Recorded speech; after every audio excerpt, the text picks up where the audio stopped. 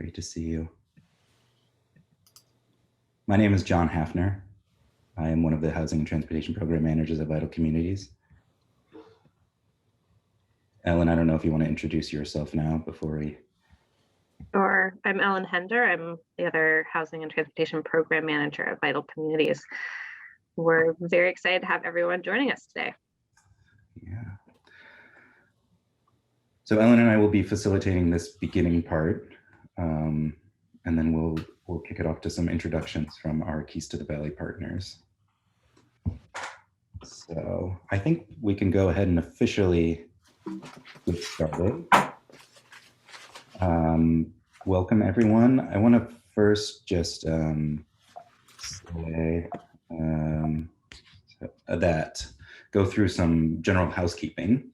So as you kind of settle in and you're sipping your coffee and tea, feel free to type in your name and your organization and or title into the chat. That way folks know kind of who's here, and you can kind of see who else is here and help connect with folks. You should be muted upon entry, and ask you to just keep your mute button on so that you're not adding some distracting noises to folks. So if you're not familiar with Zoom, give yourself a chance to get acquainted with it. There, under the reactions part, if you have a question, you can hit the raise hand button, and that will notify facilitators that you've got a question. If you have technical assistance, you can direct message Leona Bergman-Gall, our communications coordinator, in the chat, and she can help you out with any kind of technical assistance you might need. So I'm going to jump into, we can do some introductions first, but I wanted to just throw up our summit organizers for, the reasons are for threefold. The first one is just to torment my colleagues with their biopics. And as you can tell by this goofball in the bottom right-hand corner, that's a little bit of a self-inflicted wound. The second reason is so you know who to contact if you have any complaints or hopefully comments and ideas, and we'll have a feedback form at the end of the summit that you can fill out as well. But the third reason is that it just highlights, I think, what's so great about the housing work that we do in our region, which is that it's immensely collaborative. So putting together an event like this was really a great collaboration between Vital Communities as well as 3 regional planning commissions in our region. And I think it highlights the strengths that we have in our region to address this crisis. So I wanted to outline, or we worked through a few objectives for what this summit was hoping to achieve. And at the very least, the first one, I hope that this allows us to energize our housing efforts through sharing stories and experiences. Hopefully we can go even further than that and strategize some different housing solutions that we can use for local impact within our communities. And finally, this final objective is a little bit aspirational, but I think you've got to be aspirational when you're faced with a serious crisis, and that's to create a vision for housing that we need in the Upper Valley and how to get there. You know, we've had a lot of discussions around the housing crisis within the Upper Valley, and I think that it's helpful to have these collective conversations because they're useful for orienting us towards a positive vision of the housing that we need, and then we can think through different ways of how we can get there. So hopefully these are the things that we'll be able to achieve through this morning's conversation. Let's see. And the day is going to unfold like this. Right now we are in the welcome phase, and I'm leading you through that right now. And if I can stay on time, we're going to kick it to the folks with Keys to the Valley, where they're going to set the stage for us, give us a bit of a background on what Keys to the Valley is, where the state of our region is in relation to housing, and then lead us into a roundtable discussion where we're going to hear from a few folks that we've identified to share some stories, as well as open it up to the larger group of participants today. And then we're going to take a bit of a break just to collect ourselves. And when we come back, there will be 3 breakout sessions where you'll get a bit more targeted information on different topics, as well as have smaller conversations within those smaller groups. And then we'll come back and try and close it with a presentation from Kevin Geiger, as well as any ongoing kind of loose ends that we want to wrap up, further conversation and further discussion. So I think that takes, I think I'm going to stop. We are not at break time now. I'm going to stop sharing the screen. And I want to take this moment to let our colleagues at Keys to the Valley introduce themselves. So whoever goes first, Olivia, why don't you kick us off and let us know who you are? Sure, John. So I am Olivia Uze with the Upper Valley Lake Sunapee Regional Planning Commission. We're over in New Hampshire side. I am currently a planner and a senior GIS analyst and have been working in the area of housing with this crew, Keys to the Valley, since I started at the Regional Planning Commission about just over 4 years ago now. So I'm going to pass it off to my colleague in action, Andrea. Hi, everyone. I'm Andrea Cass. I'm an associate planner up at Upper Valley Lake Sunapee Regional Planning Commission. And I've been working on our regional housing needs assessment and supporting Olivia. It's great to be here with all of you today and see so many faces. And I will hand it over to Jason.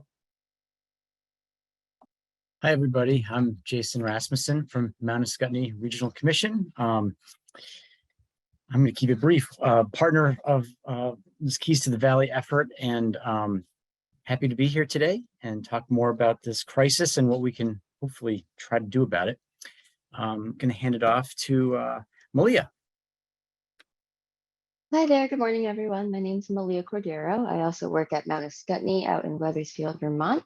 I started working with the commission this summer, and I've been helping out with some of the housing research, and I'm really looking forward to seeing all our presentations today. Thanks.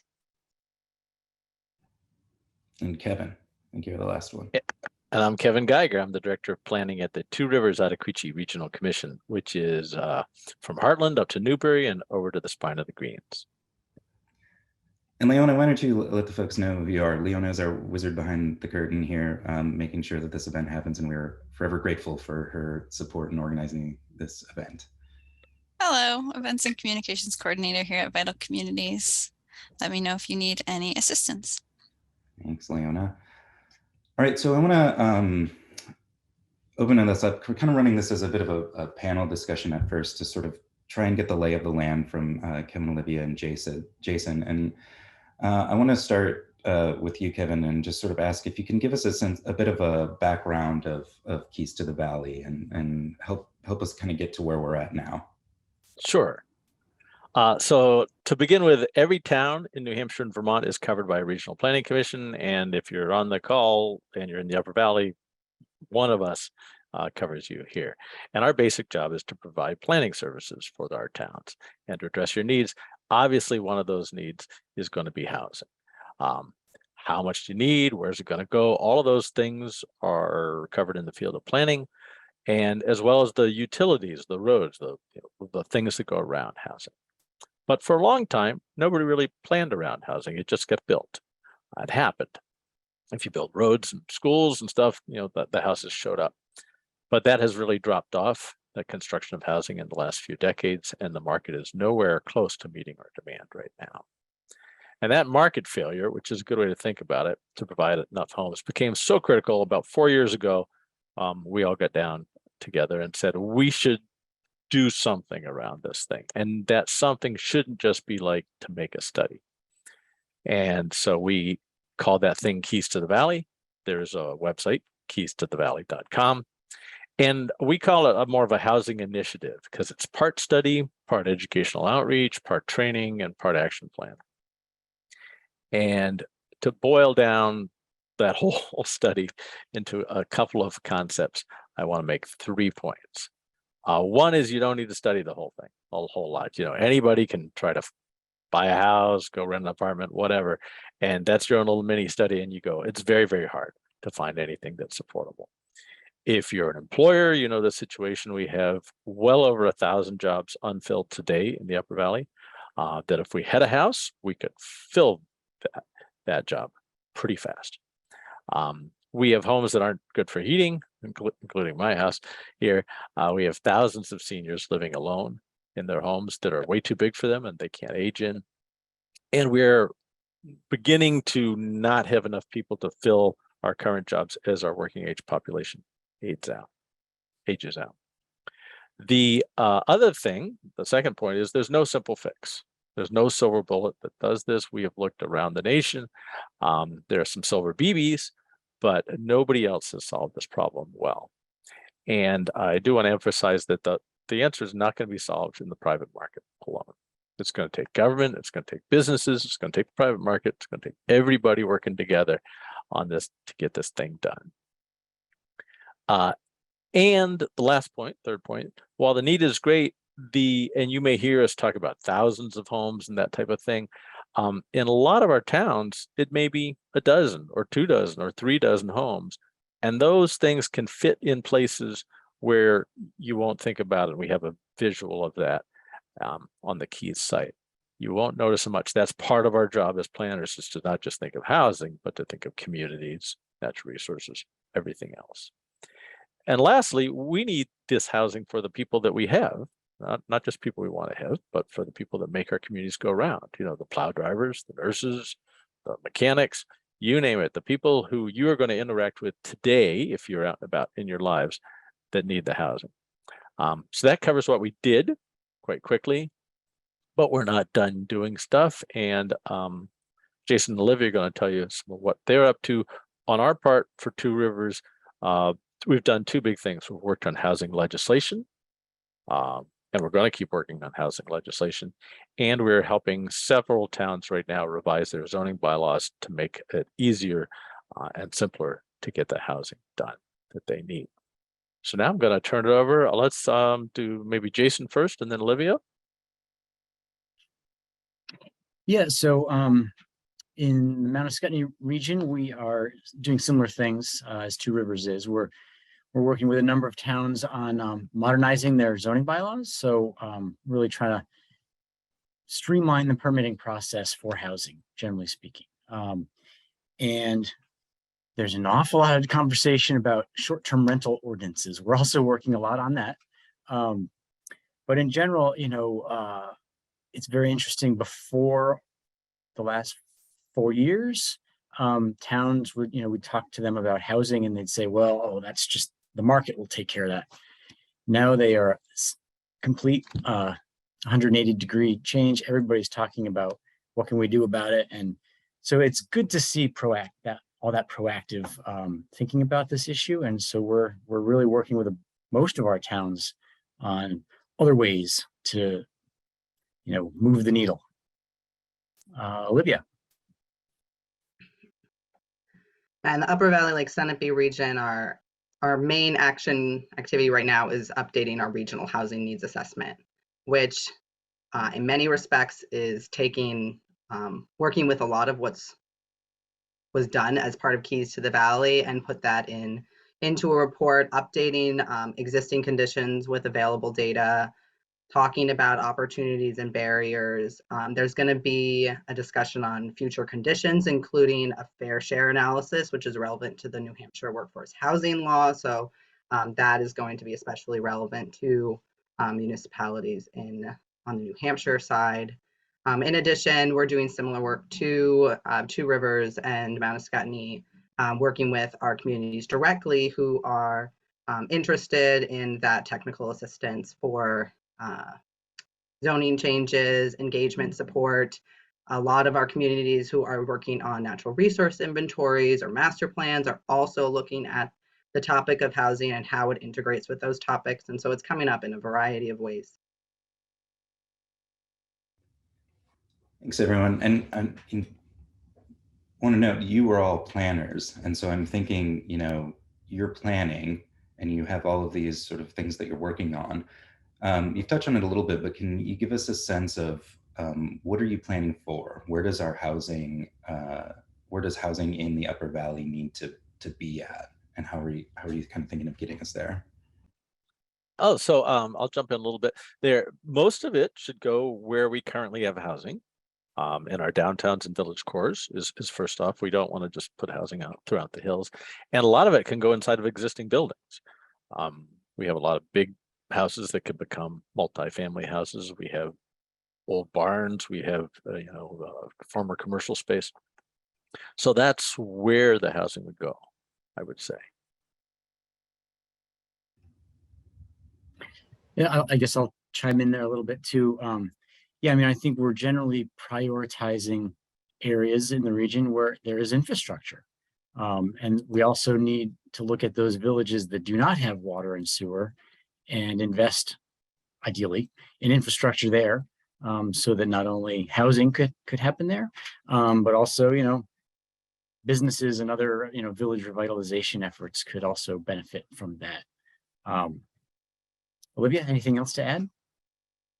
Yeah, I mean, I would agree on the land use and infrastructure considerations that you guys are talking about. I think that's definitely, thinking, having it be a priority to think about the resiliency of our communities in terms of where our homes go, making sure those can, if they're affordable, that they can stay affordable, that the economic vitality of the communities is going to be furthered and maintained, and that the ecosystem health is going to be furthered and maintained.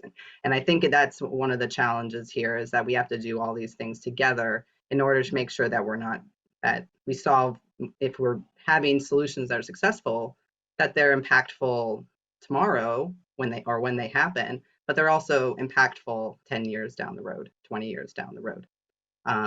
And so making value out of the structures that we have and ensuring what we put in is long-term feasible is, I think, really important to moving this needle forward. And how do you see Keys to the Valley sort of as an initiative fitting into these plans for the future? Keys to the Valley is sort of, it's been around for a few years now, and it's sort of maybe a bit of a transformation of the initiative taking place. And I'm just wondering if you could maybe highlight how you see Keys to the Valley being included into these plans. I think on our end, I mean, there's a bunch of recommendations in Keys to the Valley, and we've just begun on those. Obviously, reforming the local zoning structures is good. There is state legislation that needs to take place. There's stuff around taxation that needs to take place largely at the state level. And then there's the working with local groups, who we're going to hear from in just a minute, I think, as far as what we can do to help facilitate their work on a specific project. And we can bring various resources to bear on a specific project, be it some grant writing assistance or brownfields assistance, or you name it, to get something off the ground. And then later I'll talk about kind of this utility concept that we're thinking of going forward. I don't know if Olivia or Jason have anything to add, but I want to take advantage of the segue that Kevin offered me, which is I want to kick it to some local groups that are also doing some housing work. And hopefully this is a way to prime the pump a bit, so to speak, on housing roundtable discussion that we want to have, where others involved on the call can start to chime in.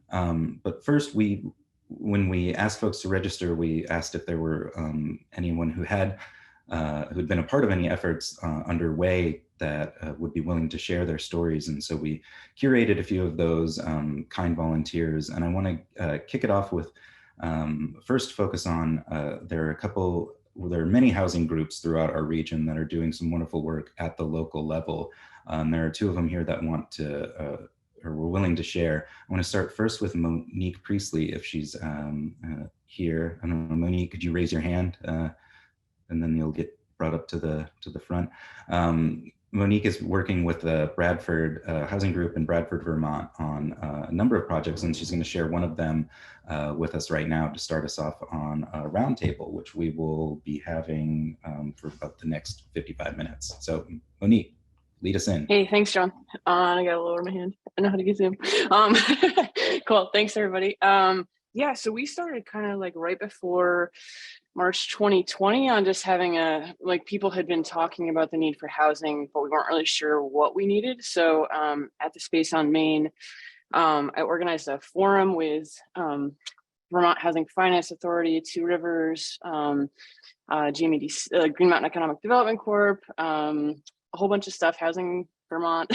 And that was really helpful to just basically I asked them questions like, what is out there for programs? What are we not like thinking of? It all kind of like summarized at the end in that we should really think about one, like forming a little group to work on it, and two, to do things like try to actually work on getting towards like housing studies that we could use for things. And I think over time, what that housing study looks like has been flexible for our needs. But what has come out of the group is basically I formed like a Google group that's like 50 people at this point. It's a mix of churches, school leaders, business leaders, realtors, developers, planning commission members, just privately interested citizens. And we started really just trying to get to know each other. I knew a lot of the people, but they did not know each other. So it was really just a few calls of just who are we and what are we all coming at this with? And then out of that started to be a desire to form like a little working group so that we could still do check-ins, but we actually have some tasks moving forward. And those kind of ended up focusing around looking at what other towns are doing for like ADU education and other projects in the region that are doing ADU education or incentive programs. And then also just trying to like kind of make sure the partners that we kind of knew what was out there and that they knew that we were forming a group so that we actually kind of existed. And then also just thinking about part of the group is just thinking about public education, how you actually get citizens excited about housing, and thinking about different ways. It seemed like so far that our zoning is a-okay for for most housing or all housing, so that wasn't a barrier for us. And then also started trying to think about creative planning, not necessarily jumping into the big statewide really expensive planning grants and things like that. So one creative thing that came out is that we had an idea to reach out to Community Workshop in Bethel to kind of see what some more additional, we did the Vermont Council on Rural Development community visit process, which was kind of part of this in the background, trying to get the community involved in thinking about our future. And then I ended up seeing one of the partners from a community workshop at a Vermont Arts thing, and we got talking about the desire to do some kind of like plan, vision. And so we're actually looking at working with Dave from that team and his UVM students at doing some kind of maybe potentially like two things, like looking at infill and or looking at this one specific parcel, which is a church that's kind of defunct. Or nunnery that's kind of defunct, and how to repurpose that as well as the land around it. So looking at people like that to help us actually kind of visualize what's possible. Thanks, Monique. I think what's really exciting about the work that the Bradford Housing Group is doing is that, and we'll be talking about this in the closing session, is that you're really looking at specific properties and lots and buildings that are available to try and do some work with. Just had a question in the chat from RJ. Is membership in the group still open or for anyone to join? Yeah, anybody who from this group who wants to be on that, it's pretty slow right now. And every once in a while I send out like housing grant information or presentations like this that's coming up. And otherwise we try to meet, I would say every other month. That's been a little slow right now, but at least quarterly. And also just want to mention that we do have like a Google Drive group too, as part of this group, where we have what John just mentioned, where we have like potential properties that could be things that are sitting forever that are, about to fall down that could just be repurposed or rebuilt, properties that people have that they want to sell. So it's kind of a mix of like what are potential target properties, which has been used in the group and shared with people who are trying to look in the area too. And please feel free, everyone in the chat, to try and connect. One of the challenges with doing housing work is that these housing groups are made up of volunteers that are trying to move the needle on something really big. And obviously things like it's easy then to get burnout. So new recruits, connect with folks in your area as well. Feel free to use the chat to do that. I want to go kick it over now to a colleague of ours at Vital Communities who is heading up the White River Valley Consortium work in the White River Valley. Her name is Sarah Danley. Sarah, if you can raise your hand, see where you're at, make sure you're here. But Sarah has been doing a lot of community engagement work around housing with her consortium, and is gonna let us give us a little insight into the work that they've been doing. Yeah, great. So I can start with just a really quick overview of what the consortium is. The White River Valley Consortium is a loosely affiliated group of organizations and community members in 14 towns in the White River Valley. It actually does not include White River Junction. It's sort of upstream of White River Junction, like the northern part of that watershed.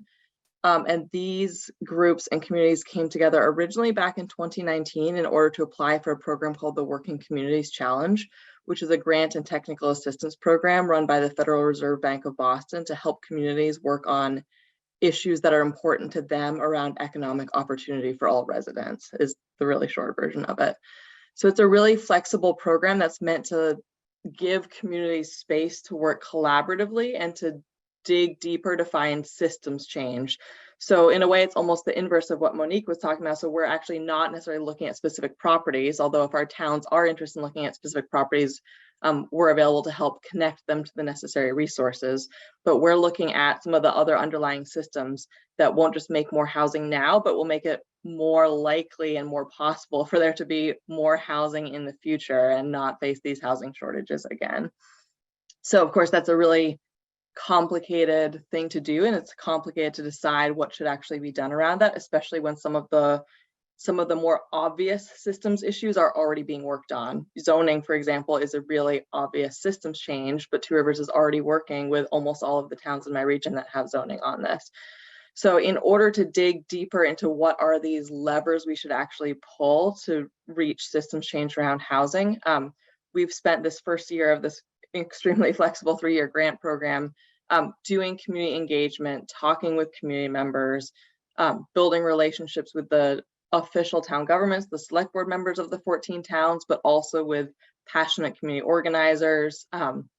We have been doing a public input survey / interview process, which I had intended to close this week, but I haven't actually hit the close button yet if anyone wants to fill out that survey and provide a little bit more information about housing. And that process was really meant to hear from community members, not just do they need housing and at what price point, although those are certainly questions, but more getting into the details of what's important to them in housing, what would actually make them decide to stay in the area, what are the other considerations for where to live, and really crucially, what solutions do they see for housing problems? What could they see would fix some of the barriers that they are actually facing in their own housing search? So that was sort of part one of our public outreach. And we're actually about to start following that up with a little mini series of focus groups that are targeted towards folks in specific career professions. So for example, we'll be having a focus group for the creative economy. We'll be having a focus group for farmer and food entrepreneurs, a focus group for restaurateurs and hospitality. And these focus groups will actually be sharing with participants some of the wonderful housing ideas that we've been collecting from all of you and all of your work, and actually hearing responses from these people, especially with the question about how does this relate to their needs based on their career and their work life. So we'll be crunching results, compiling results, and doing some key takeaways over the winter. Its main purpose is for us to decide what we want to do as a consortium, but definitely will be publicly available and would really be happy to share that information, what we've heard, with all of you as well. Awesome, thanks, Sarah. I want to move now to thinking about some of the ways that organizations are involved in the housing crisis and what they're doing to contribute to some of the solutions in our region. And I want to start with representatives from the New Hampshire Community Loan Fund, who is doing a lot of work on manufactured housing and specifically resident-owned communities for manufactured housing. And I think Michelle Tawani is here, and I don't know if Tara Reardon is here as well, but I'll kick it to you, Michelle. I see you're right here on my screen. Hi, everyone. Yes, Tara is here. I'm here. If and my slides are here, even better.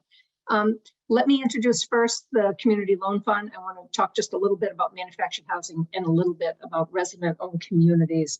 The New Hampshire Community Loan Fund's been around for 39 years. We're a nonprofit. We work statewide, but we've done a significant amount of work in the Upper Valley, about $14 million worth of lending and about 11 million of that in resident-owned communities there. And we have a founding principle that people with low incomes and businesses and nonprofits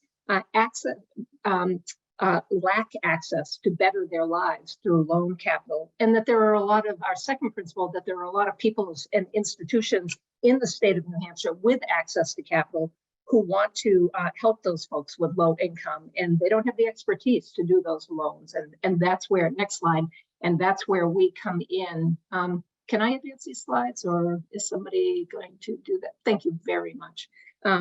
So we become the bridge that does that. That's the role that we play. And it's really a great New Hampshire solution of neighbors helping neighbors. They lend and invest in the Community Loan Fund so we can invest in others, really localism at its best. And I'll say in our 39-year history, our borrowers work really hard, not only in our ROC, but our business programs and our single family lending we have. 97% of our loans have been paid back in full, which is pretty remarkable lending. Next slide. First, I want to talk about manufactured housing, and I hope this picture bursts the bubble that you had over your head about it. It is what we used to call mobile homes. It's manufactured housing defined by statute. It's not a modular home. It's not a tiny home. Those have different definitions. There is a steel chassis under this home that remains there, and it did have hitches and wheels on it at one point that were removed when it was sited. And it's built in a factory outside of the weather influence and then trucked to the site. These homes have been built to a HUD code since 1976, which is a pretty strict federal building code. It changes from time to time. But the other thing about this being built in a factory, at the end of the production line for this house, there's a 55-gallon waste trash can that all of the waste from building this house fits in. So not only is it quality construction, it's a pretty green, efficient way of building. They do last forever. The pre-76, pre-HUD code homes, we probably couldn't say that about. And they do appreciate in value. We have studies that show manufactured housing rising and falling with stick-built housings. So it's a really smart housing choice for first-time home buyers because of the affordability, seniors that are downsizing, for people with a disability because they're often, they're very easy to build with universal design. And we think it's a great housing choice for everybody in between. Next slide. I want to talk a little bit about the ROC program, and that's the biggest and oldest program of the New Hampshire Community Loan Fund. We work with residents who live in manufactured housing communities to buy the land under their home. And that's because a home, your most valuable asset that you have on rented land is very insecure. New Hampshire has an 18-month notice where they can just decide to close a park, and it's very unlikely you're going to take that home with you. You're probably going to walk away from it because of the cost of doing that. And also, there's not much security in the affordability of that piece because you're at the whim of the investor that's not only raising the rent when he wants to, but possibly also deferring maintenance. So we take a very insecure form of housing and make it a secure form of housing by folks forming a cooperative and buying that land themselves. And then it's affordable housing in perpetuity when that happens. Next slide. Not only are they quality homes, but they're on narrow, private streets. The streets are owned by the community. I love that we had a conversation already about who are we building this housing for and who lives in manufactured housing. And it is the plow drivers and the mechanics. And it's retired police chiefs. We have 9,000 households that we deal with on a fairly frequent basis in the resident-owned communities. Emergency room nurses, retail and grocery clerks, childcare workers, teachers. That's who lives in manufactured housing. And becoming a member of the ROC, the resident-owned community, they own their community, they form boards, they run their community, so they get a vote in what happens, they get a chance at leadership potential, and they get a lower rent when they're a member of their cooperative. Next slide. This is a great little 500 square foot home I'm going to talk a little bit more about, but as you can see, easy one floor living. Most have decks and porches on it. You get to park your car right beside it. There's nobody on the other side of the wall. You get some yard, some garden space. And most importantly, in a resident-owned community, not only is it home ownership, but you get to invest. You don't buy a $50 rhododendron bush if your house maybe won't be there next year, but you certainly do invest if this is your permanent home. And the other thing often asked about these is us as a lender and all of the dozen lenders in New Hampshire Housing Finance that finance the resident-owned communities, the buying of the whole community, require reserves. So they have 10-year capital improvement plans that we require them to update every year. Next slide. This is an example of infill. I love that Monique uses that word. We use that word all the time about the opportunity to put homes into communities. This one is at Rock Rimmon in Danville, New Hampshire, but we've housed 10 homeless veterans that Harbor Care was working with for a couple of years, and these 500 square foot homes are now home to them. About 7% of New Hampshire folks, and the same statistics true nationwide, live in manufactured housing. We were doing some statistics in the southwest part of the state. There's actually more manufactured housing than there is multifamily units in that part of the state. We love it that it's not rental housing, it's home ownership, so it's wealth building. And there's vacant lots. I have some statistics for the Upper Valley. Statewide, there's about 300 vacant lots in the 145 resident-owned communities. And that comes from some pretty progressive legislation in the 1980s that allowed for an opportunity to purchase law. Residents that live there get to match any purchase and sale that comes on is done for the park. And their real estate in the state of New Hampshire. Not true of every state. Lots of states consider manufactured housing to be personal property, and they're financed as if it's chattel. So 75% of the residents of manufactured housing are at or below 80% of the area median income. So it really serves for home ownership for a really important segment of our market. And as I said before, a cooperative lives in perpetuity. If these residents decided not to be a cooperative and to sell their park, they would not benefit by being able to keep that sales price. It's a not-for-profit, and that would go to another affordable housing use. Next slide, please. We partnered with some great partners in this project. These are folks from Home Depot who came in and not only did landscaping for the veterans that were now here, but provided them all a shed for their property. And again, these are just over 500 square foot homes. It's the minimum HUD code size. Next slide. This one may be really difficult to read, but this is the impact in the Upper Valley area. These are the 13 rocks in the Upper Valley. There's a column that shows you how many home sites there are in there. But probably more importantly, there's 11 vacant lots and 6 homes in those communities that either need to be rehabbed or removed so another home can come in there. So that's 17 available affordable housing units. Home ownership, again, and our calculation that we use when we work with communities is the price of owning this home, lot rent, mortgage, principal and interest, taxes, and insurance has got to be at or below the area 2-bedroom rental price. And we hit that mark every time. Next slide. This is Mascoma Meadows in Lebanon. That's the community in the background. And in front of that is their 100 kilowatt solar array. That they put in. They were our first solar project they did. They've reduced their housing costs even more by $20 per month for each resident there by installing the solar array. That's the Abundant Life Church just off to the left in that community. If you're a member of that church or you know anybody, say thank you for us. The residents were going to buy that piece of land from them on Easter Sunday, the year of the project was built. They actually donated it to them, and it was wonderful and a very tearful event when that happened. We're really proud of this group. Next slide. So that's manufactured housing and the ROC model in a really quick nutshell. It's what we've done for 39 years, but we mostly want you to think of it's a home. When we're talking about manufactured housing, that's a home. Next slide. This is our impact across the state, the 145 communities we work with. They are really spread out through the whole site. And vacant lots we see as a real affordable housing opportunity at a fraction of the cost that's stick-built.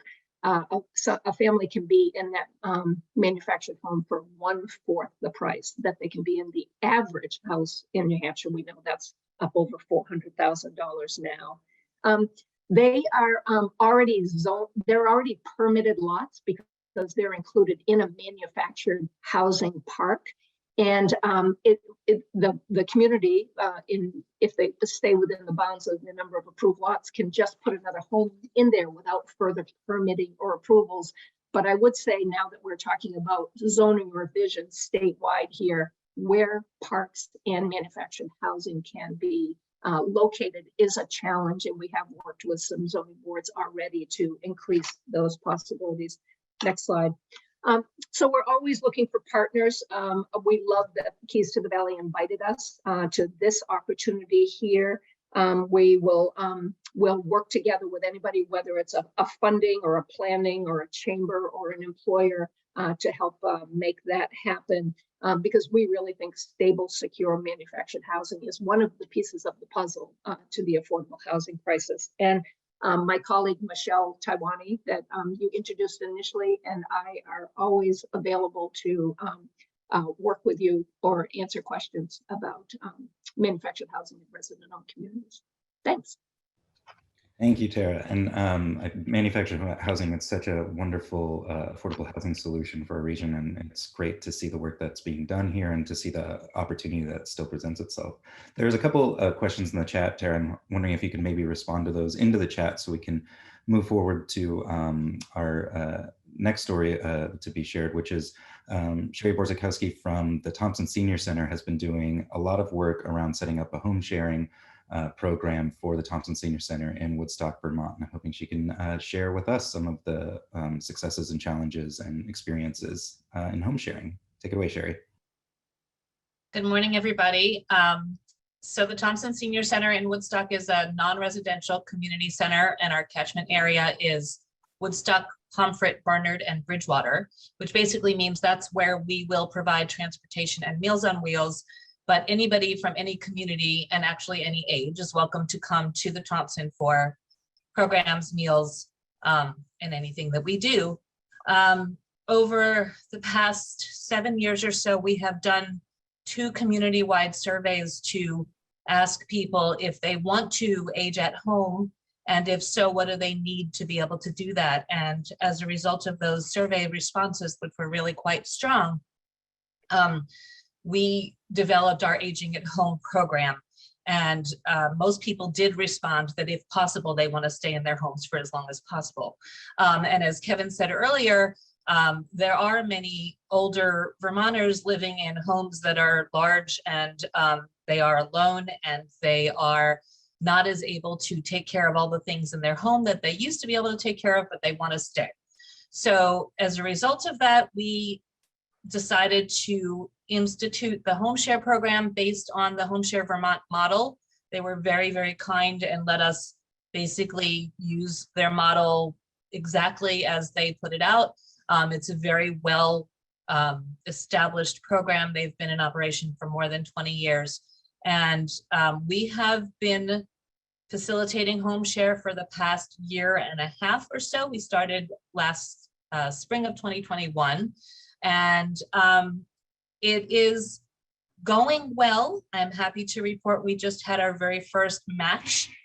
It did take a long time to get there, but it is a very, very subjective and personal experience asking people to move into one another's homes, especially when they have been living alone in one way or another. So we have a system where a host, somebody who has a home and an available spare bedroom and willing to share common space, living room, kitchen, bathroom, invites somebody to live with them, and in exchange for some amount of rent, asks for help around the house, whether it's cooking, cleaning, running errands, yard work, that kind of thing.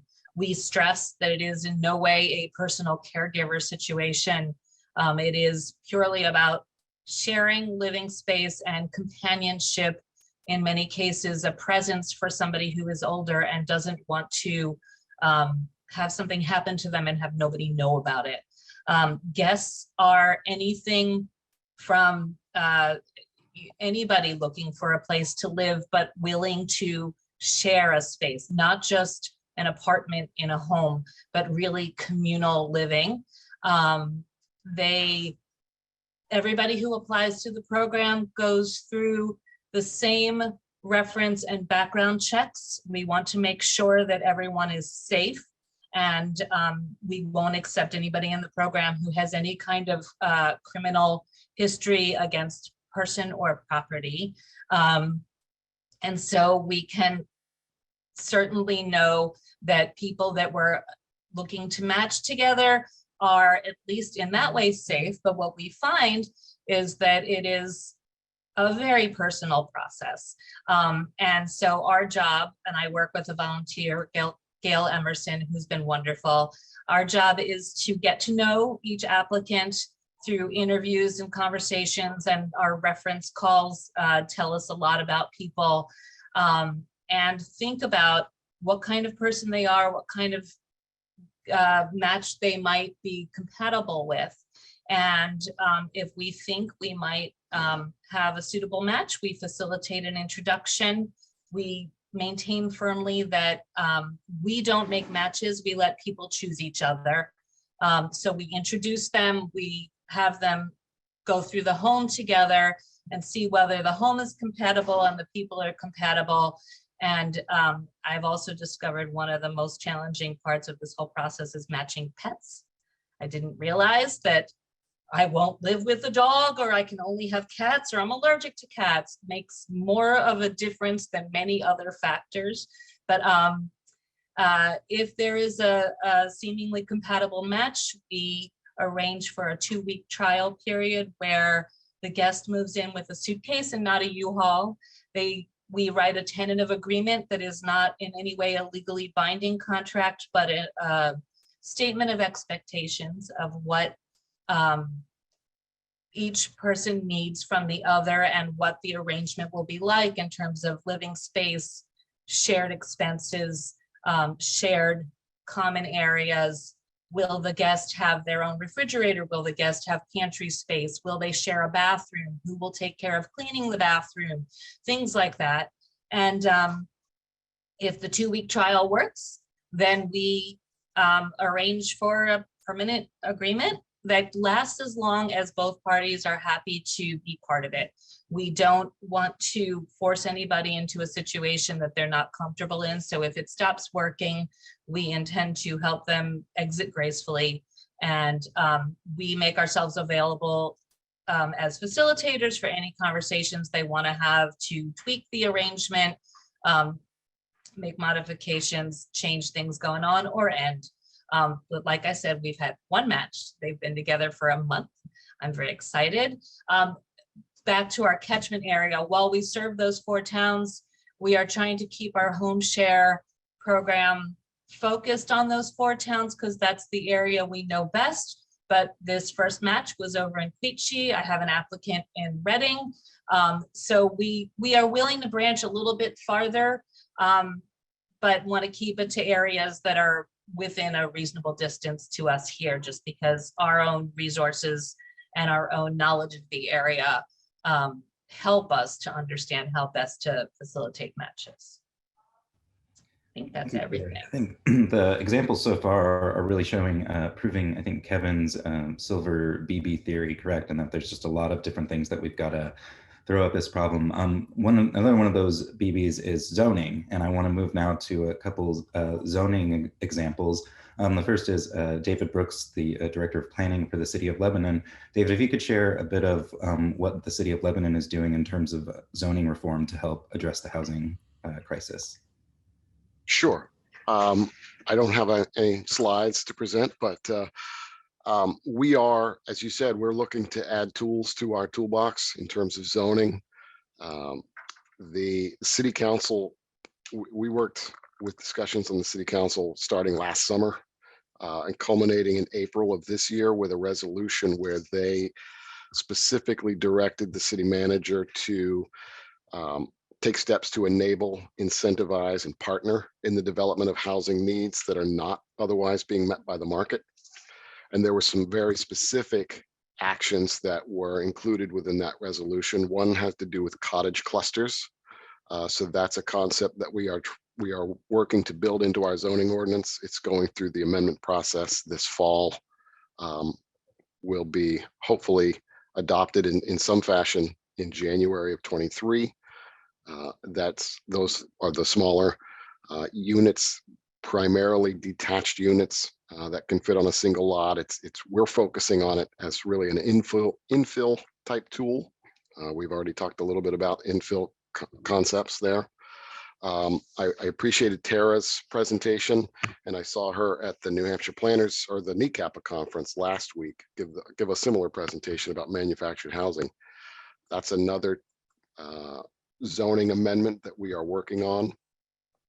It turns out Mascoma Meadows and the other manufactured home parks that we have here in Lebanon all predate our zoning. And when the zoning regulations were drafted, they don't really match what's on the ground. And so none of the parks that we have can be replicated. So we are taking steps in this zoning amendment round to do a better job of matching our regulations to what exists. To the extent people have concerns or preconceived notions about what a manufactured home park is, we have 3 or 4 very successful developments that we can point to and say, this is a neighborhood. This is a well-maintained, well-cared-for community. And we think it's reasonable to allow those kinds of communities to be replicated. So that's another zoning amendment that we're working on. We're continuing to work on ADUs to streamline the process and to remove any hurdles that we see in the development and creation of new ADUs. We're also working to review the city's property holdings to see if there are opportunities to partner with local developers to redevelop those sites and bring those properties back onto the tax rolls in one form or another. And lastly, we're working with the 79E, which is a New Hampshire-based program for community revitalization. It's a tax relief and incentive program. And the legislature's created some new provisions that took effect last year or earlier this year.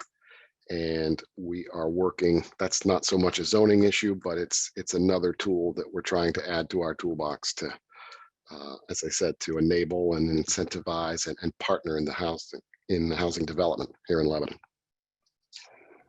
Thanks, David.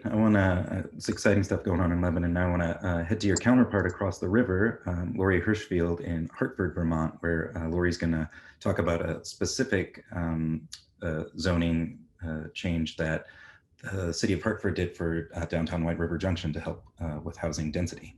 Lori. Hi, welcome. So I'm going to focus a little bit on a couple different things.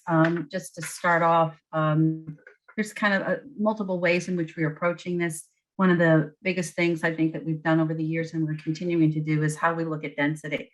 So several years ago, we started looking at density outside of the traditional way. Traditionally, it's X number of units per square foot of the size of the lot.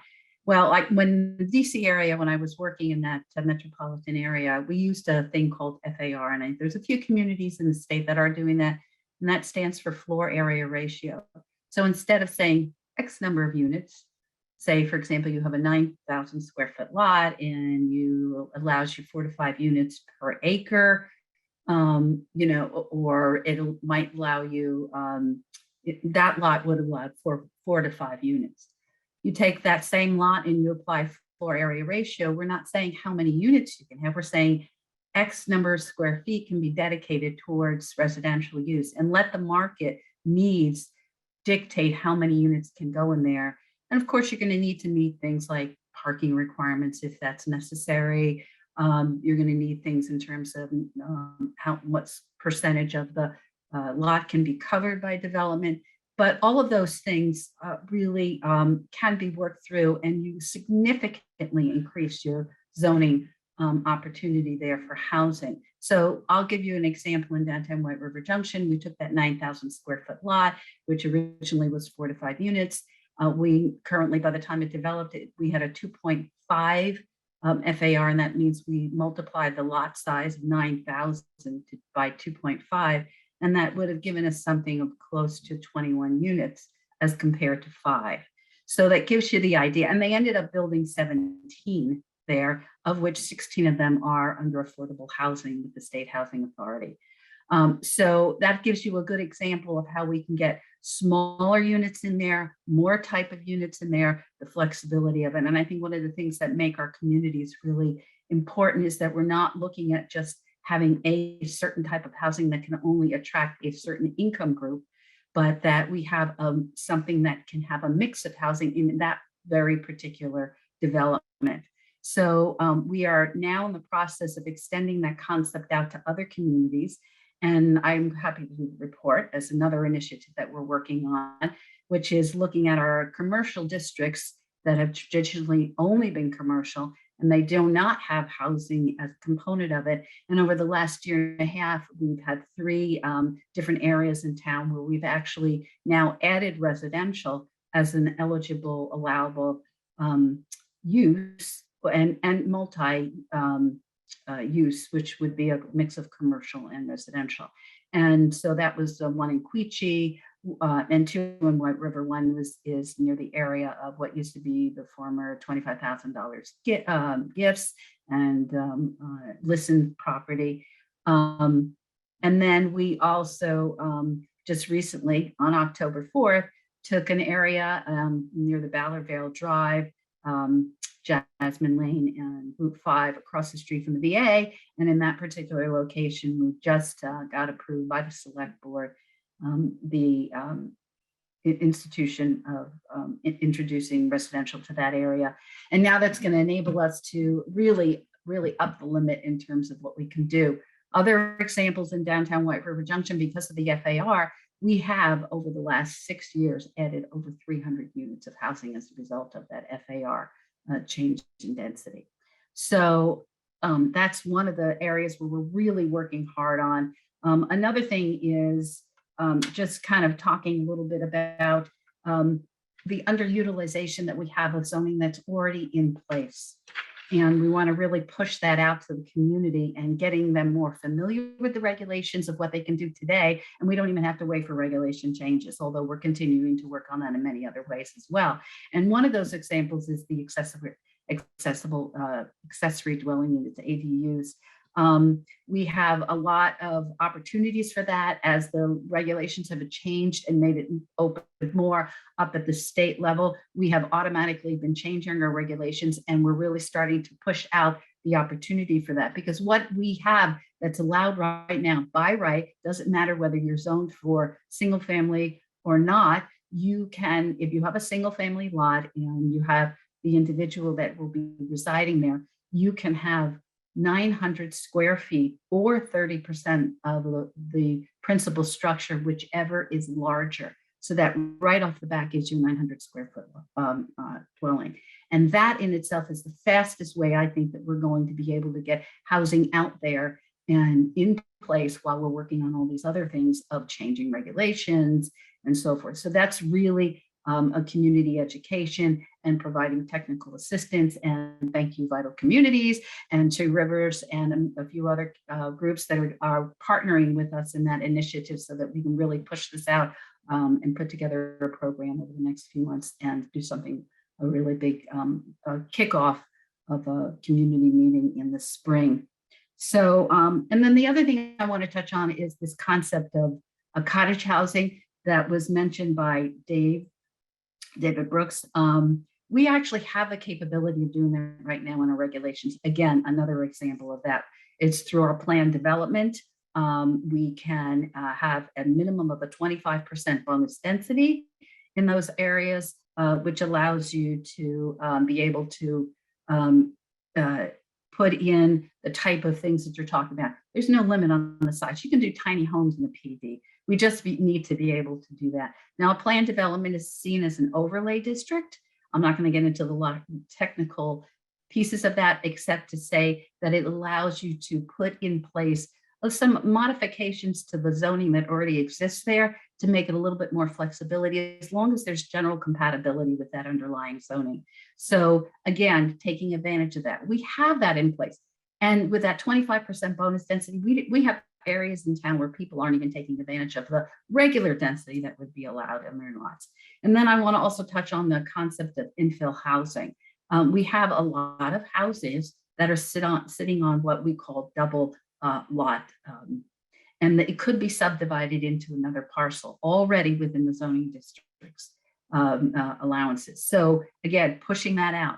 A lot of it is people just don't know. They may know, but they don't have the technical assistance, the technical know-how of doing it. So we want to provide those two pieces, really getting it out into the public.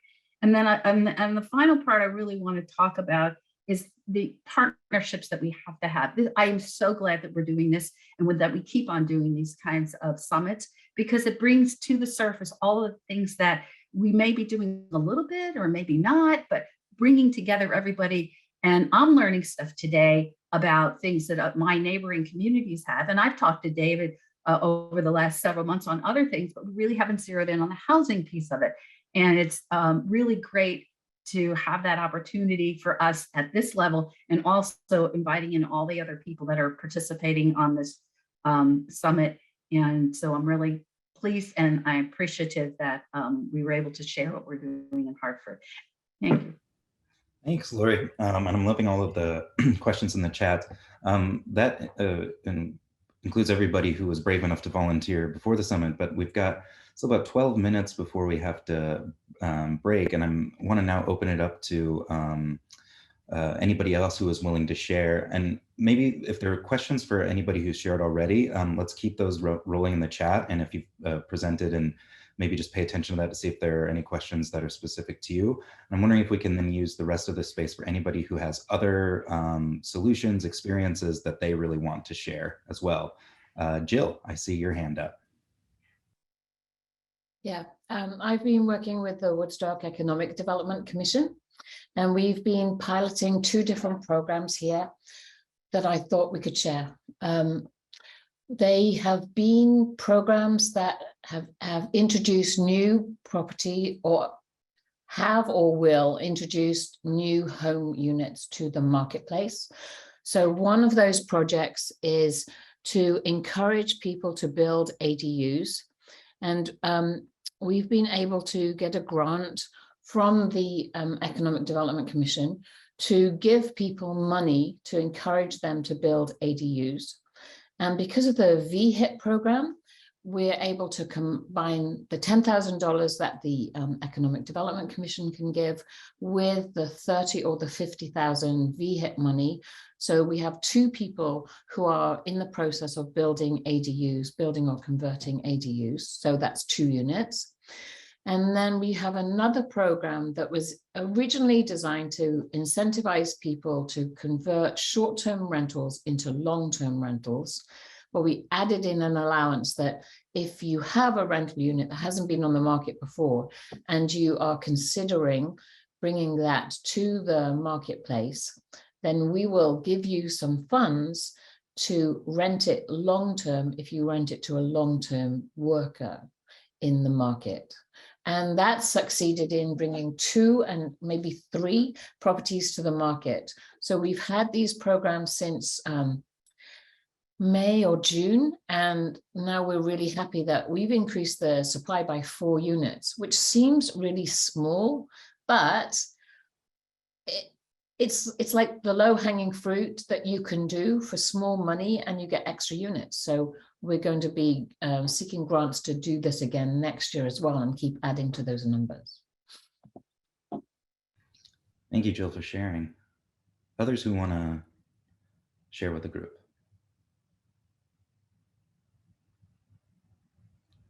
And they don't have to all be solutions. If there's maybe challenges, setbacks, experiences that you would like to share. See Liz. Hi, this is actually a question because I see somebody from Peterborough is on here. One of my real interests is in co-housing, which helps people reduce costs because you can share some of the costs of land acquisition and some of the things one doesn't need to duplicate. And I know there's a very successful co-housing community in Peterborough, and I wondered if that person has the person on this call has any experience with that. Because I'd love everybody. I'd like there to be co-housing in every community. Hi, my name is Stephanie Hurley and I live in Peterborough. I do know a little bit about the co-housing community. It is very successful.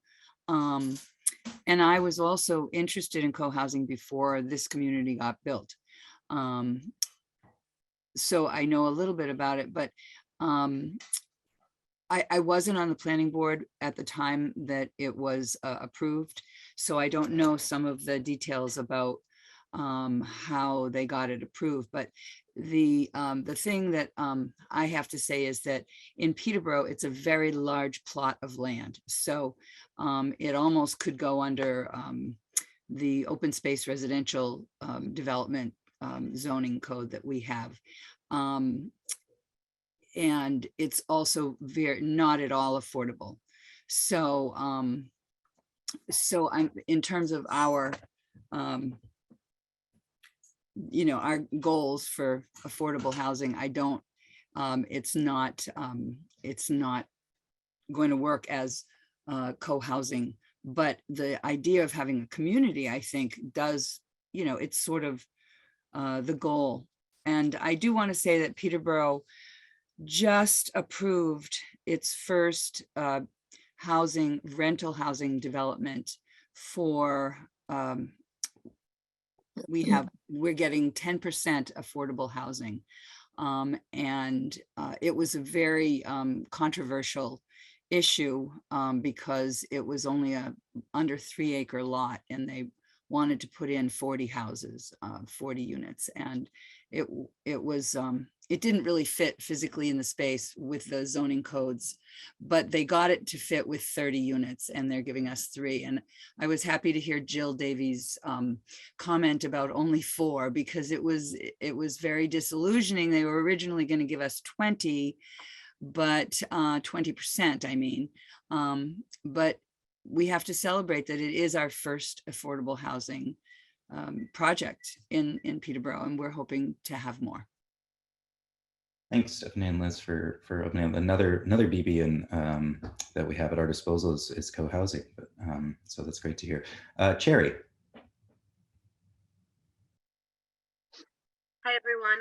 For those of you who don't know me, I'm Cherry Sullivan. I'm from the Upper Valley Haven. And we have an exciting new position that was recently funded from the Office of Economic Opportunity called a landlord liaison. So that person, we brought them on, her name is Deborah Colt. We brought her on a couple weeks ago. And her role will be to reach out to current landlords who tend to rent to the clients we're working with, people experiencing homelessness, and then in the future, help to recruit new landlords that would be interested in renting. Finding out what the landlord's needs are, whether it's around education, support, financial incentives, sometimes acting as like sort of a quasi mediator when there's issues with a tenant to prevent eviction, and a lot of other things. And we'll see this role unfold as we discover what the needs are in our community. So, if this is something that intersects with the work that you're doing, I'll put my email in the chat. Let me know, and we would love to meet up with you all to discuss the position. But I think it's a really great opportunity to ensure that populations that are a little bit harder sometimes to get housed or stay housed can have some focus as well. Thank you for bringing that perspective in, Cherry. I have Noah, RJ, and Sarah Jackson, and I think that might take us to break, so maybe we can move through those, starting with Noah. Great, thank you. Noah Hodgetts, New Hampshire Office of Planning and Development. I just want to put in a quick plug for the Invest NH Housing Opportunity Planning Grant Program, which is $5 million or 2.875 of the $5 million for planning and zoning grants for communities on the New Hampshire side of the border, up to $25,000 for needs assessments and planning, $50,000 to review your regulations or any kind of regulatory audit, and then up to $100,000 to make regulatory draft new ordinances or change existing ordinances, anything really to encourage increased density and increased housing production.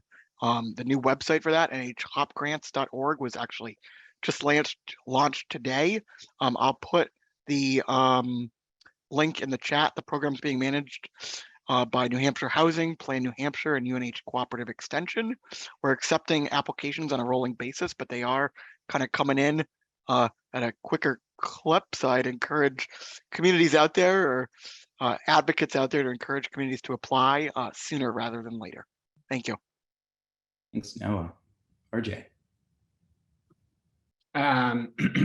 Hey folks, I put in the chat a link to a Brookings Institution article that I just saw this morning, how owner occupancy regulations are contributing to the housing crisis. I doubt there are folks on this call that are like for more, regulations for accessory dwelling units. And if you are in your communities kind of part of the advocacy around creating more progressive legislation for accessory dwelling units, the Brookings Institution is a great article to have on your side. Please check it out, because when anybody puts in any infill development at this point, we all win. Thanks, RJ. Thanks for flagging that. Sarah. Thanks, John. Yes, I just wanted to mention the Upper Valley Housing Fund. Many of you probably know about it already, but that was another, or is another, solution being put forth by the corporate council that Vital Communities facilitates, and that is a $9 million fund that a number of the region's largest employers have contributed to. And it's aiming to support the construction or rehabilitation of 260 rental units for people earning between 50 and 80% of the area median income. So just wanted to mention that it's being managed by Evernorth, and I believe they've got a number of projects already in the pipeline. Thanks, John. Dee Dee, I think we can squeeze you in if you can. Sure, I could be quick. Sure. Just a story that I owned a house that was converted to offices, and then when I wanted to move in, the zoning regs said that it could be commercial. I could rent a space to someone else and have an office there, but I could not live in the place where I worked. And so just it's sort of a flip of what RJ was talking about, that I had to get a variance in order to have it be part commercial and part residential as an owner. So it's another thing just to keep in mind in the zoning regs, to make sure that that's not keeping density from happening. So thanks, Dee Dee, for that. Great, perfect timing too. So we're gonna take just a bit of a 5-minute break, give everybody a chance to stretch, refill their coffee, you can turn off your camera if you wanna relax a bit. And then when we come back, I want you to just join. I'm gonna just share my screen just to give these break, just to show you what, there we go. We're gonna go right into breakout sessions. So you'll be able to choose in the breakout rooms which session you'll want to go into.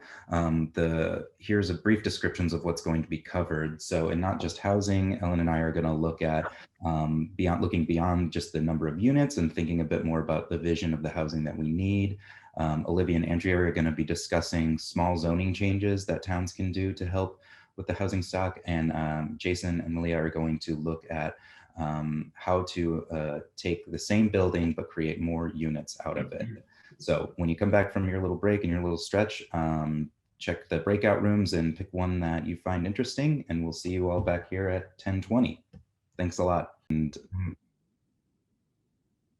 I'm going to go ahead and start sharing my screen. Before doing so, just let folks know, we're going to start things off with a bit of a presentation, but I want to make sure that, folks feel comfortable engaging. Don't feel as though you need to hold your questions till the end. If something comes to mind that you really want to discuss, raise your hand, pop it in the chat, etc. So let's do this. Okay, hold on. This is not the slide that I want to show. This is the one. Let me just move some things around so that I can, oops. Trying to, that's not full screen, is it? Let me try again. There we go. Okay. Yay. Success. All right. So my name, John Hafner, and Ellen and I put this presentation together, because we want to start, it's really the sentiment of, I think, this summit. The reason why we sort of called it Homes for All instead of Housing for All is because I think we really want to cement this idea that, it is more than housing. It's more than the units being constructed, but that these are, meaningful and valued, and it's about making, giving people shelter, giving people a sense of community and belonging. And so really kind of blowing it up beyond just the creating housing, but also just creating homes and places for people to live and build community. And for me, this really stems from, when I've been working at Vital Communities since January, and I've lived here now for a couple months. And when starting this job and moving here, one of the things that was immediately discussed was the 10,000 unit number that Keys to the Valley published in their work. And while this number has been really valuable in terms of heightening and communicating the intensity of the housing crisis, it also really distracts and cements this idea that, okay, well, now we got to add units, we got to reach that 10,000 number. And so I think what the discussion is now doing is evolving beyond that 10,000 units number and thinking about, like, well, what do we mean by adding 10,000 units? We need to think of certain criteria, and we need to attach it to a vision for housing in the Upper Valley, and we need to attach it to a means to be able to attain that vision.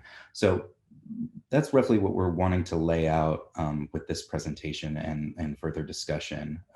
So with that, I'm going to move forward to beginning with, we'll start at the unit level. So another thing that Vital Communities has worked on in partnership with Upper Valley Lake Sunapee Regional Planning Commission is to do a stock of counting new homes in our region. And we've measured the new homes that have been added since 2010 for a number of communities in the Upper Valley. And we are seeing an uptick in the past few years of new homes being added within our region. And this has been useful for gaining perspective and an idea of what's being done and keeping tabs on the efforts that are going into creating more housing in our region. But as many folks know who are working at the community level, or maybe are on a planning commission, or work in a planning department, or involved in a housing group, that there is a big difference between counting new homes and adding new homes. And so I think that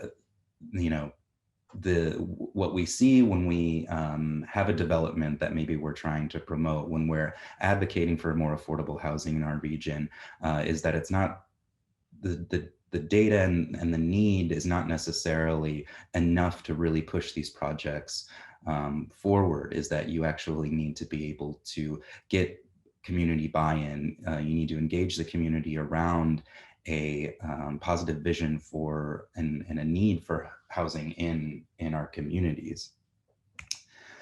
And that's what we want to kind of try and outline here. In the work that Ellen and I do, we see a need for an affirmative vision for housing in the Upper Valley, and the political will to achieve that vision. So, when a project that might be adding units to the housing stock comes forward and is met with community resistance, or is misconstrued as to what it's trying to provide.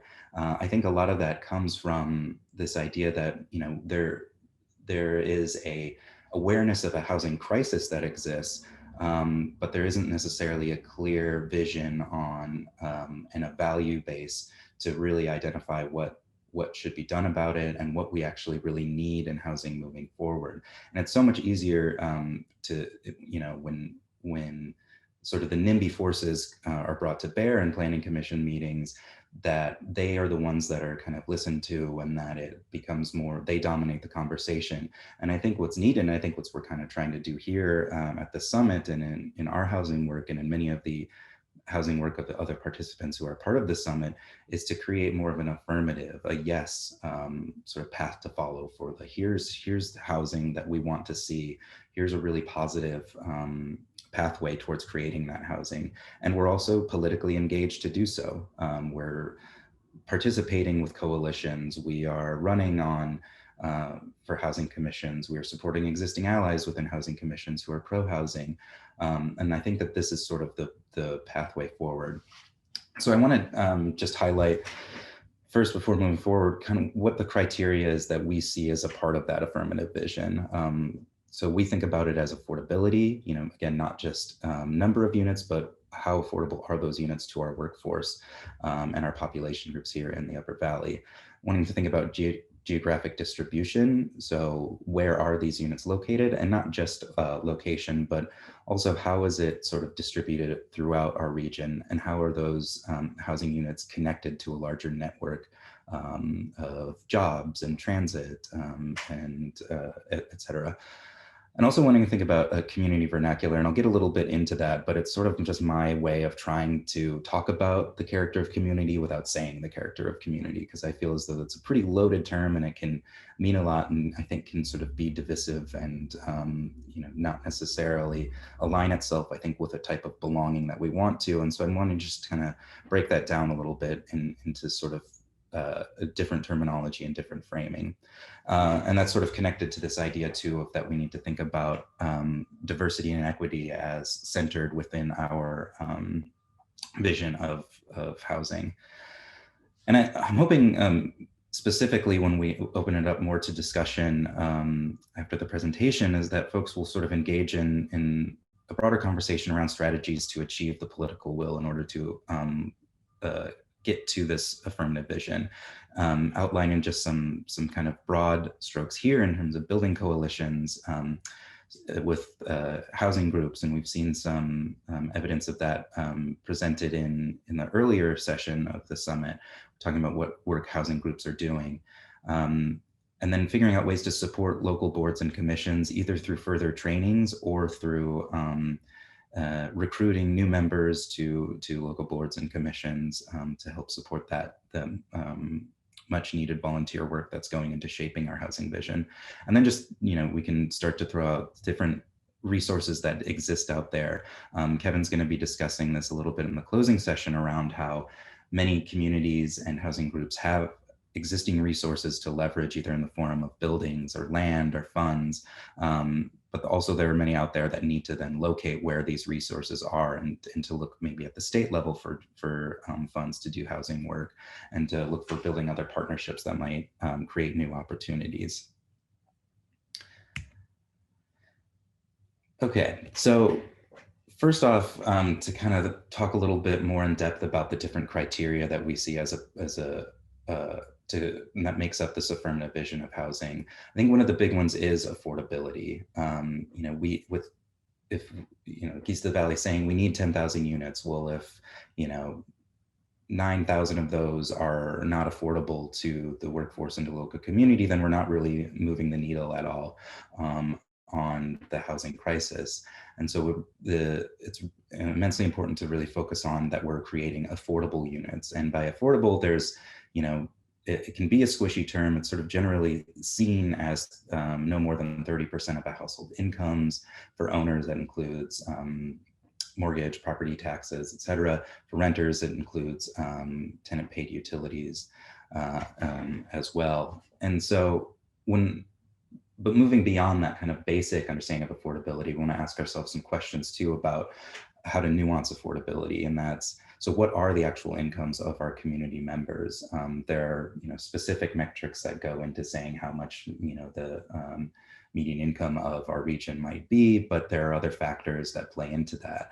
So those factors being, there are folks who maybe are just entering the workforce. There are folks that may be carrying student loan debt. We have people who have disabilities within our communities. We have people, a large retirement community, and all of these factors compound what is affordable for people's housings. And so what we need to do is be able to provide housing that meets that spectrum of incomes. Beyond sort of the, don't pay too much of attention to these numbers. And by the way, this is a caveat. Ellen and I both live in Hartford, so we're going to be doing a lot of Hartford examples. Sorry about that. I know that the Upper Valley is much more diverse than just our particular town, but just for ease of purposes of conveying information, we're just going to be using Hartford as a case study for a lot of this. But in terms of affordability as well, there's very specific definitions of what affordability is, what a lot of folks call capital A, affordable housing. And that takes into account area median income. And so according to, and these are all based off of HUD numbers, and according to what those numbers say for Hartford, the area median income, the average median income for the area in Hartford, it says that an affordable will mean for monthly rent $1,575. But I think that there is also, even within this capital A affordable housing, there's a range of affordability that is available. So a person on disability their monthly affordability would be $407 a month. And this applies to also median home prices as well. So you can see that if you look down to the bottom of the screen where median home prices, where things are at right now with interest rates where they're at, an affordable home based off of these numbers would be $2,131 a month, which would result in a person needing to make an income of $85,000 a year. So the big takeaway for these numbers are that even the official affordability metrics, I think anybody who's aware of what sort of the real affordability of our region is that, $2,000 for a monthly mortgage is actually not affordable to a lot of folks. Not everybody is making $85,000 a year. Very few people are making $85,000 a year, in fact. And the same can be said for our renters as well. Being able to afford $1,500 is actually a tall ask for many people within our community. So while these numbers are useful for setting some standards and giving us some snapshot of to what affordability is in our region, we need to sort of take them with a grain of salt, knowing that what is affordability based on the numbers is not necessarily affordable in actuality. Ellen, did you have anything else you wanted to add to this one, or did I do my best chance at covering it? I think you did a great job. Yeah, I think just, the key takeaway, I think sometimes it's helpful just to contextualize these numbers, because we talk about affordable and we talk about this spectrum of needs. But when you actually look at those numbers, 407 all the way up to 1,500, that's a big spread.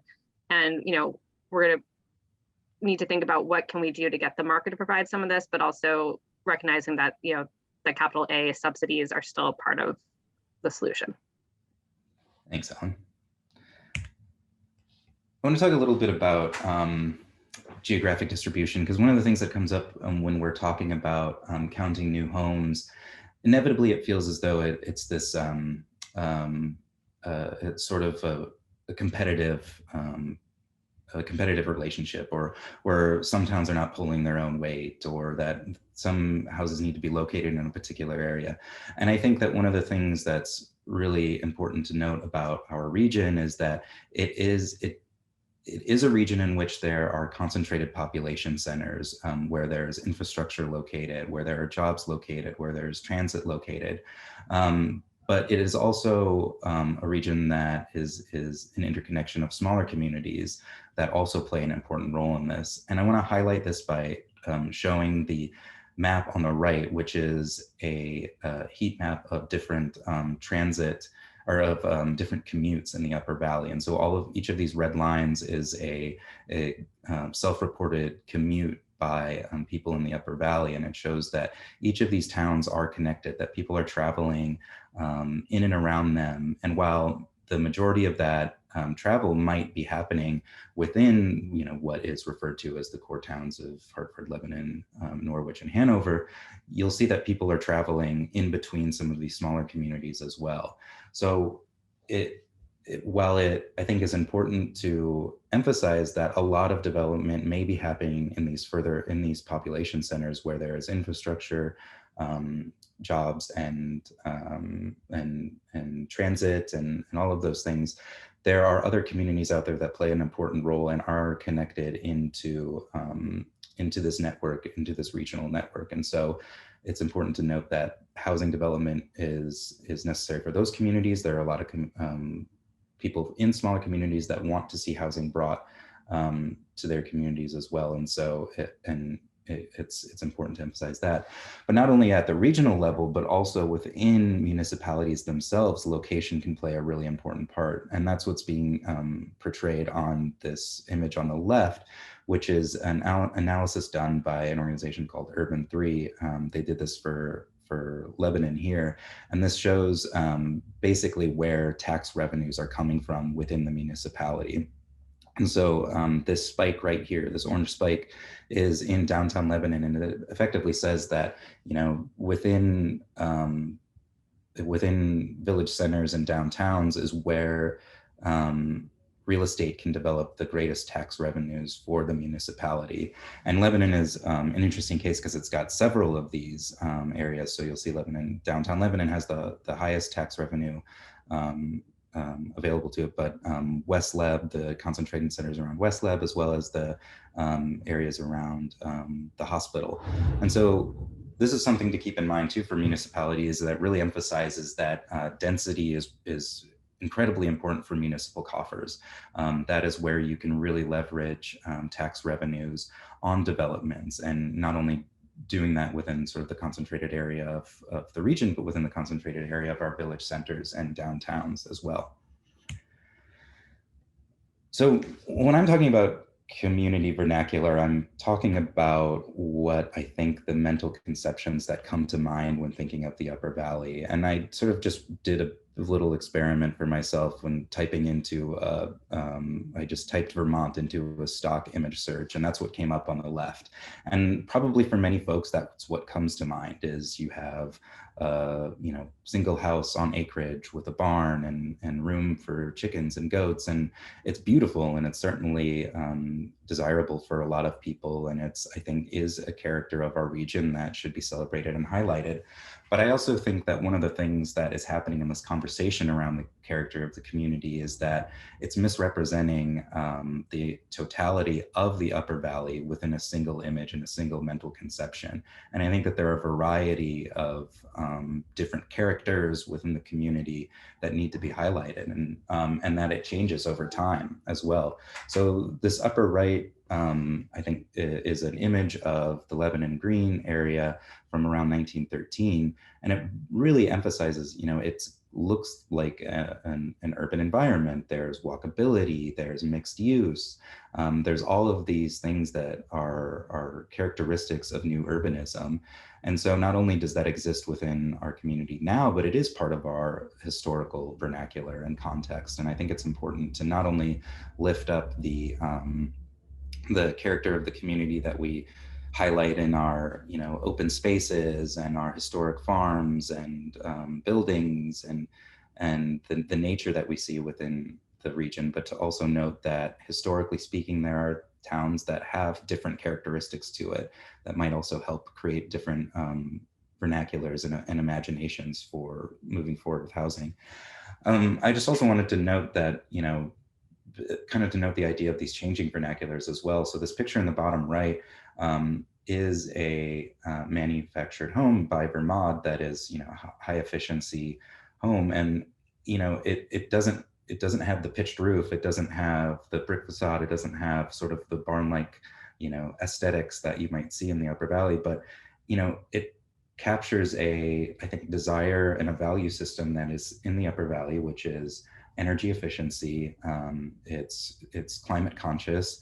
And I think also what needs to be captured in this in relation to what Tara and Michelle were reporting on is that earlier in the session was that manufactured housing is a incredibly useful tool. I think should be recognized as a valuable affordability option and should start to be folded into our community vernacular and not seen as something that exists outside of the character of the community. And then I think an important way to also think about these conversations around character of community and community, what I call community vernacular, is to really center the need to center diversity and equity. And this looks at, I think, in a lot of different ways, but one of the ways to think about it is to think about what our demographics are and what our demographic trends are looking like. So we have an aging population, and that is changing the way that we need to think about housing, is that if there's an aging population, there's a need to sort of invigorate our communities with a younger demographics, because we don't want to see this trend where we basically have a rising aging population and a falling younger population. And so we need to sort of diversify our housing stock to meet those needs. We both need to respond to the necessity to address housing for an aging population, but we also need to think about the housing life cycle, which is this graphic sort of measures that you might have a family, you might grow into young adulthood and want to have a different housing needs than you may be starting a family yourself, or wanting to just simply expand, and then you have duplex, triplex sort of situations, and then into older age, repeat this cycle or find other needs as you move through your life. And so basically that's to say that housing needs are not static, that they change as people move through their lives and as demographics change. Another point to this is that, Vermont and New Hampshire are some of the whitest states in the region, but demographically across the nation, our populations are diversifying. Non-white populations are growing, and so there is a need that if we want to also address the challenges of having an aging population in our region, to influx them with with younger populations, there's going to be a need to respond to being attractive to more diverse populations as well. And I think our housing stock needs to center that idea of equity and diversity in the way that we create housing.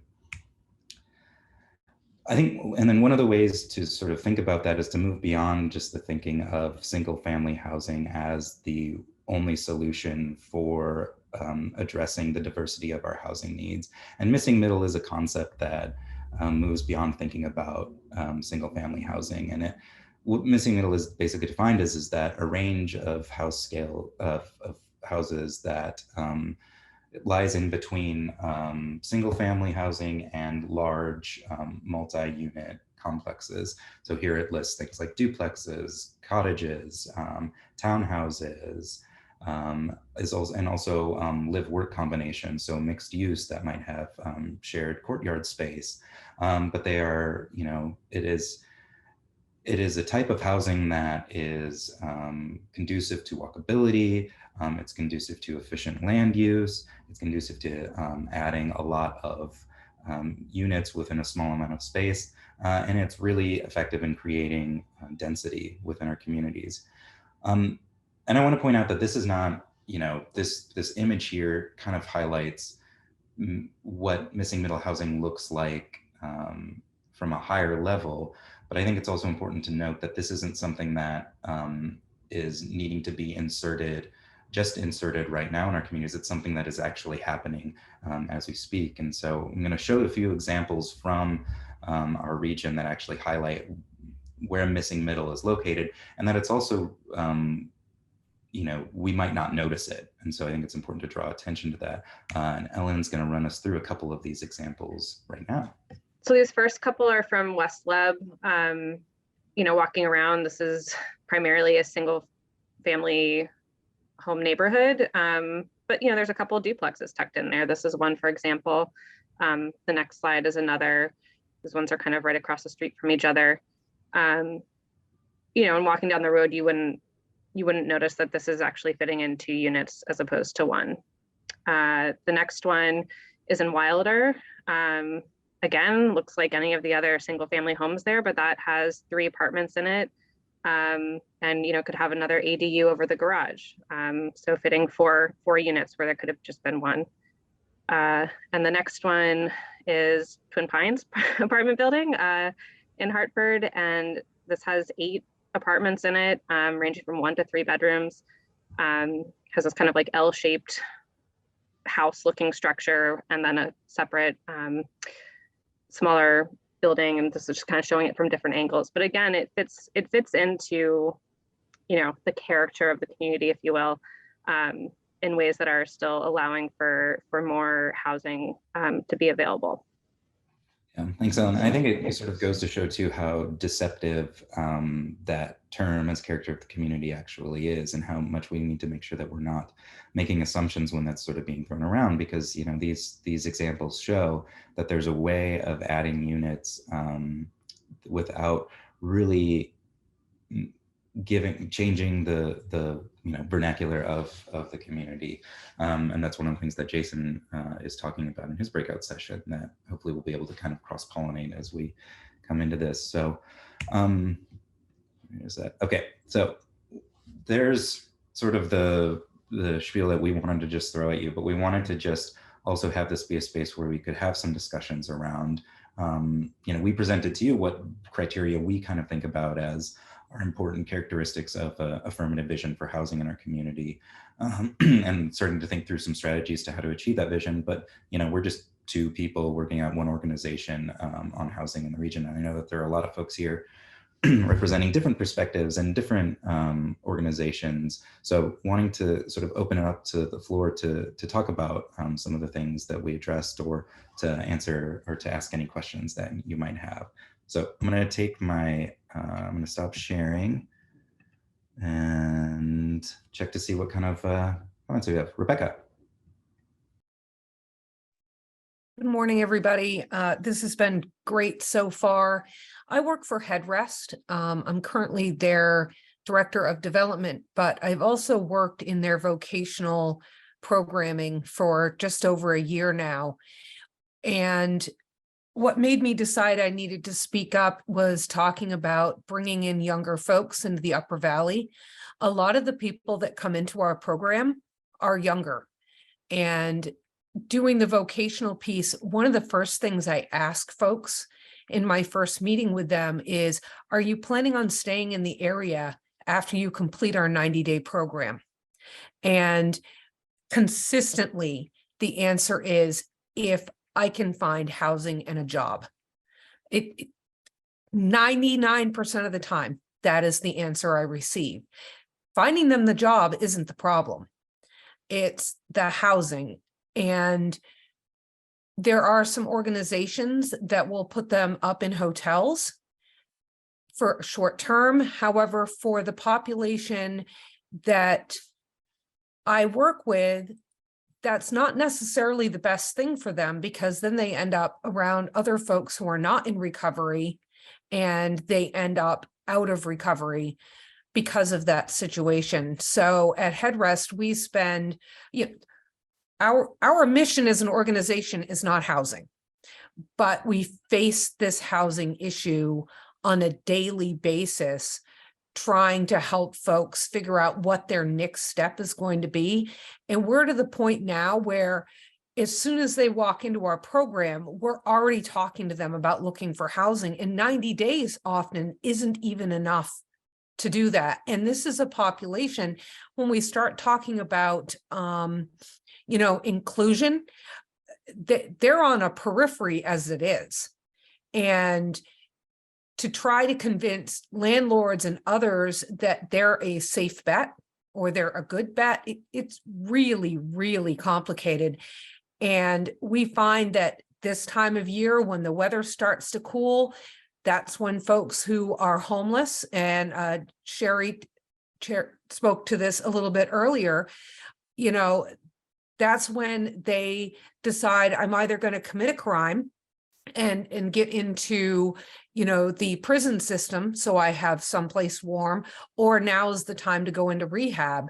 And, you know, this is just guessing, but I'm wondering if some of them already had housing, if they would go into a recovery program sooner, you know, rather than waiting for the cold weather to drive them to that point, just because their life would be more stable. And that's part of what we look at when we're helping somebody get employment, is employment that is not going to stress them to the point of using again. And this whole housing situation is so incredibly stressful for anybody, not just for those in recovery.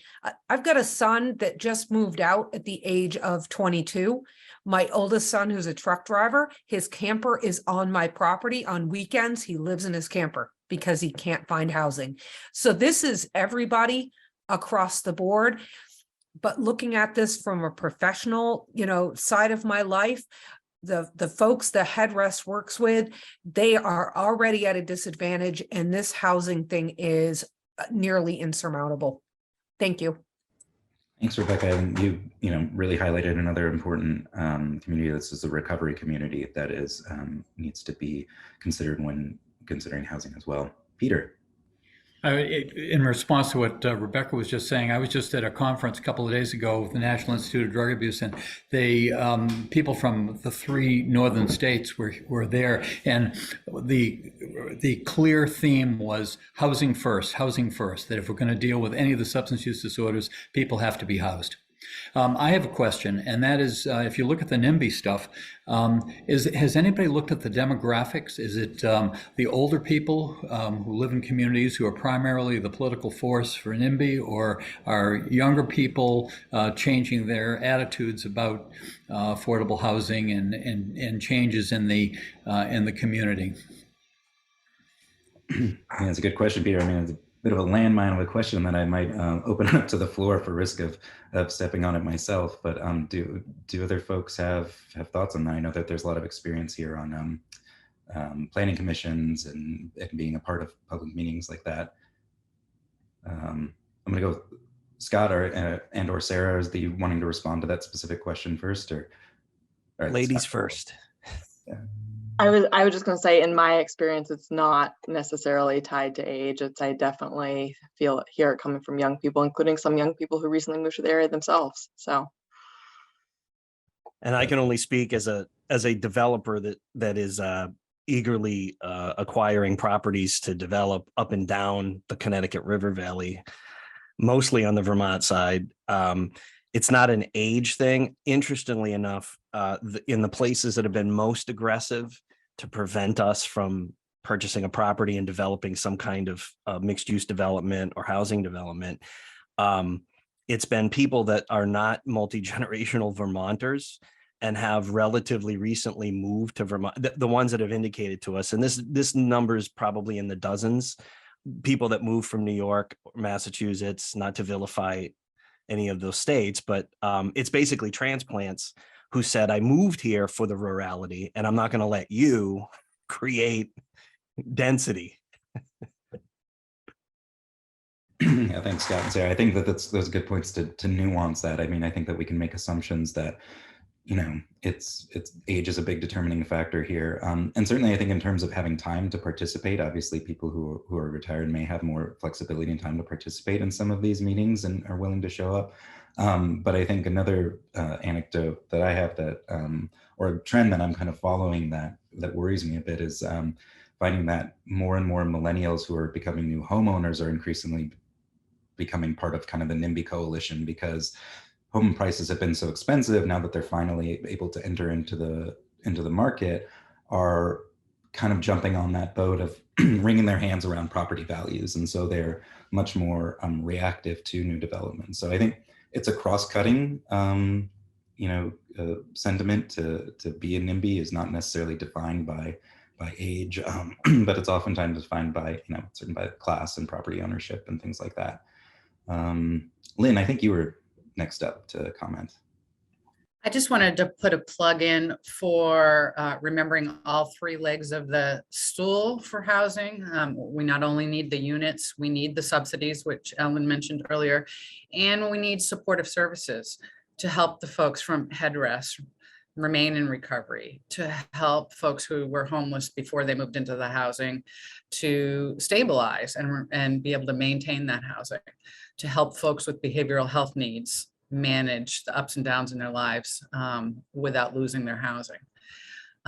In terms of the financial piece and subsidies, while I think the average SSDI on the slide was quoted at around $1,400 a month. The reality is we have so many single individuals on $750 a month, and they just cannot afford anything other than subsidized housing, and we simply do not have enough to even, I think, probably house 30% of the folks that have that low income. And lastly, I would love to see in terms of the criteria for housing, in terms of diversity and equity, I'd love to see mixed income housing. Let's bring low income households up by having them be surrounded by higher income households, and let's demonstrate to our higher income households that we're all part of this community and they can live together peacefully with our lower income households.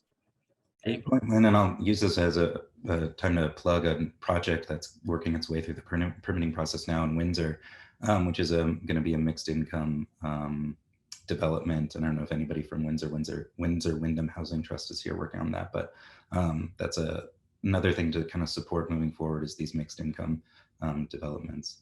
Corinne, I don't know if I saw you put some points in the chat. I don't know if you wanted to expound on those or talk further.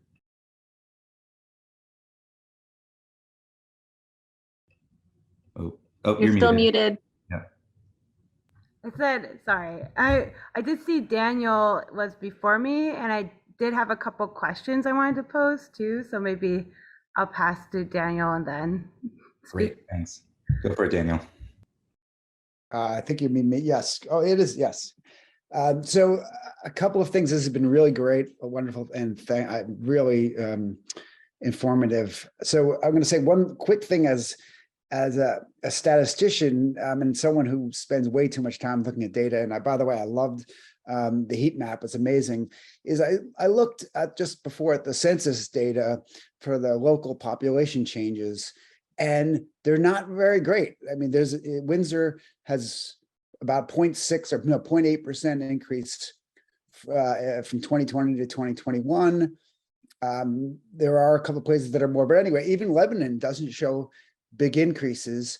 And then if you look, across the country, rents and prices have gone up everywhere. So clearly we've had, I think, the problem longer, but this is a systemic thing, which it's hard, we can't explain everything. Clearly part of it is related to, we've been giving a lot of money to people, and people, it's great. People now have housing, but it's made it so that instead of having 6 people crammed into a place, you have people in 3 different units. So, I mean, I'm just thinking, I bought a house in Wilder in 2006 that if I had tried to sell as late as 2019, I would have lost money. So it was very affordable for a really long time. So I think a little bit right now, there's statistical noise in terms of, we have this bulge and there's only you can't change supply very, very quickly. And so that's causing big changes. But the other thing I'd say from a personal experience is I'm trying to develop a little bit of affordable housing, and I've been like a compassionate landlord a bit. And, as we say, we know that costs are expensive. I have a relative who lives in North Carolina who right now is still building units he gets labor very easily. So I think the issue around here is getting somehow, if we want to build more, it's getting the labor. We don't have the labor, and the prices, for the labor are roughly double what they are in places like Asheville, that the cost of living is the same. Thanks, Daniel. Yeah, you touched on so many things there. I'm just going to keep moving and bounce back to Corinne here. Sorry, can you hear me okay? So first, just to speak to the two resources I put in the chat. One of them is our Vermont Tenants online class. There's both a self-paced class that people can take on their own time, and our live class, which I can answer questions during the class. And I can't tell you how many times I've had folks come on to our class and learn that they might have been illegally evicted because they didn't understand the eviction process. And so when their landlord told them time's up, or changed their locks or removed their belongings, it didn't actually go through the process. And they've been disclosing that they have an eviction on their record. And then there's just other things too, like at any point in time, if a tenant pays all their rent, and that was just being behind in rent was the only reason why the eviction process started, there's supports out there to help them keep them housed. And keeping people housed is of course really important. And including in that is our fair housing education for tenants. We do hear a lot of folks say, oh, like landlords don't take Section 8, which is against state fair housing law. And there's ways that we can support people with that as well. And then, so my question, I actually have two questions. And my first question is about the kinds of housing we're building. And I know that this is like faux pas to say in this kind of space. And I understand we need to be making housing now and very rapidly for our growing population of need. But I can't tell you how many times I've worked with affordable housing communities. Oftentimes they are built in conjunction with the market rate housing that's right next door. And the affordable housing communities like facing really distinct issues that are either because the housing might not just meet their needs, or there's different regulations or different rules in their building than the market rate housing, or there's just not enough services. And I just had an experience last weekend where I was going to a gardening event, so something that was very uplifting and connective. And I came with my fair housing material, and all of a sudden people are just like, wow, we really need help in this community. The children don't have anywhere to play. They're playing in the parking lot, which is unsafe. And even like, they're telling me I'm witnessing like 30 kids in a parking lot, like biking around, almost being hit by cars. And I totally can see what's happening. And so, I know that like places like Northgate, that's in the New North End in Chittenden County, that there's a lot of it's more of it's just a different kind of affordable housing. So one of my questions is, how do we promote different kinds of building? How do we promote actual mixed income housing where the affordable is in the same building as the market rate? And then my second question is for the people, when you're asked like from really passionate people, like what can I do as a citizen to advocate for affordable housing, like what would you point them to as their starting point? So really, really easy questions there for you to answer. I mean, yeah, those are really, really important questions. I mean, I'll say that what you're doing in terms of community engagement is such a big key to all of this. I mean, this is just something about getting out into the community, and to speak to what Sarah Danley was talking about in the earlier session of getting out there and promoting this idea and moving it forward as a pro-housing kind of option out there in the community to talk about. And then I think, individuals, there's no easy answer, but it's, I think participate in local housing group, form one if it doesn't exist, go to planning commission meetings if you can attend, pay attention to what's on the agenda for your select board and your planning and zoning commissions. These small local government institutions really make a lot of decisions when it comes to that kind of stuff, and get involved early too around whatever planning and zoning decisions and regulations might be happening. There are all these public meetings that go on in the early stages of creating municipal agendas for housing, and they get baked in oftentimes by the time a specific project comes up. So pay attention to your local agenda center for your municipality, and just see what you can see what you can do and connect with others. You know, that's my thought. I'm sure others might have some. So as we're kind of moving through, maybe others can chime in. But I think I lost track of who was next. I want to say it was maybe Lori. We haven't heard from you yet, Lori. So I'd love to hear what you have to say. Sure. So in the community engagement and how to stop the NIMBY and all that, there's an interesting thing that happened in Waterbury this week, where Downstreet is housing community development is trying to buy a piece of land from the town to develop a 20, I believe we're looking at a 20 unit affordable housing building.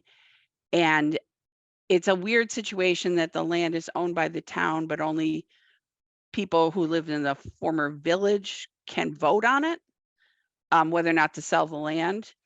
And what we found was that at first there was a lot of misconception and people not understanding what the point of, what the land was going to be used for, what Downstreet's mission was in building affordable housing and things like that. But we were very lucky in that some people in the community got behind it even before we actually published that we were working on it, really got behind it and did a lot of talking to their neighbors and dispelling false information, to the point that this had to be a vote, and 277 people showed up on Monday to vote, and 208 of them voted yes to allow the project to start to move forward.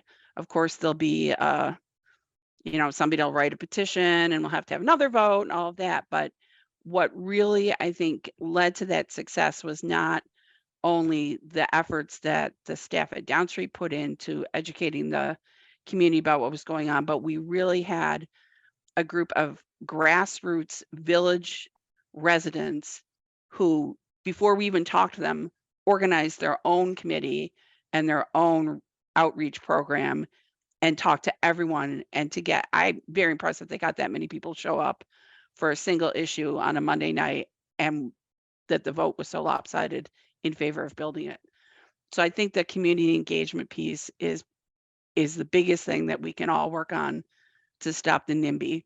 But we have to make sure that we get people who live in the community to be our advocates, because if we're all trying to do it, all they're saying is, well, you don't have to live with it. When in fact we do. I mean, I live right across from a Downstreet building. I love it. A great example. Thanks, Lori. Cody, I want to go to you first since you haven't had a chance to share, and Sarah and Scott, you can be patient, wait your turns. Yeah, thanks, John. Can you hear me? Yep. Okay, cool. Yeah, so I just wanted to say thank you for the session. It's been great listening in. Good to see John again, part of the Upper Valley leadership seminar from last year. And I recently joined the Canaan Planning Board as an alternate. And what I'm witnessing right now is a really fascinating property that's come up for sale. It's actually multiple properties. I'll just pop the link in if people are curious. It's 6 buildings downtown, all owned by the same person, about 30 units, residential and commercial units. And the wording of the listing is kind of interesting, how they kind of pitch it as, oh, there's more money to be made here because ultimately the tenants are not paying market value. So really kind of predatory wording, but also, like, if you know Canaan, it's a very small town, and a purchase of this sale of these lots could really change the face for better or worse, hopefully for better, and hopefully with a lot of housing. It's right on Route 4. It's walkable to many of the businesses downtown, and it's also right on the advanced transit bus line. So I'm wondering, like, what I got involved with the planning board for situations like this. Didn't think it would happen this quickly, but what can I do? What can I push the planning board to do? Who should we be involving to at least be a bit proactive on combating NIMBYism, making sure the town gets what they want if this is purchased by a developer? And how do we work with developers or reach out to developers to kind of start the conversation with them? Thanks, Cody. Why don't you reach out to Ellen and I, and we can kind of follow up and connect with resources as well. So absolutely, about 3 minutes left. I know Sarah and Scott, hopefully you can share that 3 minutes. Sarah, why don't you take it first, and we'll kick it over to Sure, Scott. I'll try to be concise. So I'm still thinking on this question of like who are the NIMBYs and why really, and I do want to call out that when I hear younger people especially, but people of all ages opposing housing, a lot of it is the reasons we've all talked about. And also I hear it a lot from people who are genuinely invested in preserving a working landscape and an agricultural landscape. And I just want to say that and value that as well. For those of you who don't know me, I started this housing job in January. And before that, I spent 7 years working on supporting sustainable agriculture in Vermont. And I just like really can't shake this feeling that one of the best things we could do is stop looking at each other as opponents and start working together on land use decisions. And in terms of like, how do we proactively provide a vision of the housing we do want? I think that has to be a component of it. And to lightly pick on John in your slides, like even when you shared the images of how we perceive the Upper Valley and you shared that photo of the open property, like you used language about it, like being open space and historic farms. And I think we'll have better luck. I totally agree with all of us that that shouldn't be a barrier to housing, but I think we'll have better luck breaking down that barrier, not by saying we shouldn't focus on the aesthetic, but saying, let's actually talk about working farms, and working farms are businesses that need employees who need housing. So that's my suggestion for some proactive narrative shifting.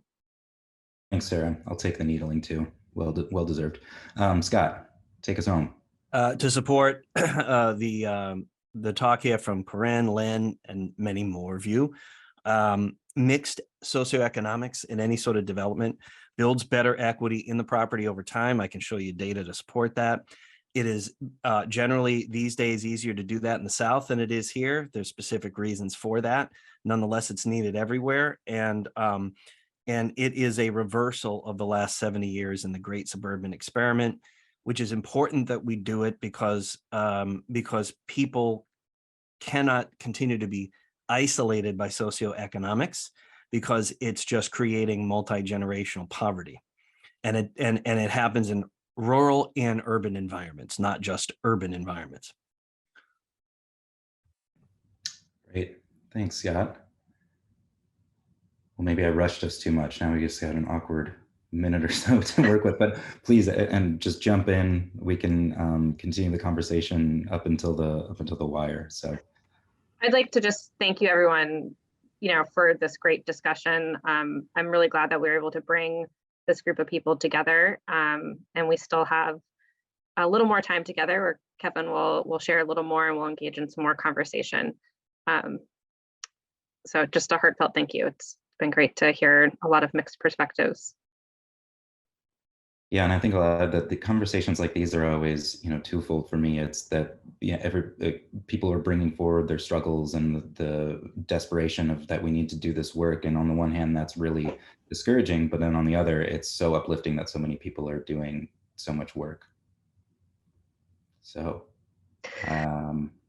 I think that we can now start making our way to the main room. Yes.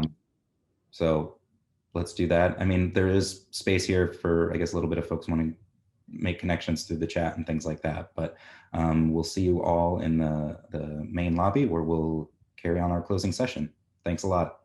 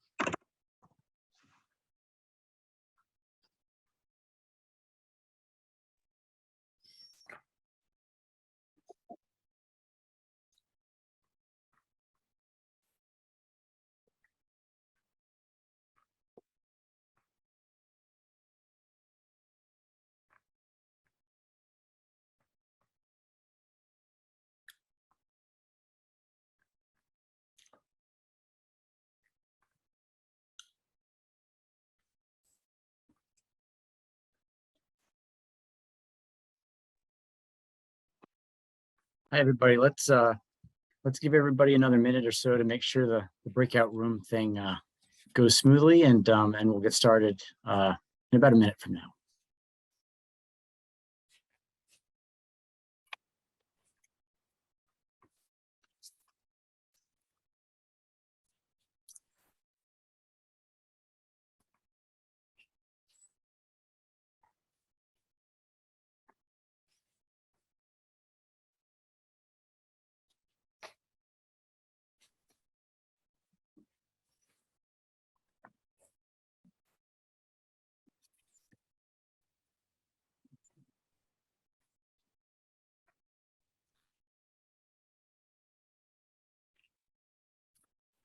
All right, well, let's get started here. My name is Jason Rasmussen. I'm with Mount Ascutney Regional Commission. For those of you who aren't familiar, we're in Vermont. We cover a 10-town area, sort of with Windsor in the northeast, down to Springfield, and over to Ludlow in the west. We're here to really talk about, I guess, one or maybe two of the silver BBs, depending how you want to look at it. Kevin was talking earlier about scale of this housing crisis is such that, you know, there's no one solution. There's no easy solution, but there's many things that we ought to do to try to, you know, move the needle and try to address the problem as much as we can through many different ways. So we're going to talk about more units within the same buildings. With me's Malia, so she's going to help me stay honest and I hope on time and monitor the chat. So as I ramble on through these things, if questions occur to you, fire them off in the chat if you can, or raise your hand. Malia, if you could help keep track of that, that would be great. So yeah, I was just reading this morning that interest rates for like a 30-year mortgage are going up 7%. Building materials, labor costs have gone up maybe roughly a third since the beginning of the pandemic.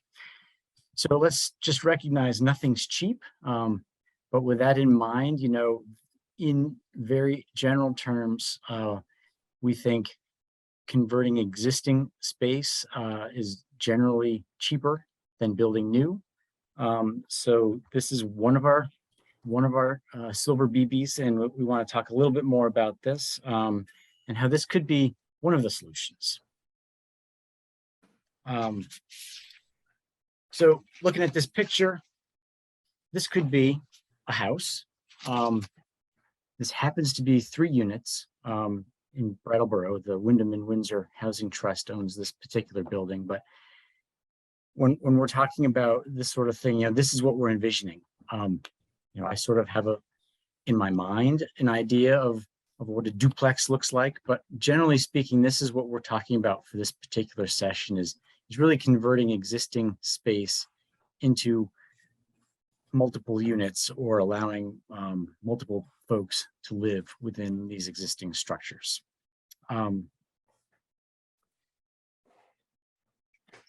So generally speaking, there's some septic considerations. So if you're on water and sewer, it makes it a whole lot easier. If you're not, if you're in a rural spot, there might be some creative ways to deal with it, but generally speaking, that gets a little harder. And like I said before, each project, each house is unique, and it may not always be the case, but generally speaking, this is a way to avoid extra costs that would come from new construction, such as extensive excavation, foundations, and all of those sorts of things.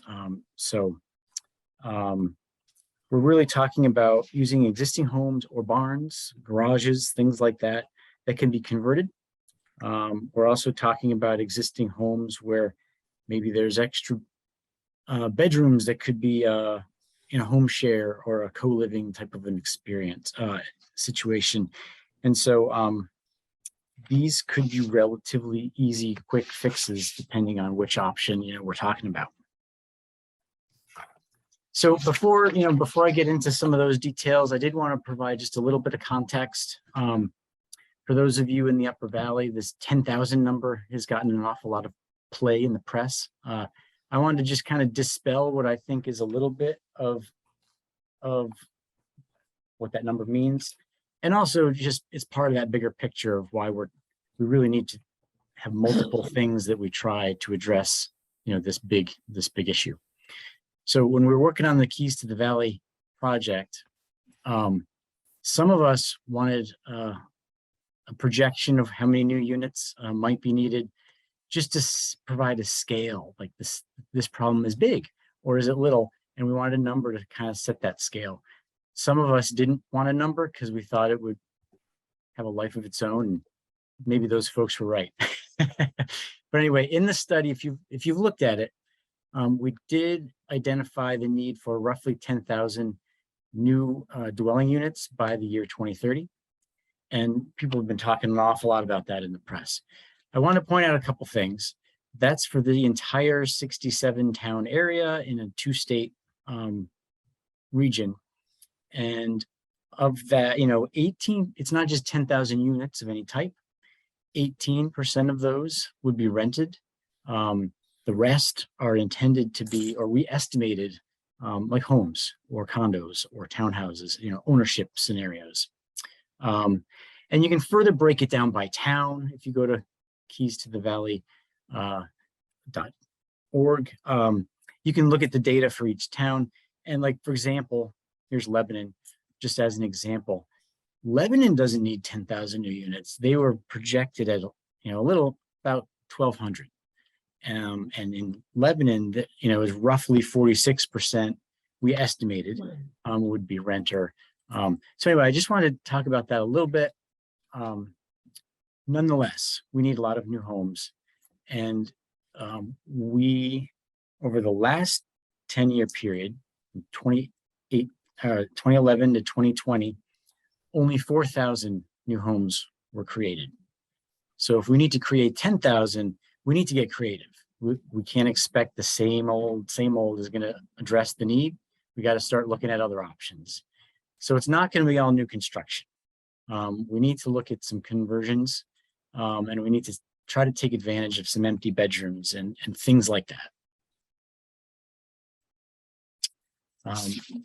So again, just some basic context. We are in an area that has a pretty old housing stock. Many of these homes are not particularly energy efficient. They're big. A lot of them are big. Heating is expensive. A lot of heat is by using heating oil these days. Maintenance could be an issue. We hear an awful lot about the need to age in place, and a lot of these structures aren't very conducive to that. Also, a lot of the homes, the existing homes, are pretty big. You see in the chart here on the left, roughly more than a fifth of the homes have 4 or more bedrooms, and 61% have 3 or more bedrooms. And while you compare that to our average household size right now is about 2.3 people, and it's projected to be 2.14 people in 2030. So the number of people in a house keeps shrinking. Our houses are big. There's a lot of excess capacity is the story there. And also, about a third of our residents pay too much for housing. This is just a proxy of affordability, but generally speaking, it looks like many of us, about a third, pay way too much for housing. And that could be both a livable wage issue as well as a housing price issue. But anyway, that's just part of the context. So we need more units, but we also need them in price ranges that residents here can afford, given what they're paid at work and so forth. Okay, so we need all kinds of different housing. It's not all just workforce. We need emergency housing. We need housing that can help folks that are at risk of homelessness. We need, there's a distinction in my mind between affordable housing versus just a house or an apartment that a person can afford reasonably given their salary. And that's what we need. We really need that type. We need some homes with supportive services. We need accessible homes. We ought to prioritize homes that are, sort of in the village, on the bus route, those sorts of things. And we really need more smaller homes that could be a starter home or, a retirement home, maybe one level, energy efficient. Those types of things are really needed and not often what's being developed necessarily. And so, we hear this term missing middle. What does that mean? And also this Keys report, it's one of our action steps is to build the so-called missing middle homes that we need. So on the right is an image. That term really comes from this firm Opticos. And this isn't a very Vermont scaled or New Hampshire scaled maybe image, but it gives you that sense. On one hand, we have a lot of single family houses, and on the other end, we do have apartments, but we really need a bunch of this stuff in the middle. We need duplexes. We need some smaller 3 or 4 unit rentals, the cottage cluster that was talked about earlier, townhouses, condos, things like that. We need more of that.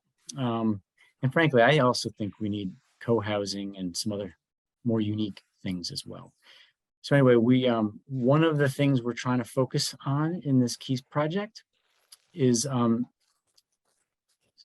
empowering, encouraging homeowners to be developers.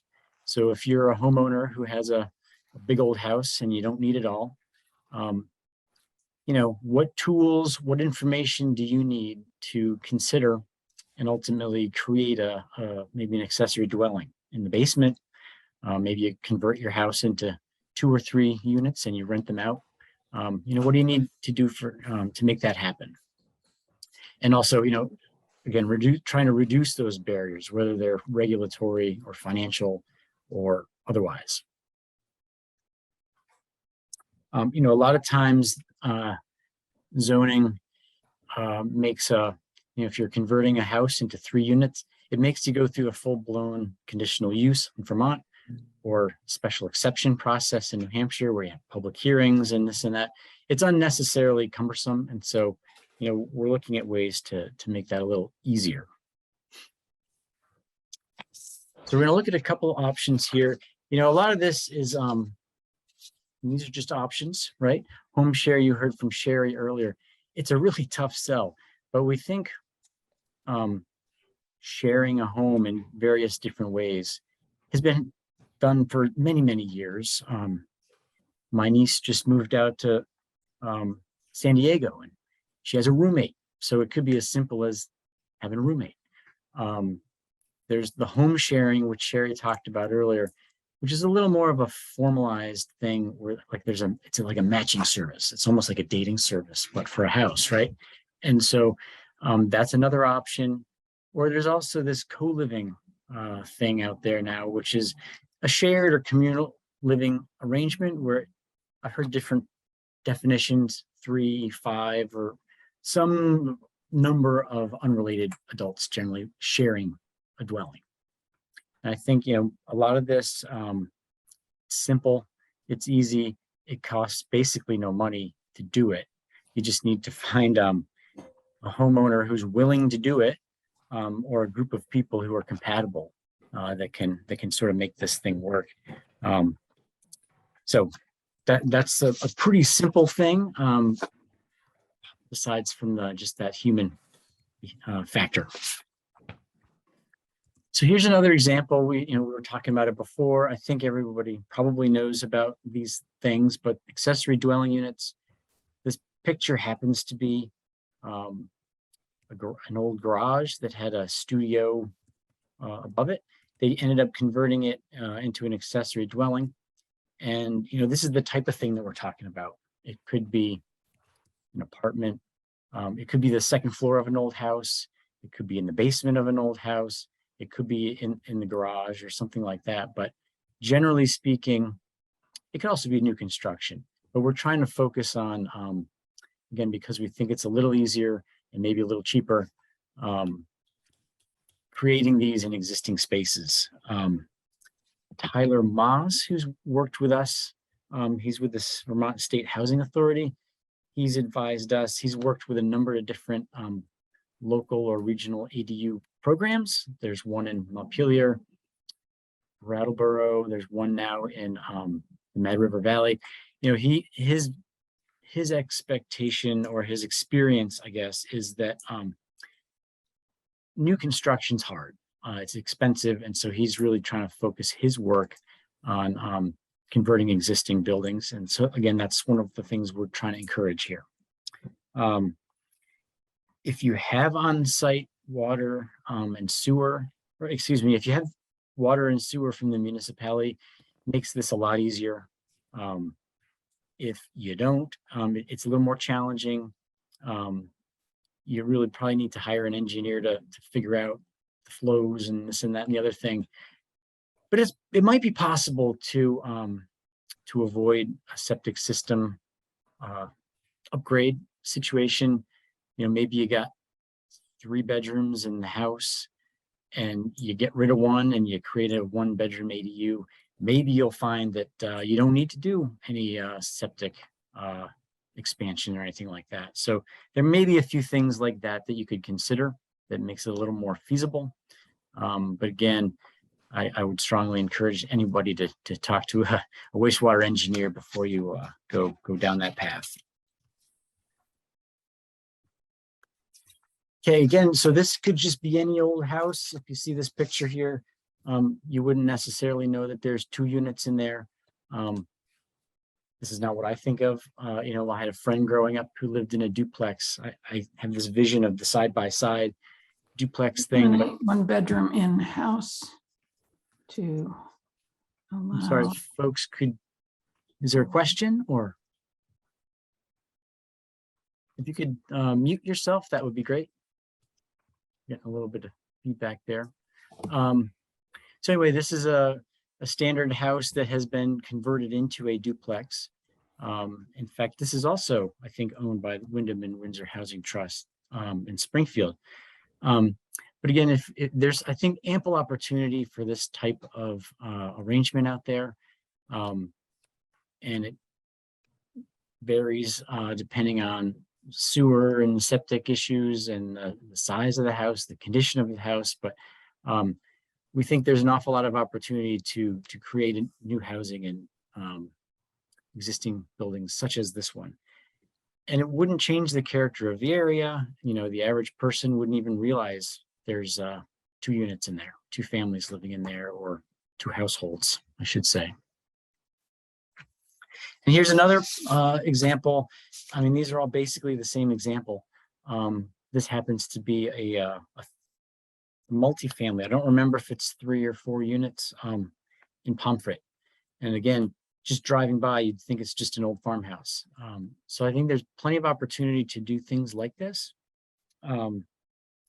It's really also a good way to invest in some of these older buildings that may have energy efficiency issues, or, you know, if you got 2.3 people rambling around inside that house there, maybe the income of a rental would help with maintenance and those sorts of things.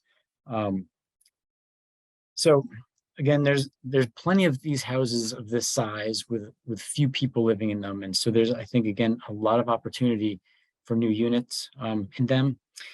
It really, though, depends on the property owner, whether they're willing to do it. They have, each one could potentially, like I was talking about, if you're on-site water and septic, you know, you may have some issues there, but there might be some ways if the total number of bedrooms stay the same, that sort of thing. So talk to your engineer whether that's possible without upgrades. And but there's a lot of downsides. You know, it's not cheap. Costs are high these days. Contractors are hard to find. Historically, financing has been hard, but you know, there are some. You know, we heard about the Upper Valley Housing Fund, the New Hampshire Charitable Foundation. So there are some funding opportunities out there. There's the Vermont Housing Improvement Program. So there are some financing options now that are available. So it's maybe not as much of a downside. Homeowners may not want to be landlords. It's not necessarily easy to be a landlord. I've heard some horror stories, to be honest, but maybe working with a property management company who could help screen tenants or manage the property might help. But it really comes down to the property owner wanting to do something like this. So it's not, everyone's not going to do this. And honestly, getting close to time for questions. So get your questions ready. But, the other thought is, what can a town do to help make this happen? We may talk a little bit more about this in the next session, but, we talked about it earlier already. There's just making sure the zoning rules are just not onerous. I'll make sure that there's an easy path forward for these sorts of things. It wouldn't change the character of the area. Most people wouldn't even realize that there's multiple units in these structures. So just make sure that the zoning has an easier path forward. Try to avoid public hearings as much as you can. Towns might consider tax stabilization or things like that so that if people are investing in these properties, their taxes don't go through the roof after they're done with them. Might make it a little easier to finance these things. Depending where these things are located, maybe it's on the Vermont side in a designated downtown or village center or neighborhood development area. It might make tax credits. It might make the project eligible for tax credits, which could help pay for the project.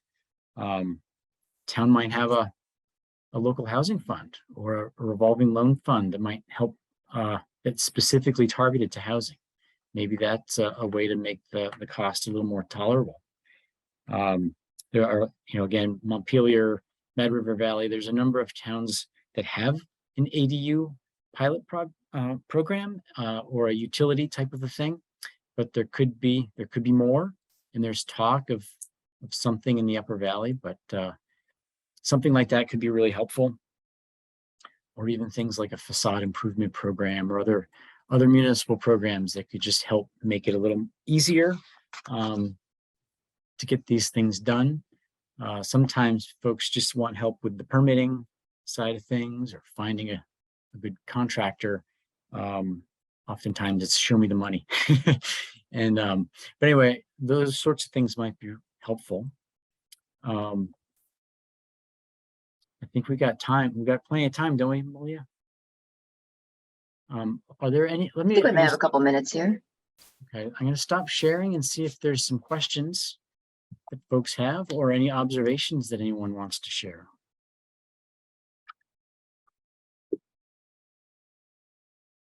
Jill, I see that you've got your hand raised. You're muted, Jill.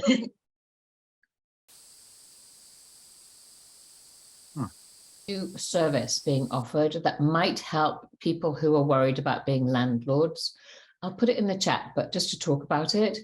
And there's somebody who's starting a platform called Lanyard Stays, and she's specifically aiming it at longer term rentals. So she's taken the Airbnb idea where both the landlord and the guest pay something toward her costs. And she's saying, let's see if we can make this work for year-long leases or seasonal leases as well, and become that a bit of a matching service. So it's called Lanyard Stays. I'll put it in our chat so you can connect to it.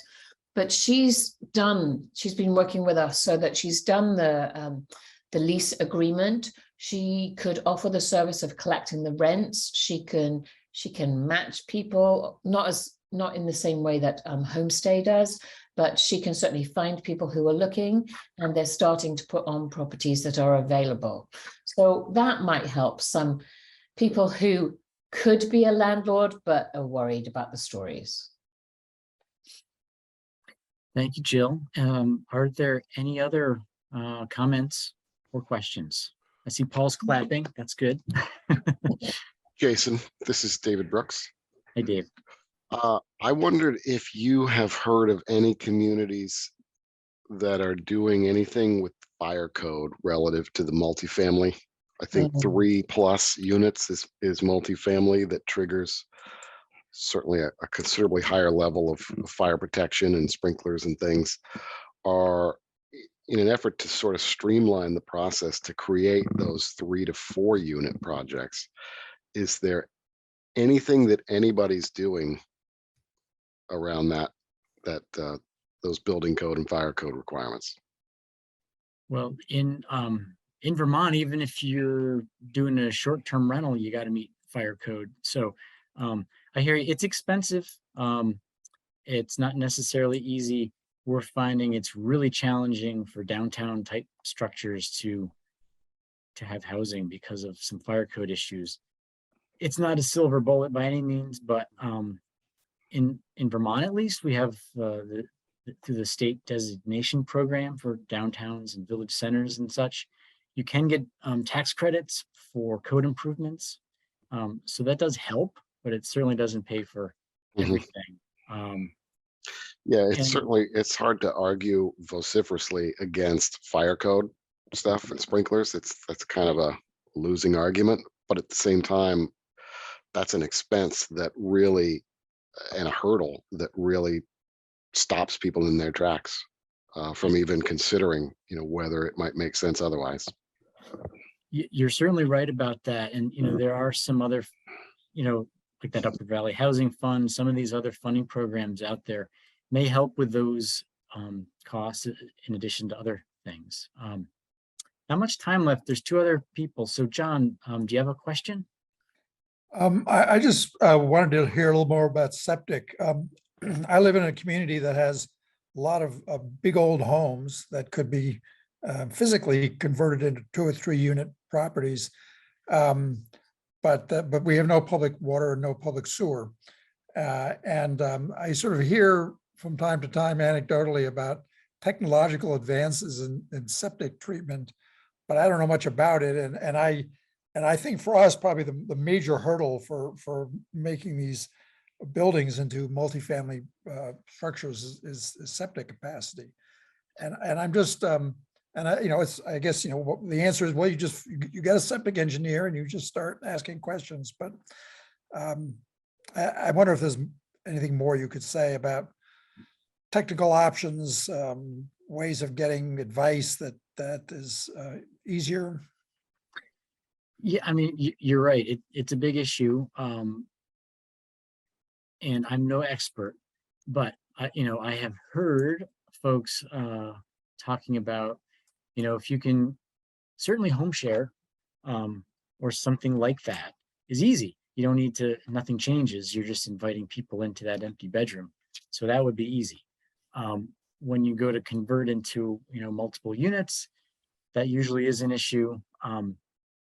Again, talk to an expert because I'm not one. But if the total number of bedrooms does not change, they need to look at the flows and all that stuff. But maybe you'll luck out and your existing system is adequate.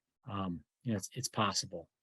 And I think the other idea of like some kind of a municipal utility, a housing utility, where basically they exist like a stormwater utility might, to help folks with questions like that. I think that would be huge. I think, folks have a lot of questions about design and permitting and so forth. Septic being a major question. I think that would really help. So I hope that partially answers your question. Thank you. Paul, do we have any more time, Malia, or are we done? I think we have till 11:15 here. Oh, okay. So we got plenty of time. Paul, you have a question? Well, it's actually more of a comment. I'm glad. Thanks for telling me I was clapping rather than raising my hand. Although Jill, you do deserve applause. But yeah, I just wanted to chime in about well, first of all, I've heard VHIP mentioned a couple times, which is nice. So the word's getting around that about that, and for the ADUs and for rehabs, but also commercial conversions, which seems to be a good avenue for that program to work with partners in the community to increase the levels. But of course, there's always zoning or other issues that have to be concluded before you can get started. But for the septic and water with ADUs, there is another, I just wanted to kind of plug this sort of thing. There's a smaller grant available called the Healthy Homes Initiative, which we could actually tag onto VHIP. You have to be eligible for VHIP first. But if you do have some of that upgrading septic or cost, this could sort of dissuade some of that. And other, it is available for other water saving devices and things like that. But there is somebody working, and I wanted to mention this because with the change of, if you have to install a larger septic tank, that's, could be $50,000 or more, but they have, now there's like these systems that you can add on to existing septics. If it's, you do have to have an engineer and inspection of your current septic system, but it's like a regurgitator or something. I don't know what they call it myself. It's kind of a new thing to me too. So, but you can sort of add one of these and it really is a fraction of the cost, like $15,000 as opposed to $50,000. And I have a person who's converting a garage, so they do need to upgrade their septic because they are adding that bedroom.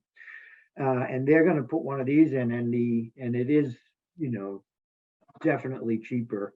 And this Healthy Homes Initiative grant, I can help them to sort of dissuade some of those costs.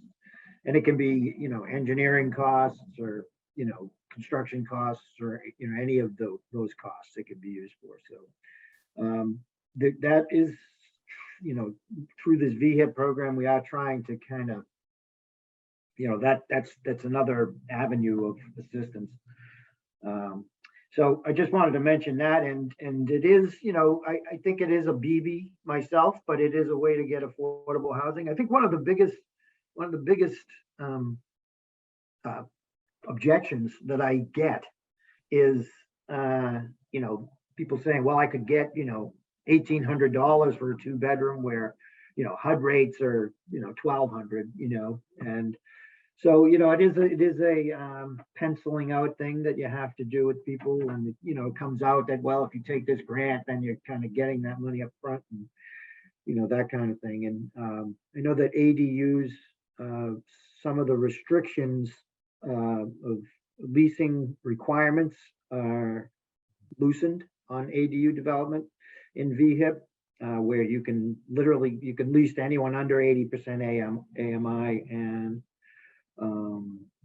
that you choose, and you do get to screen tenants. That seems to be something that people aren't aware of, but I just wanted to kind of put those things out there on the table just to see what that people are aware of. So. Well, thanks, Paul. I'm glad you're on the call because you know more about septic than I do.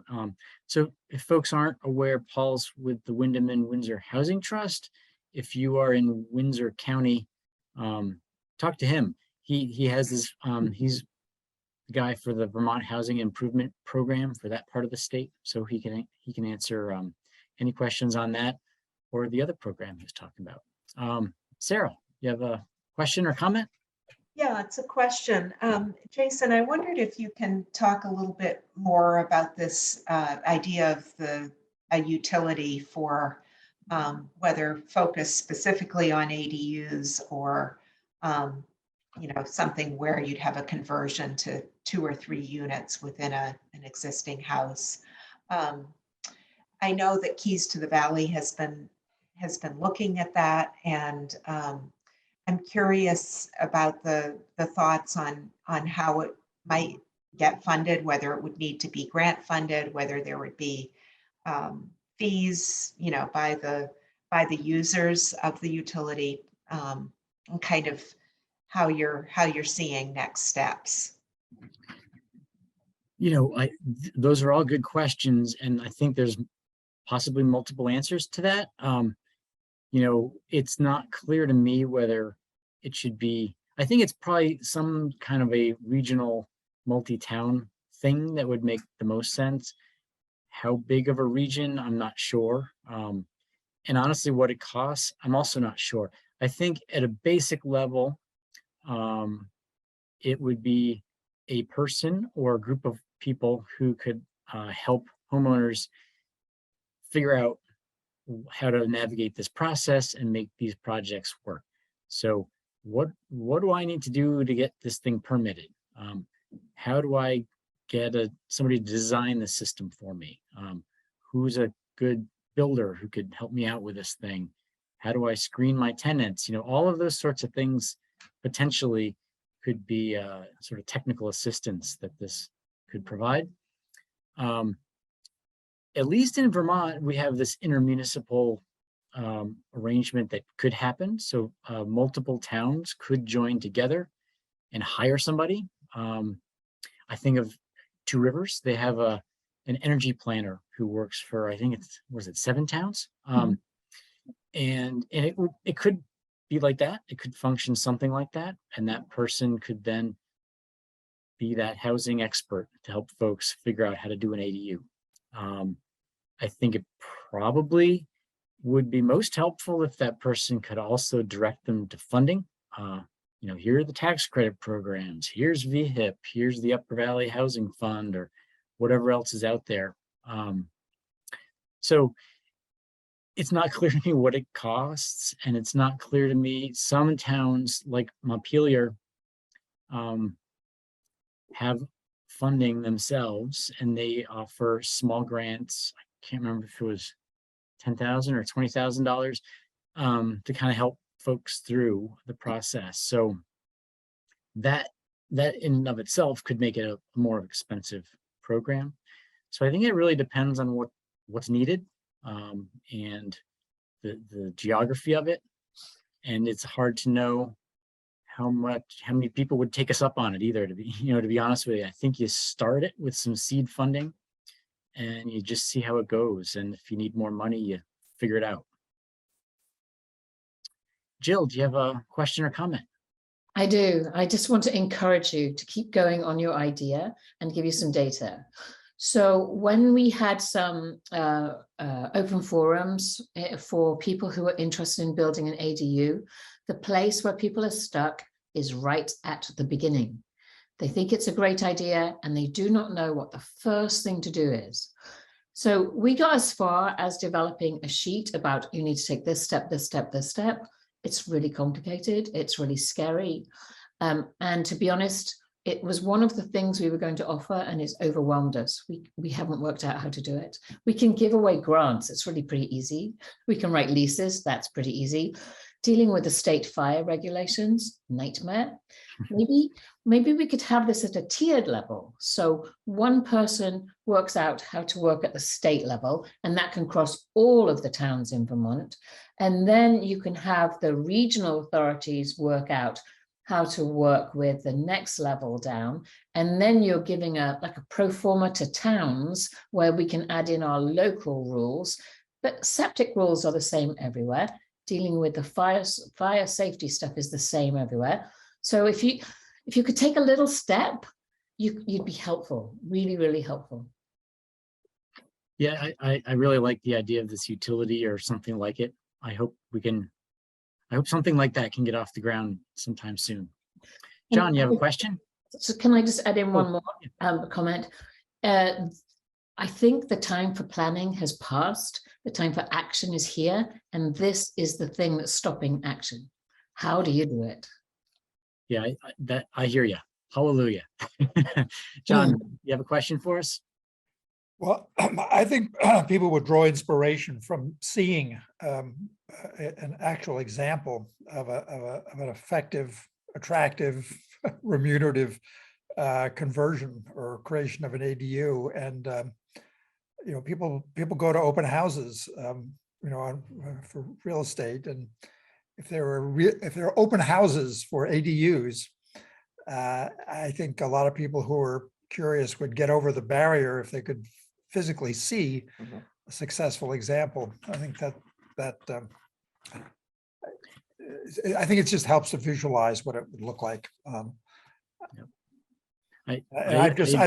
vaguely aware. I've heard of people in my community doing, moving in that direction, but I'm really not aware of, in a concrete terms and that with actual data of how many ADUs we have in the community and how many are in the works, and who's doing it. So it's just, there's really aren't any models to follow, any models among our neighbors to follow that I'm aware of.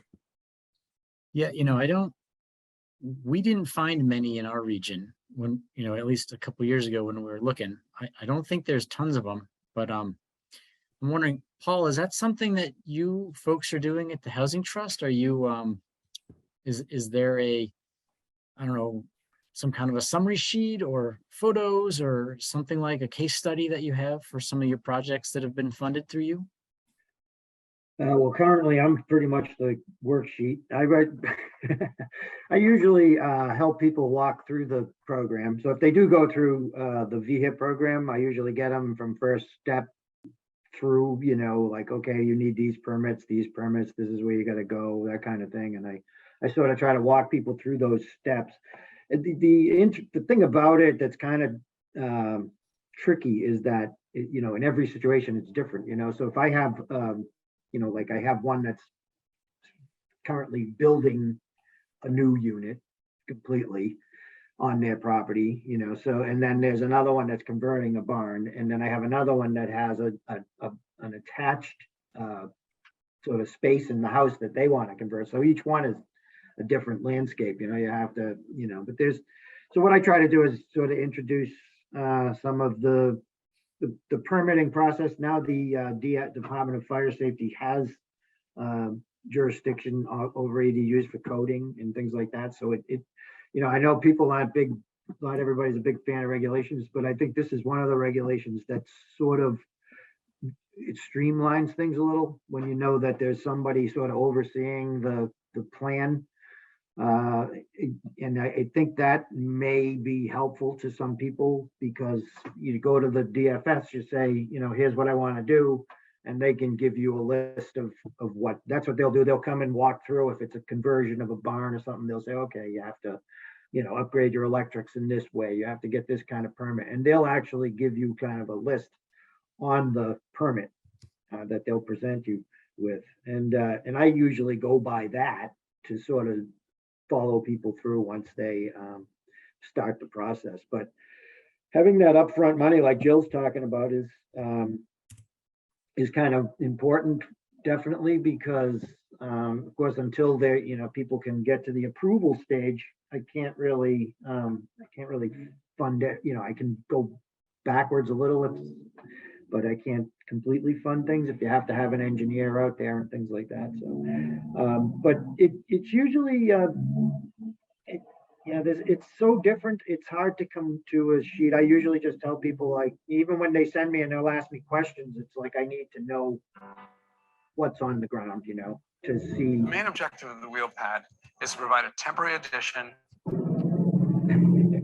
But, to see the, where you need the next steps, do you need to get a builder in here? Can you do this with just, you got plumbing existing? Well, if you have a kitchen and a bath, it's not an ADU. That's the first thing, is determining the definition of an ADU, which can be simple at the base state definition, but each town can add bylaws to that definition, which makes it a little bit tricky for me.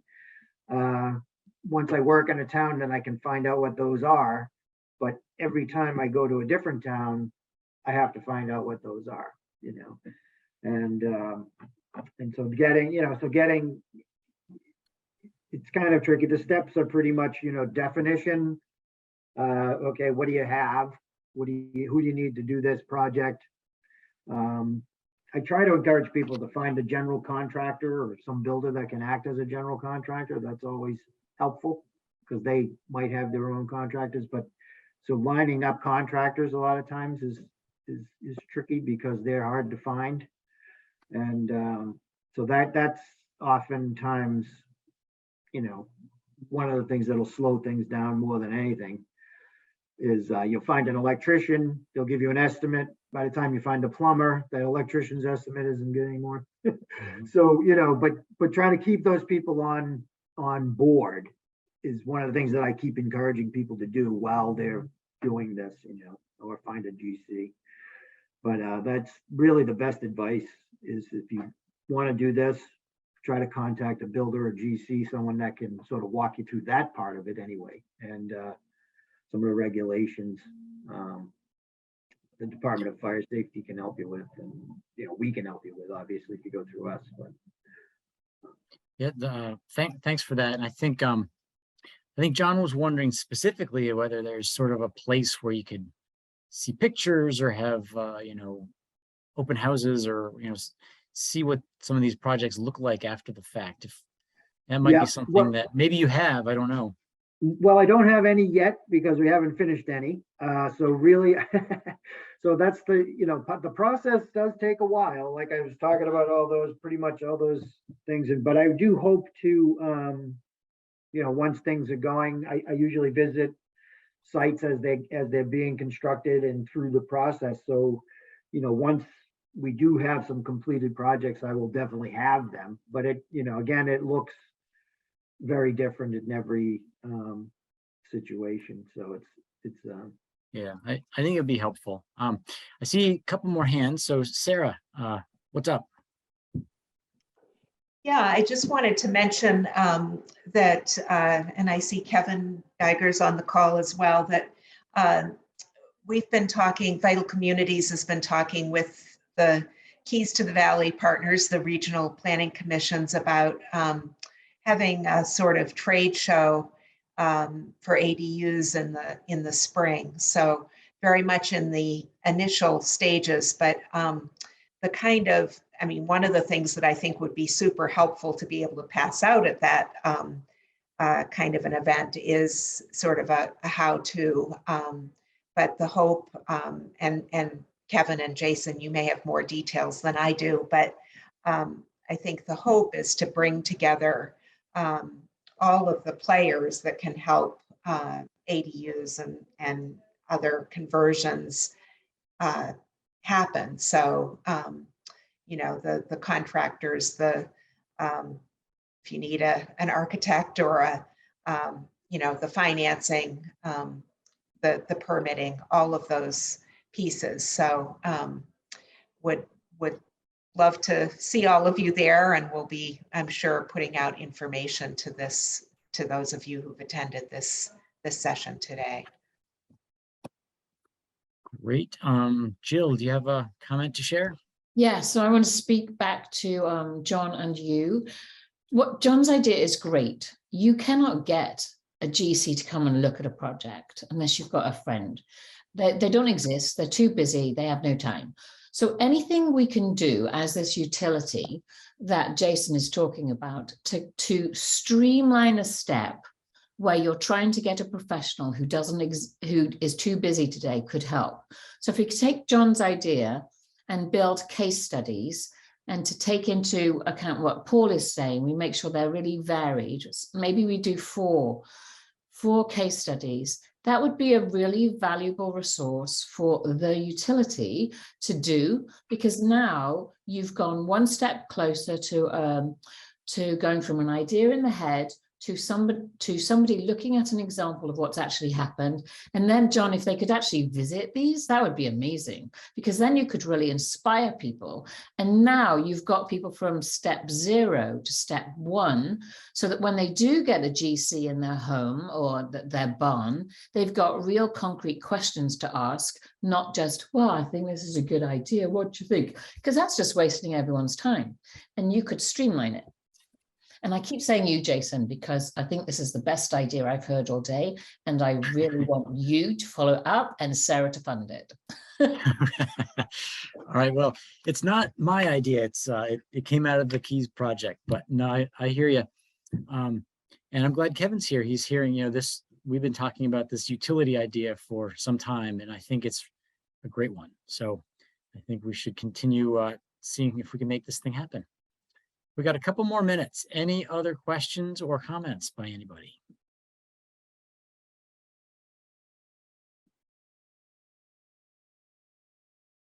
Sarah, is your hand still up or no? Well, I think that is it. Kevin, anything that you want to add? Yeah, I've been popping between the groups and trying to hear different parts.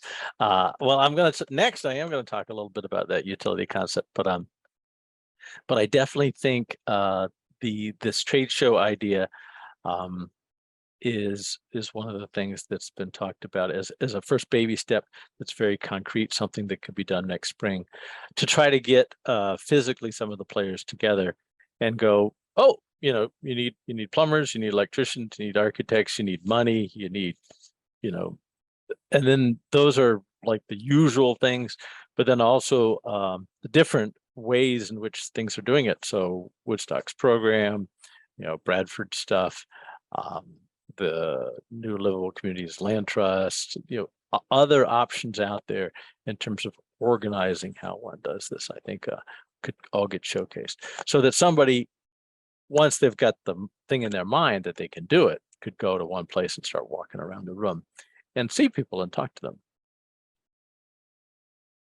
So stay tuned. We'll keep you updated on the Keys to the Valley website and other places. And I think, Malia, we're done in 2 minutes, I think, right?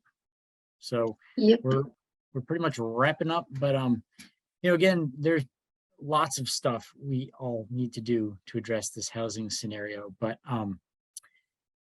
this is just one of the silver BBs. and I think it's an important one.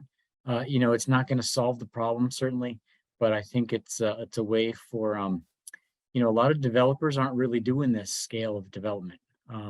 Some could do some of this incremental stuff, but I think it really is going to rely on homeowners stepping up and doing some of this work. So we hope maybe with creating a utility or something like it, we can encourage them along to doing so. So thanks for joining us. And I think, what's the next step? I guess we get out of here to go back to the main. We leave the room, I think, and go back to the main event. So we'll see you back in the main room then. Thank you.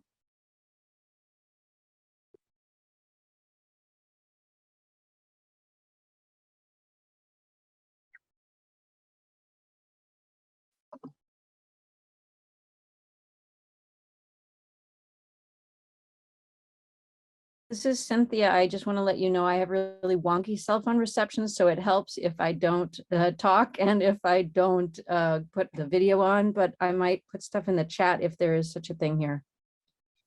There is definitely going to be, Cynthia. I'm going to give it a minute for people to parse out from the main group here. Already had some really great conversation about zoning, so I'm really excited to dive in with everyone more into this topic.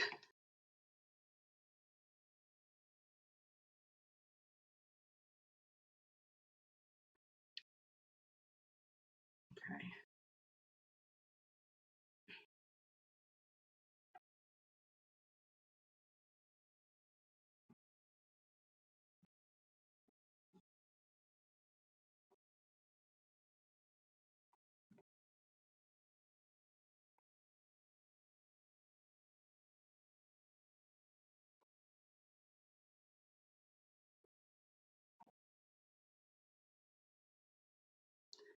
Great, so I think we can go ahead and get started and let people, soon people will be jumping between different breakouts possibly, and we'll just get the conversation going. So today, this session, we're going to talk about small zoning changes make a big difference, and they can and they do. So thanks for joining, and this can be very interactive. That's the goal, so we can get everyone's input and expertise and knowledge and experience to benefit each other. So Andrea and myself from Upper Valley Lake Sunapee RPC in New Hampshire are going to be your facilitators for today. And we hope to identify strategies to enact small zoning changes to make housing production easier. So the game plan for today is to start off by talking about a few examples of small zoning changes that we are aware as planners in this region. Simultaneously, we're going to work through an exercise to identify challenges or concerns to make those changes work or pass in our communities, hopefully then we're going to start moving to the challenging part, which is how do we bridge the gap between, and by this I mean strategies to help our communities meet opportunities and address challenges. Where is that nexus where we can find agreement and make change happen? Since we all have different experience, like I said, we're going to do an exercise, and I'm going to ask Andrea to explain that for us. Yeah, so since we're trying to make bridges and get at these opportunities, a lot of people in this call, as we've already heard today, have a lot of experience and knowledge of this. So as we have a few that we've come up with, and Olivia's going to talk about those, but as she's doing that, we're hoping that you can put in the chat, either experiences that you've had, maybe specific barriers. And what I'm going to do on the back end is try and make a map of kind of what our system looks like. So with that, I'll hand it back over to Olivia. So get your fingers ready. There will be opportunity to vocalize your comments kind of in conversation with Andrea at the end if you prefer not to type. But with that, we'll get started. And for Andrea's sake, I guess I'll say, please keep your comments on the shorter side so she can make sure to get everyone's input in. So before diving into the zoning changes, I just wanted to step back and look at one possible vision. And my intention to do this is just to step back and think about what's the intention of zoning, to create livable, healthy spaces. And for Keys to the Valley, we did an exercise to see where we could add new homes and what types of homes would those be. This one was done in Wilder, Vermont.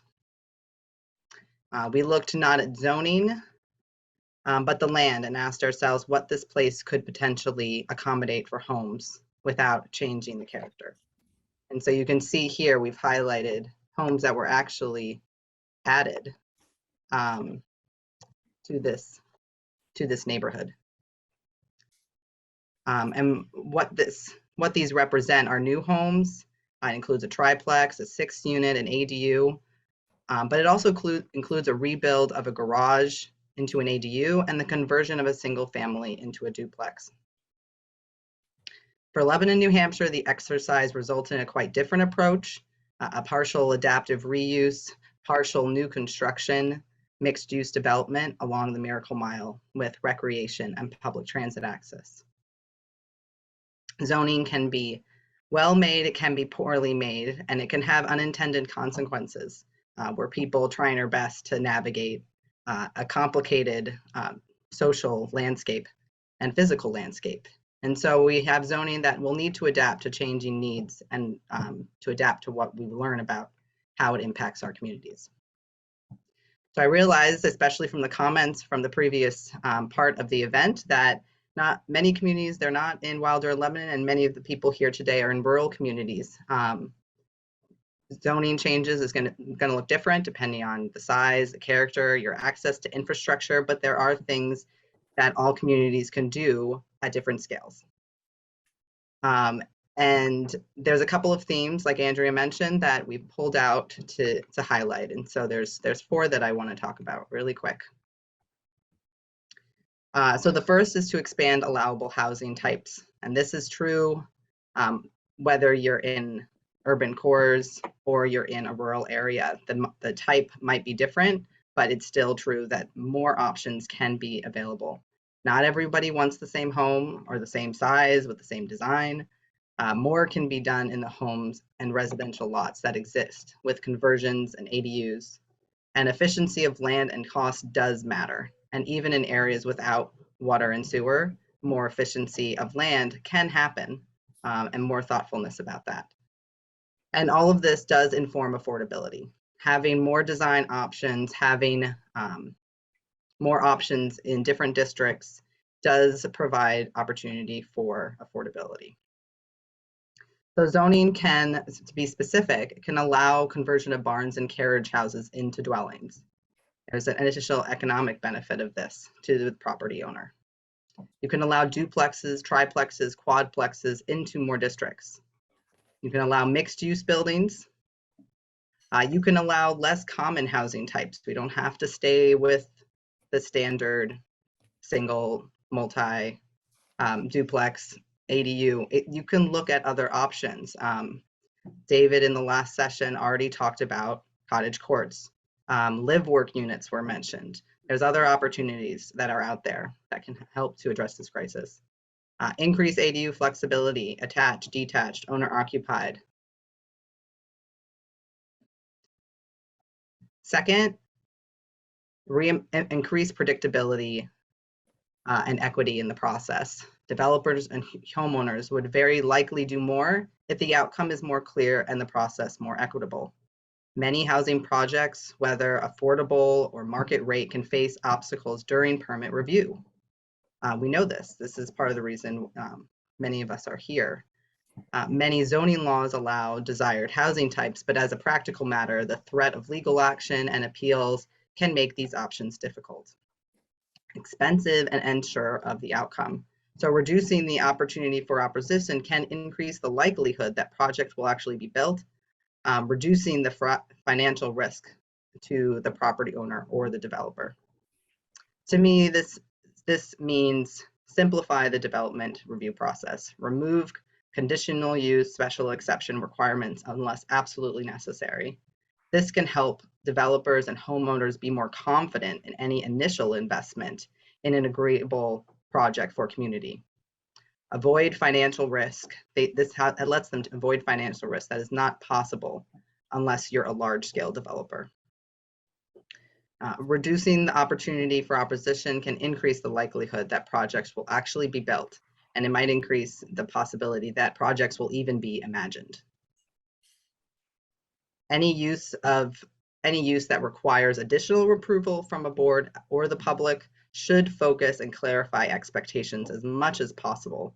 These restrictions may be reduced further too if there is an affordability component or even a cluster component.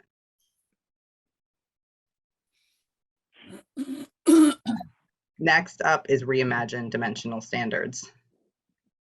I'm sure that, from the diagram, you can see there are a broad variety of standards that we can be talking about, how tall a building is, what the minimum lot size, what the density is, and these can be done in different ways. As we've already learned from the previous session, floor to area ratio is another way to look at density. That's not by the unit. So these standards can help provide more consistent design and the feeling of a place that's appreciated by residents. Many times they don't reflect existing and historical built pattern. They can also drive up housing costs by limiting the density, the footprint, or the design of the buildings and the units. So we should only have zoning that really is doing what is necessary. So reimagining zoning may mean allow taller structures, regulate by the story, not the height. Remove maximum density caps for residential areas. Instead, control density by lot width, setbacks, and height limits. This is especially true in areas with water and sewer. In rural areas, go to density provisions instead of overly large minimum lot sizes. Also in areas without water and sewer, if you have a minimum lot size that's done to ensure sufficient area for well and septic, allow the state to do its job. In New Hampshire, these areas under the best soil conditions are allowed to be subdivided to no smaller than 2/3 acre. That insurance is already there. There's no reason for communities to add on to that for that specific reason.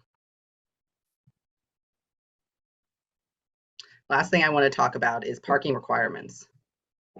Parking requirements are meant to ensure that the residents have spaces to park and don't end up creating hazards that the snowplow can get through. It is in a homeowner developer's interest to provide sufficient parking. So these parking requirements might not be necessary to ensure that parking is available. Reducing parking lessens development costs for housing projects that see them as unnecessary. Paid parking costs thousands of dollars to create and maintain. Allowing flexibility can also result in other benefits to the community, including outdoor space, commercial spaces, reduced stormwater runoff from impervious surfaces, reduced summer heating and the heat island effect, and reduced flooding from all of that additional stormwater. These practices also have an affordability component. Lower income houses tend to have fewer than average vehicles, which this means that having parking requirements can pretty much means that the households that are lower income are paying for parking space that they don't need. So a higher income household can park all of its vehicles with no extra cost. Described more positively, more efficient parking practices can provide large savings, increased affordability, and improved community design. So zoning options here might be remove or reduce parking space requirements, especially in core areas. Allow alternative parking dynamics such as on-street parking or off-site lease spaces, or even shared parking with commercial uses when available. Remove parking requirements for accessory dwellings. So while you type in any last comments on challenges into the chat, what I see as the main goals for small zoning changes we've discussed are give people more options, improve confidence, allow flexibility, and only require what you need.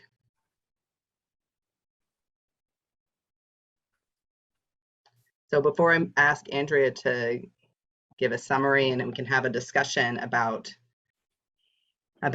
what we've talked about and the challenges we might face in enacting these small zoning changes. A quick example from Ludlow, Vermont. This was shared with me by Jason Rasmussen from the Mount Ascutney Regional Commission. And this is one of the communities that they're working with to create some small zoning changes in Ludlow. And these are under active consideration. They have not been adopted, so they're pretty much in the thick of it. So what they're looking at are changes to dimensional standards, and they're looking to match existing historical patterns, right? So they found that many of their new housing, the zoning did not match what existed on historical lots, and so you ended up with inconsistent design that was not necessary and not necessary in getting that feel of the place. And so they're discussing more changing those dimensional standards to reflect those historical development patterns. Using administrative review for 3 to 4 unit dwellings in the core area is also another strategy they're looking to streamline that process and to make it a little bit more predictable and equitable. Yeah. Unless it's state of New Hampshire. Lastly, they're also looking at relaxing parking standards in the core area. A few concerns that they've faced are these changes going to increase short-term rentals?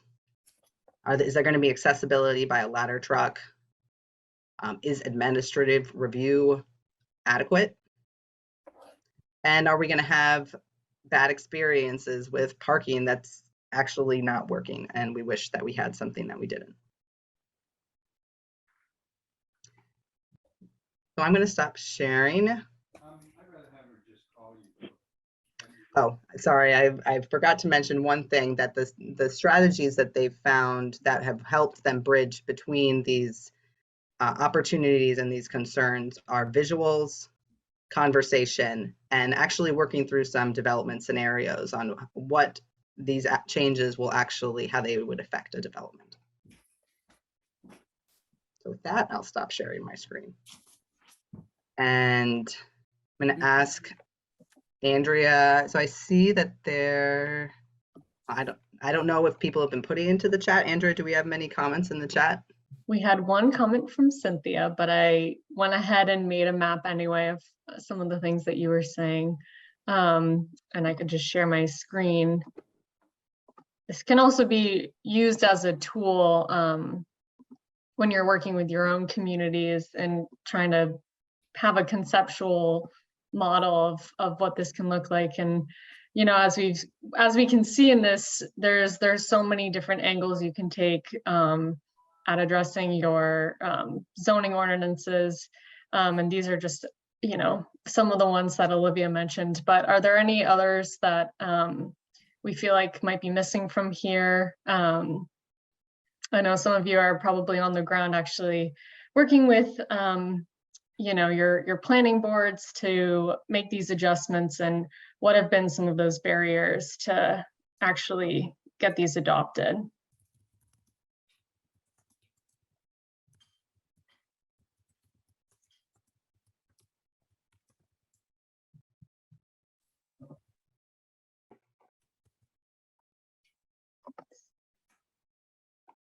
Administration.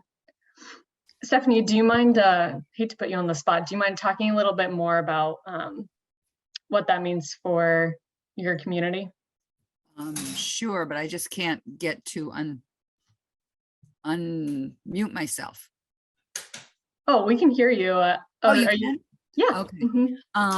Yeah, I think, you know, a lot of the stuff is checking on who's living there. We do not have a housing office per se.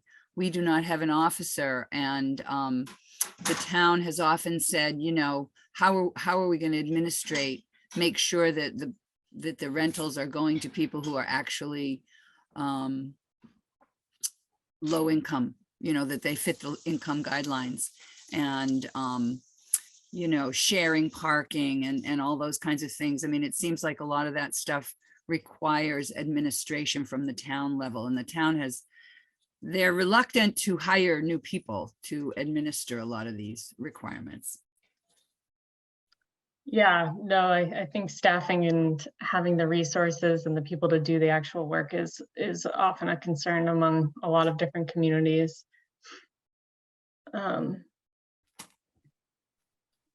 Olivia, do you want to take the question about cottage clusters and manufactured homes?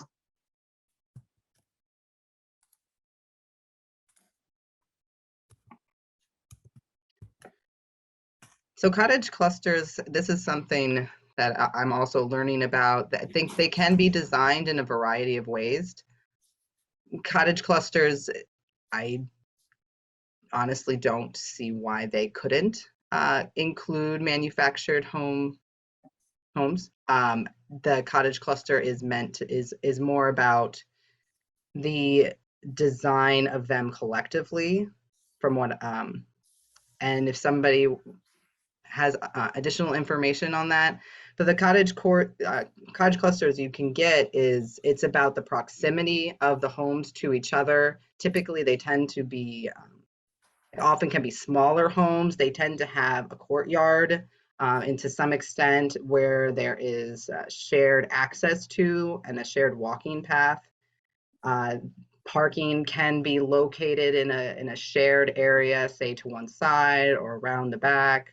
So it's a type of cluster development, and it's usually, from what I've seen, it's a lot of the time it's for smaller units. And so I think if you're talking about smaller manufactured homes that are coordinated in a specific design, and most likely in that scenario using, if you're in a rural area without public water and sewer, probably having a community system for those shared, for those homes would have to share a community system, septic, and a community well.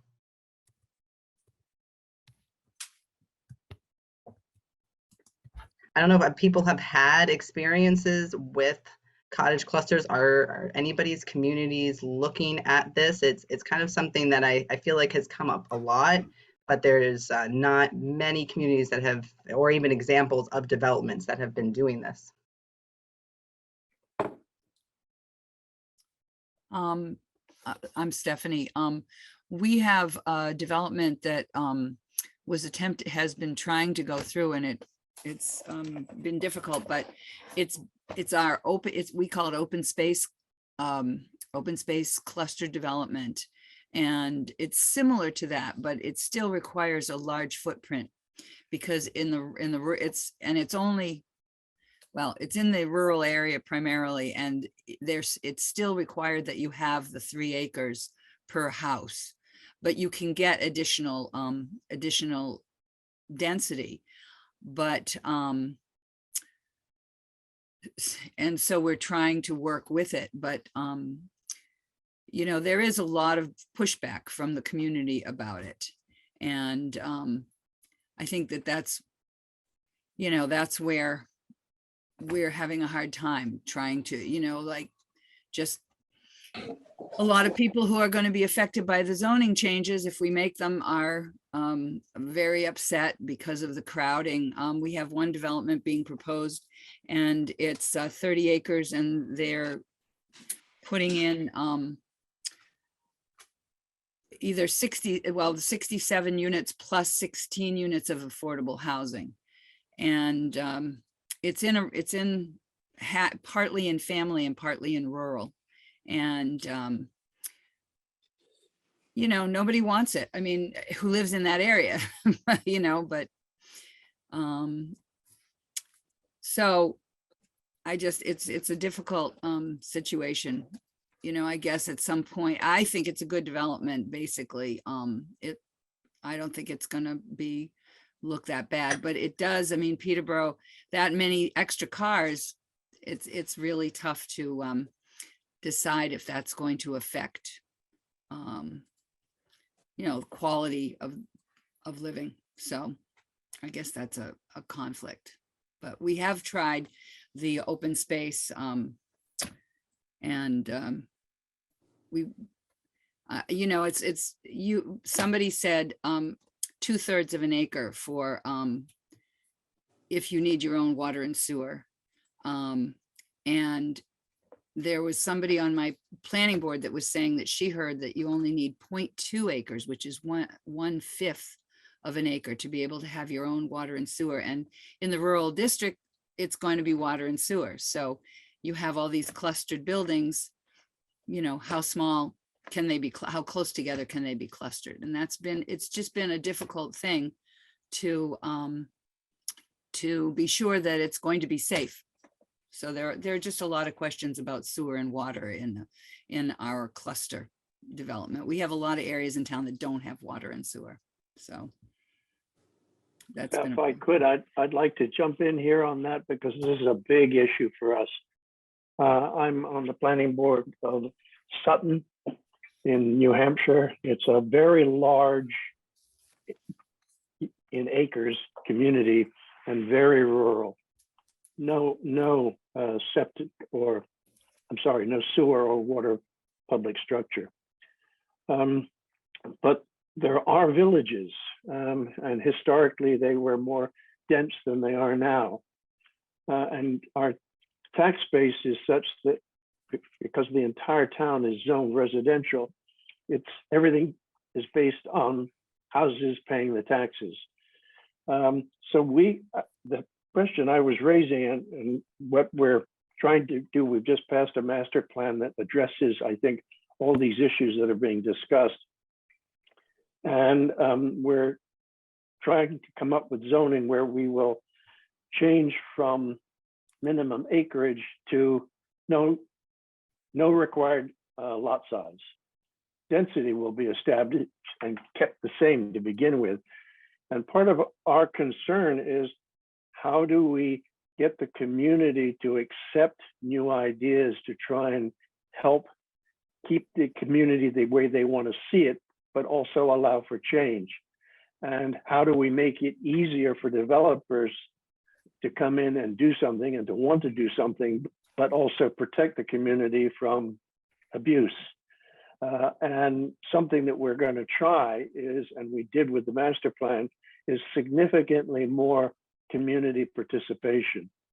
And what we're thinking of doing with our zoning changes is to prepare the equivalent of a booklet that could be presented to people via slideshow or PowerPoint, to show what something could look like specifically in a place where everybody lives.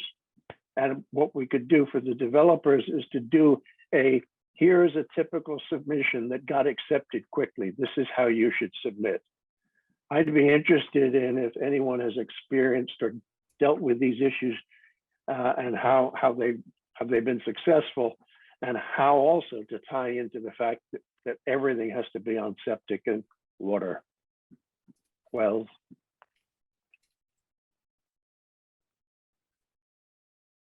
Thank you for those. You guys really set us up to kind of dive into the next session, which was talking about how do we make these things happen? How do we find the right zoning changes that people are going to accept now, or maybe in a couple of years from now, after we talk through them more and work through them more.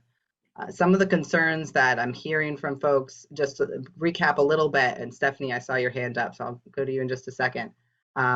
Public health, especially with areas without water and sewer, making sure that that's being addressed and safeguarded. Communities allowing for change, people being interested in tackling this and willing to make some change to do it. Traffic impacts, safety impacts, and some solutions, strategies to bridge this gap that have already been mentioned by especially Roger. Community participation, using visuals.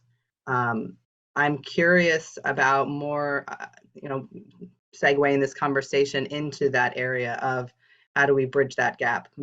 What are the strategies that people use maybe to find the right solutions? Steph, we've talked about cottage courts. How might a community address those questions together? Are there technical changes that might happen to the regulatory language that need to happen? Is it an engagement conversation? What could help us make that change happen? So I'm going to go to Stephanie, and then I see Peter and Noah. I'm trying to transition from my question or comment to your answer. How do we do it? And honestly, I'm not sure. I think community engagement is really critical, but I think it's not going to be easy still. I think there are a lot of people who see a change in zoning. In Peterborough, the planning board, some members are proposing to get rid of the family district and just have general residence, which means that right away you can put a multifamily house on any lot. And I know that there are going to be a lot of homeowners that are going to envision their lot next door being filled with houses. And the other thing is that in the community, in our community, for example, where the family residence is, it's close to town and it includes some of the town, the downtown, and that is the area where there's generally some water and sewer, maybe not every single place, but mostly. And so that is the area, and they're feeling like they're being attacked, like we're putting all the pressure on that area, and that it's, they don't want to all of a sudden have all this infill around them and not have their, what they've gotten used to, their private space. One member said, in my community, even if you open up the zoning to allow some infill, it's one thing to allow ADUs. That's different than infill, where you actually are dividing the lot.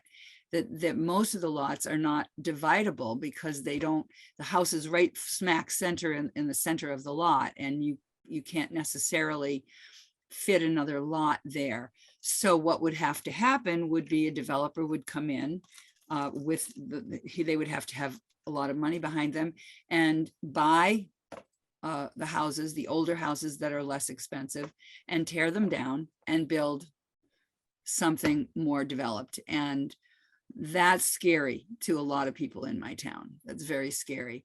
And the one thing I was going to comment on before was about parking.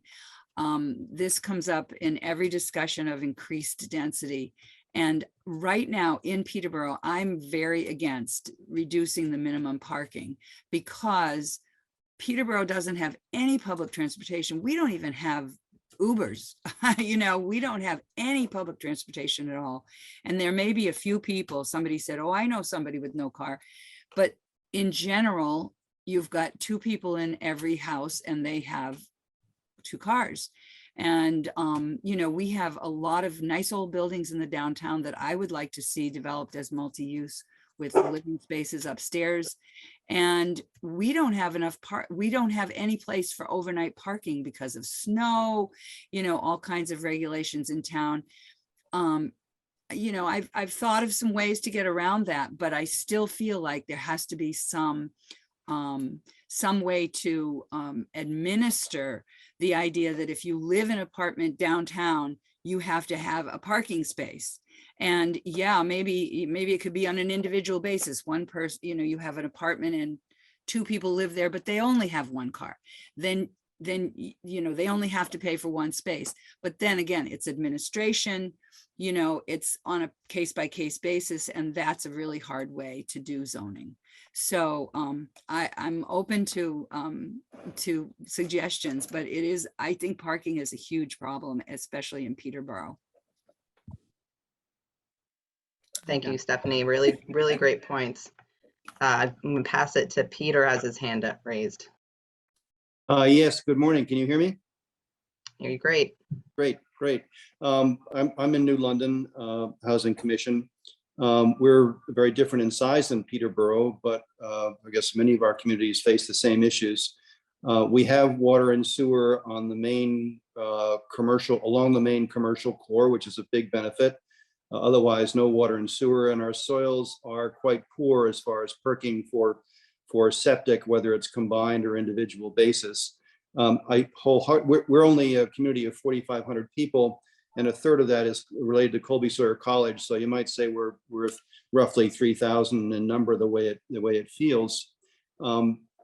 We have a problem with respect to parking because the main street or the core, the spine, if you will, is a state highway.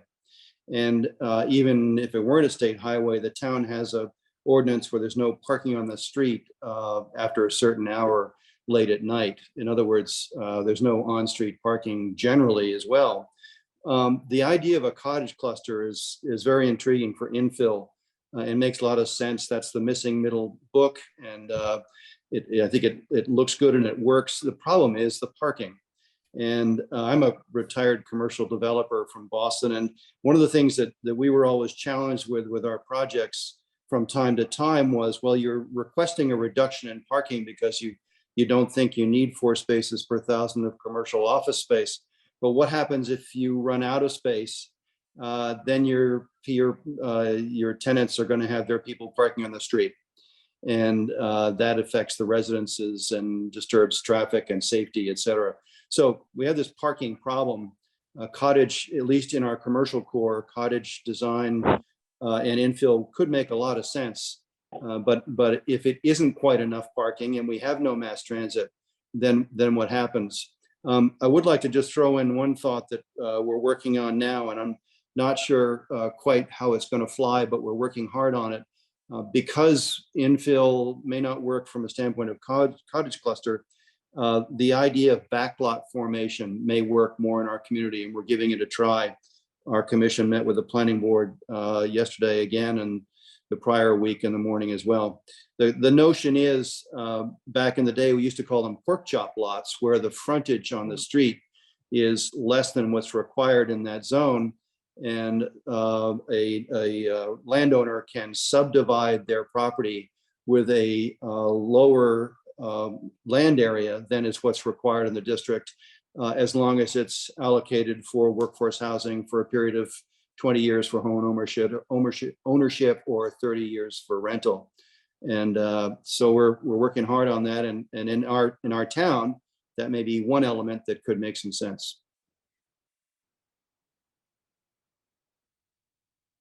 Thank you, Peter, for sharing the experience in New London. Before I go to Noah, I wanted to ask Andrew quick if there was anything in the chat that we wanted to give note to as well. Yeah, and I also might just want to jump on the conversation about parking, and also how we're looking at the Regional Planning Commission too about the role of e-bikes and potentially car sharing. Definitely some more innovative models to addressing the parking issue and trying to think about ways to that especially rural communities that aren't served by public transit could potentially bridge that gap as well. But I just wanted to highlight also some of the comments that Cynthia has been making. Cynthia brought up how their community is a bedroom community, and they're trying to encourage more of a diverse and younger population. And that certainly is getting at, what are home types, what are younger people looking for? What are homes that are appropriate for them, and how can we incentivize those? And also just that living in smaller homes, I find it really interesting that you live in a 160 square foot home. That's awesome. And I'd love to see how that could work in some of our towns, because as the zoning is right now, I don't think a lot of towns could necessarily have those. And then also just going to a comment that you said about visuals, compelling arguments using data, like showing wildlife corridors with potential home sites. Those are great suggestions for public engagement. And I think it's a lot of work, and it takes a lot of proactive work to get a community on the train before you're already proposing revisions. So I appreciate all those comments that you made, and just wanted to highlight a few of them in the greater conversation. Thanks, Andrea. Great comments. We're going to keep going to Noah. Great. Thank you, Olivia. I'm Noah Hodgetts. I work at the New Hampshire Office of Planning and Development. So a couple of kind of comments more from the higher up level, if you don't mind. I also live here in Concord. I guess first on the cottage courts, I've seen several examples kind of both on both sides. There was a recent cottage court that got built here in Concord, but it's technically a cottage court, but the units are still, they're a little smaller than a typical single family home. But they're still probably about 12, 13, 1400 feet with attached garages. And so I guess I would just caution. And so they've ended up selling for $500,000, $600,000, $700,000 a piece. Is that if you're trying to achieve affordability with cottage courts, it's really important, I think, that either you're putting in some other, you can't just assume that by the nature of being cottage courts and smaller homes, you're going to reach kind of that affordability. It's really important, I think, to kind of build in kind of other affordability restrictions into, if you're really trying to go for cottage court as a tool to kind of induce more affordable priced housing. Kind of, you can't just count on the cottage court zoning alone to just necessarily achieve that. That's kind of one lesson learned. The other comment, I'm going to pick up on what Roger was saying about what you guys are trying to do in Sutton, which sounds really great, is that from my experience, a lot of zoning changes, especially in small rural towns, tend to kind of run into issues or opposition when voters have trouble visualizing what the change is going to look like. So on paper, you see, reduce minimum lot size or lot coverage from, I don't know,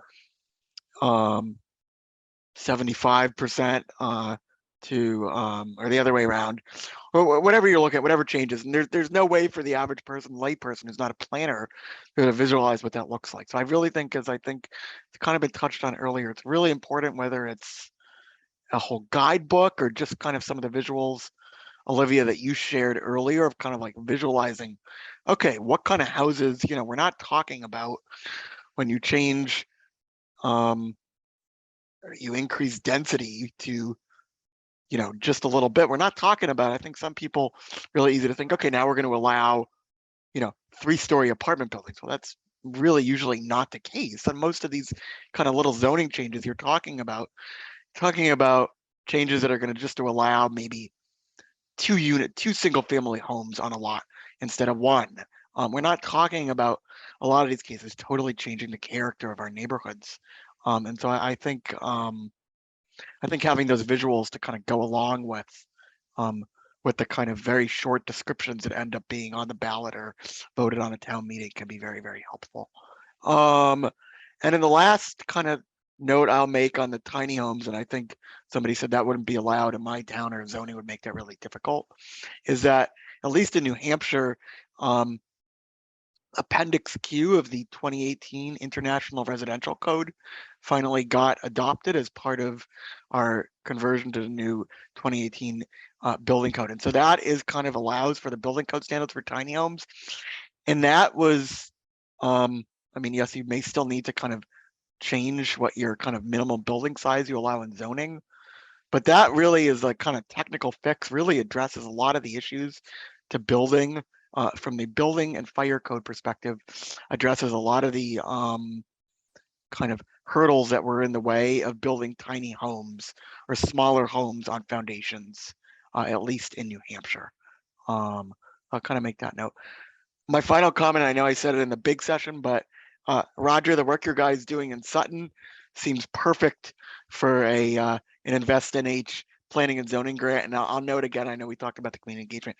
A really big part of that is the community engagement piece. And I agree, I don't think that can be overstated. So as part of that program, we've New Hampshire Housing and Plan New Hampshire is also working with UNH Cooperative Extension. They're going to have this whole thing called Housing Academy, which is helping to get volunteer planning board members, other community officials kind of trained on different and kind of thinking about how to work on community engagement in unique ways. So those are just kind of, just a lot of different thoughts, but hopefully that's okay.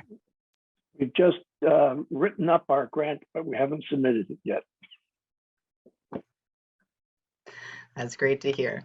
Thank you, Noah, for those additions and the insights from other places around the state. I see Dan has his hand raised. Thank you. I would have to say at here in Hanover at Dartmouth, Vicki and Robert Hausman, their community engagement regarding housing this year, the community sessions they did were well attended by a large part of the population.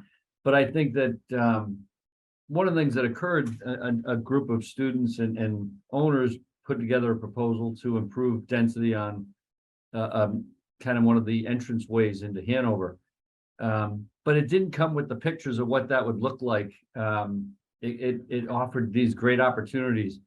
And so when I presented what one of the Dartmouth parcels could look like, it's shocking of what the density allows. And there's a positive to that of student housing, but there's what happens when the owners that are not Dartmouth or that when those changes start, and then the residents see what the residents that weren't really paying attention to the descriptions in the zone have to live with what was allowed in that zoning change. It took something that it added reduced parking, which is what we wanted. It added height, which is what we wanted.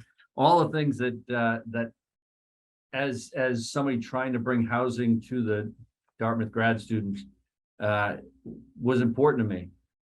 It just seems to me that had they been voting at the public meeting with pictures of what that street would look like, they might not have voted the same way.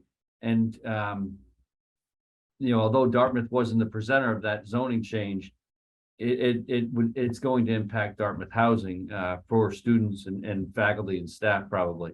But it's that graphical representation. I would say that the rural districts that Hanover has do cause the issue of, it's already been said, for me to put a dozen homes on 120 acres, I can reduce that to 18 acres and recommend a dozen homes and maybe get a density bonus of 1. But does a single family home that has an acre and a half, besides dealing with the septic and well, that restriction doesn't really give us something that's going to become an affordable home. It's going to be a 7-figure property if you put it in that kind of a situation. So it doesn't add housing to the community. I think in the case of Hanover, it's not desirable to have large amounts of the population to the in the rural zone, and you know, having 30 or 40 homes put on the eastern edge of the town doesn't really help the with all the services that have to be provided. So I see the reason for that rural district, but here in the downtown area, the town's working hard to work on the parking issues.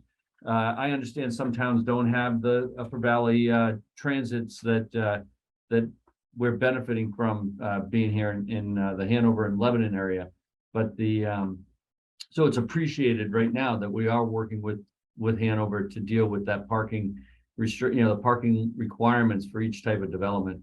But so Vicky's probably listening, but I appreciate it, and I know that they're listening to the owners here in town about what we can do in the future.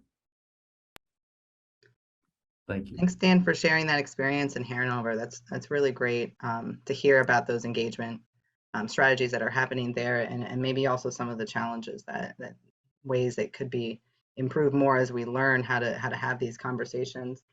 And so, we got 5 minutes left. I just want to do a quick recap on some of the strategies to, bridge those opportunities and concerns that have already been mentioned. Community participation, having those conversations, and also pairing that with the visuals seem to be a big influence on moving the needle here and helping people imagine what those changes are going to look at. Sometimes looking at new formulas like flag lots or cottage courts, trying that on, working that through with these visuals and conversations, and seeing if that can be worked out in some form, involving employers, different stakeholder groups, students, as well as residents in those conversations, making sure that people are at the table so you're not blindsided or you don't know what's on the ballot when those changes come to vote. As well as finance, making sure that we have the financial support to do this work in a deep way, both on the regulatory language as well as the engagement. So I want to see, what else do people have that you think would help you, or is there something that's not being addressed that you feel like we need a strategy to bridge this gap, maybe on the parking situation? I think there is still some concern on how we bridge that gap, and also work through the demand question. How do we reduce demand as handle a situation where we're having a transition in how we work with our transportation system and working with fossil fuel cars, and there's a lot of uncertainty there about the future and the impact of impervious surfaces. But at the same time, we have a system right now where people rely on cars. So how do our regulations reflect that and look to the future as well as meeting people's needs now? So to me, there's a question there about strategies. I'm gonna stop talking now because we only got a few minutes left. Any last thoughts on anything we've talked about today, something people have on their minds?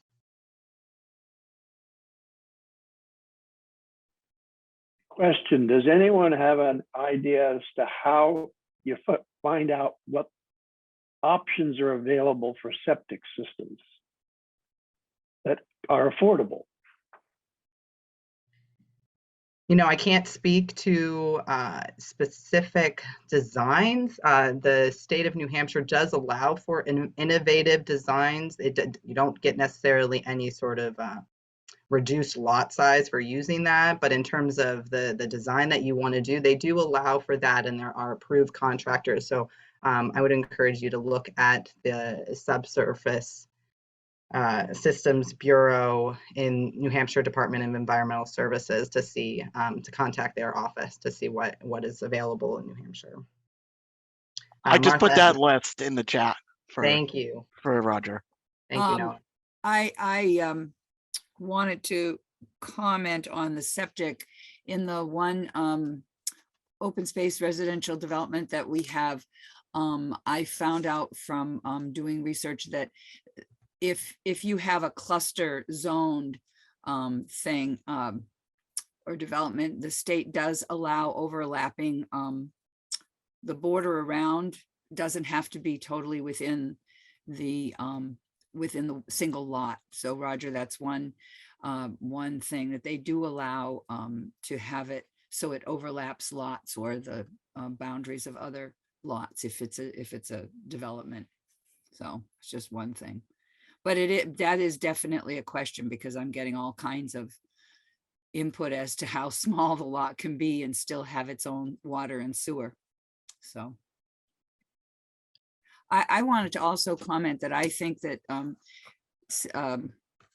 gatherings like this are just really great. And I've heard lots of things that lots of towns are doing. Our planning board is really diving into a lot of things in our zone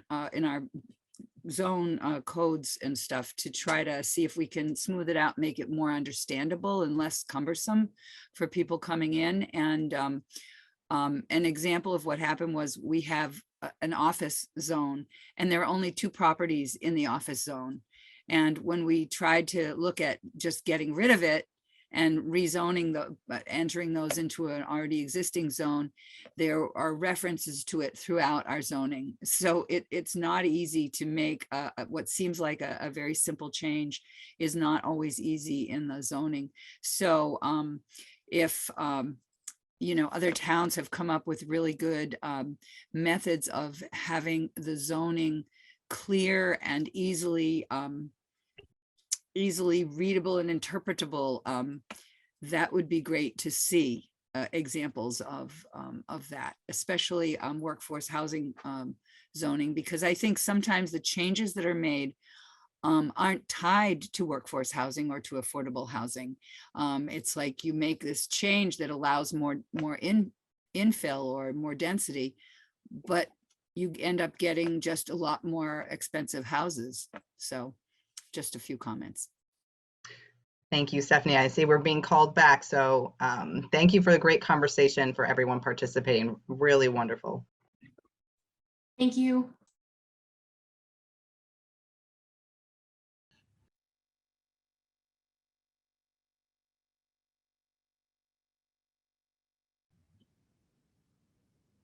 Hopefully nobody gets lost.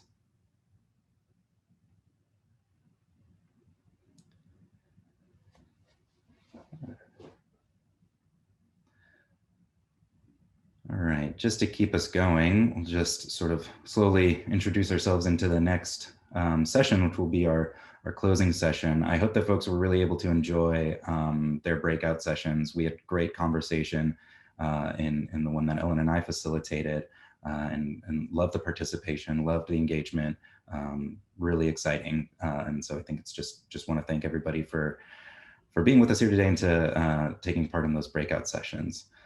So the goal for the remainder of our time is to give Kevin Geiger from Two Rivers Planning Commission a chance to sort of try and admirably tie in some loose ends and to present some further ideas. Sort of the idea is to help us think about, what we can do next with some of this information we have and with some of the things that are at our disposal. So Kevin's going to give a little presentation, and then we're also going to be able to have some further time to have some discussions where hopefully we can also continue tying in loose threads and kind of think about where we want to go from here. So Kevin, if you've made yourself back into I see you. All right, yep. Take it away. Okay, great. As you may have noticed, I don't know if I was kind of popping in and out of different breakout sessions, which we're all tying together. And so I'm gonna kind of put some framing on that, and then we're gonna have a bunch of time for questions and answers, and hopefully more answers than questions, because I'm looking for answers. But the gist of this is we have been in this field for a while. I'm a planner, Jason's a planner, Olivia's a planner. We help communities talk about housing. We write zoning bylaws and stuff. But after you do all that, you don't actually build any houses, right? Zoning does not build anything. Basically what it says is, if you do this, we're not going to stop you. That's, it's not a very proactive thing. And so as you move out of kind of the easy stuff, well, we have a statement, we want to build housing, we fix our zoning. How do you actually get the stuff done? And you're going to need what any developer needs. You're going to need buildings, land, or money, or preferably all three. And so we're going to talk a little bit about that space. And in particular, towns or businesses sometimes have land and buildings they already own. And in my work with towns, I'll just mention Randolph, for example. Randolph owns a chunk of land in its community called the Branchwood property. It's was the site of a factory that burned down, and not surprisingly, when you burn down a factory, it doesn't make it a great spot in terms of the soil. But we have come in and we have helped the town kind of assess those things. We know the issues that are out there. We can help them go through the process of cleaning that up. Still is an excellent site downtown to build housing on. And there are folks like us and other organizations that if there's a property languishing out there, there are resources that can help you get that property through, whether you're a private business or whether you're actually a town that already owns it. So there's land available out there. Monique mentioned the nunnery up in Bradford. I know there's a church in Thetford. I also hear from a lot of towns, and it's easy to think that you're kind of built even in a small village, like, oh, there's no room for anything here. I heard that in Rochester. We took literally less time than this meeting has taken, and we've identified dozens and dozens and dozens of spots to put houses in Rochester, Vermont, at the scale in which their village is currently built and which their zoning currently allows. So we can, oftentimes a community is unaware of the opportunities that they have. I know Bradford's done a bunch in their zoning, so that there are many lots that are now actually double lots that you could put another structure on. So look around in those things, find those overlooked spaces, see who has a garage, what seniors are living in houses. Somebody is here from HomeShare. So seniors, that you don't even need to build a house. You already got the house. You just need to do the work to connect the senior to another person to live in that house. Those things can be done out there. And when you need to, go get some money. And the typical route for money is you access low-income housing tax credits and you build a stack of various funding sources, which are usually several. And then you've made a federal project that's going to take you 3 years to do. And you're going to have all sorts of partners in there. A needed way, and sometimes the only way, to build the subsidized affordable units at a certain point. But it's not the way we're going to solve this, not entirely. And so look to other sources. Businesses have money. Local investors may have money out there. The state and the towns are going to have to show up with money as well.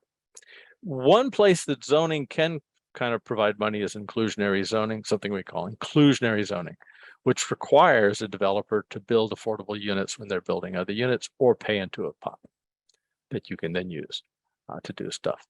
Local banks, somebody mentioned the local equity fund that Evernorth is managing. They have about $9 million right now, which is banks and private companies have put funding in there.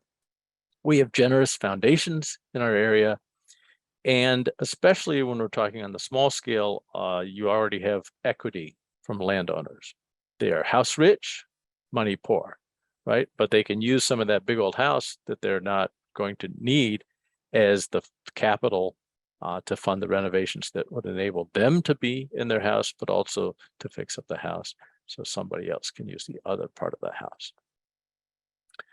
So to me, I see lots of opportunity out there in terms of land and buildings and money that are not the usual way to do housing out there. But what I think also is needed is expertise. And if you're a developer, you kind of bring that in. If you're a big developer, you bring that in with your own shop, with your own in-house expertise of how to do all of these type of things. But communities can also help that process happen.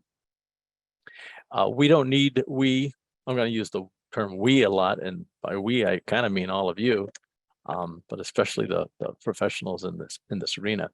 We don't need to wait for projects to show up and then wander their way, through the obstacle course of regulations and whatnot that we've built. We could go out and get them. We could plan for them. Communities could go, oh, we own this lot. We want to build this type of house there. We're going to pre-permit our own building, and then we're going to put a sign out going, who wants to build this thing? You can do the same thing with a variety of folks out there.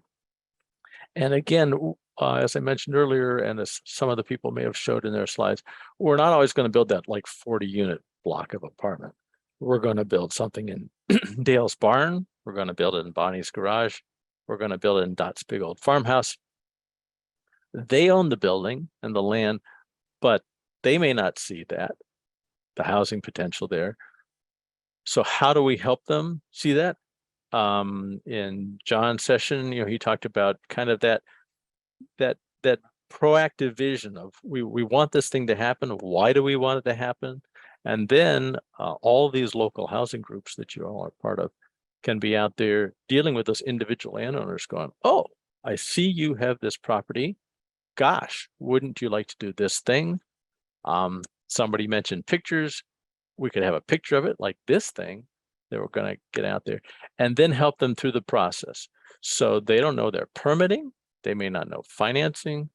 They may be handy, but they're not carpenters and architects. They may not want to be a landlord. And that's what that suite of services is what I talk about when I talk about a housing utility out there, which may be one organization, but it might be several organizations working together. But it would take people all the way through that process. And to give you an idea of some of the things that have already been done around the country, some places have free housing plans. So you want to build an ADU? Here's a publicly available, fully architect design ADU. Here's a whole bunch of them. Pick one of these. Now you don't need an architect to go off. We could organize information on banks and builders. Like, gosh, I'd like a builder today. Does anybody, one of us, have a list of like 5 handy builders or banks with easily digested, financial products? Again, we can build that information and organize it. We being some of us on this call. We could even actually become a bank and a builder. We could go even further and do that. Like, oh, we don't even need the bank. We'll be the bank. We'll be the builder. You just call one place and go there. But what I want to stress is that there are lots and lots of ways and opportunity that we have to do this in a coordinated fashion. We currently don't have a system that does that. We never had a system that did that, right? It just housing worked out there, but now it doesn't work. And we can no longer treat housing like a commodity that just happens through the magic of a market, because that's just not happening. And with that hopefully fermentation on the subject, I'd love to turn it back to John and have some more discussion.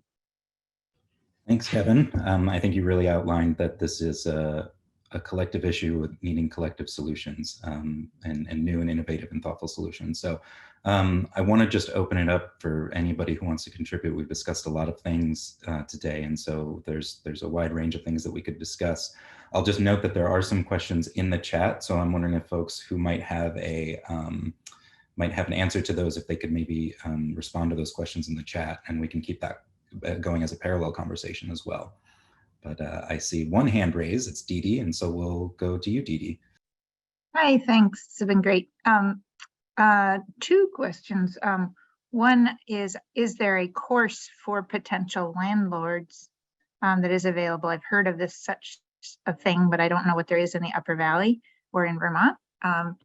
And the other is more of a comment question on what Kevin was just talking about a list of builders. I have a rental and a house, and it was trying to rehab the rental into two or three units, and it took me 5 years to find a builder, and I finally found a single builder who's taken 18 months to do a job that probably could have been done much more efficiently if he had had helpers.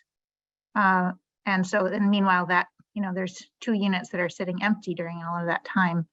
So I think this issue around builders, and of course, one of the reasons we don't have builders is that the people who would be doing the building don't have housing. So I guess one question is, can we start putting together a list of builders who are available, maybe vetted builders that are available, but also is there any way to prioritize housing for people in the building trades, carpenters, electricians, plumbers, et cetera, and also, you know, amping up our trade schools in Vermont.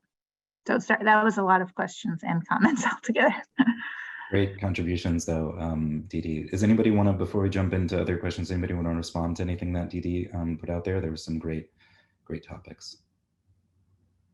Kim or Erica, were you? Yeah, I want to respond directly to one of the last things that Dee Dee said. I'm Erica Hoffman-Keese with the Green Mountain Economic Development Corporation. And I was actually just speaking with the head of one of our technical schools last night about a construction project and looking at the possibilities of utilizing it as a work-based learning thing with their construction trades classes. And they are booked out 1.5 years. So the construction trades classes at that CTE are booked out 1.5 years. So amping up the availability of construction trades classes, yes, is one way to go, because at least in that situation, the current utilities already maximized. Thanks, Erica. Kim? Hey there, can you hear me? Yep, we sure can. Really appreciate this whole session today. Thanks for that. I just put a link in the chat also for a program called Vermont Works for Women, which is a training program for women in the trades program. But my initial reason for raising my hand was because of all the incredible conversations that have been taking place.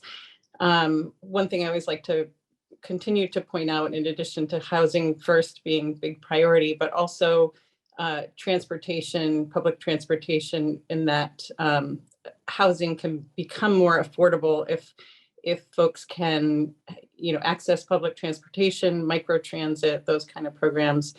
And then also, of course, just the kind of the wage inequity. I mean, and how I think of it in terms of, I'm one of the members of the Hartford Select Board, and I think about the internal culture where, you know, we want to be outward facing to our community, encouraging fair wages. And if we manage to bring our town's employees up to what I think would be comparable, you know, wage parity with the region, of course, that increases property taxes, which then affect the housing affordability. So I guess I just wanted to make sure that wages and transportation were also part of our considerations. Thanks.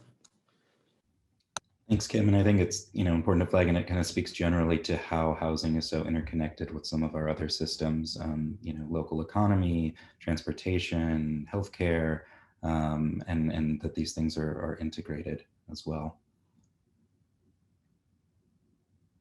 Other thoughts? We've got lots of time for discussion. You know, we've already had really fruitful discussion, but I want to make sure. I'm wondering, Olivia and Jason, Andrea and Malia, if there are perspectives that you want to bring forward. Maybe we can also use this as a time to do some cross-pollinating from different discussions that were happening in the breakouts. I'll just chime in on a couple things. You know, on the question of contractors, there's no silver bullets, of course, but you know, if you did have some regional housing utility and, you know, the utilities dealing with multiple projects coming forward, you know, the likelihood of a contractor wanting to work through the utility, you know, might lend itself to actually finding some people because they're getting certain volume of business. So, there might be some benefit to that at that scale. And I guess the other thing I just want to throw out there, Kevin did a nice job of talking about implementation, but costs are high, and we need to help. And so, I guess I would just encourage towns to think about other ways that they could help. There's no reason you couldn't create a local housing fund and squirrel away a couple $10,000-$20,000 a year into that fund. Or some towns have a downtown revitalization fund, and things like that could be used for housing. Tax stabilization. I mean, there's any number of tools out there that could help. So I think we need to use every tool in the toolbox. So anyway, just a few random thoughts there. Thanks, Jason. Chuck. Thanks, John. This is Chuck Fenton. I wanted to pick up on something that Kim Souza pointed out just a minute ago, and that is about training for additional assistance in getting some of this work done. I've been consulting with the Energy Commission in the town of Hartford to design a training program run by Vermont Works for Women that would take place at the Hartford Technical Center starting in the winter or spring of 23, and we're looking to train a cohort of 30 women and girls, especially in energy efficiency skills that have to do with weatherization, heat pumps, things like that. There is some cost involved in having this training program, and we're looking for some additional towns to participate with Hartford in this project in order to train some individuals who might reside in those towns, specifically women and girls, who could gain the skills in what is to become a very lucrative profession in the future. So if you are a member of surrounding towns in the Hartford area and might like to have a cohort of people to participate in this training program that would lead to a certificate in skills and then a subsequent apprenticeship program of 6 months training, where Vermont Department of Labor will reimburse the employer for the cost of the apprenticeship of the individuals. I would encourage you to reach out to the Hartford Energy Commission, which you can reach through the town of Hartford offices, because we'd love to see some participation from other surrounding communities in this training program to bring more skills to a group of people who traditionally have been denied opportunities to work in the trades. And thank you very much.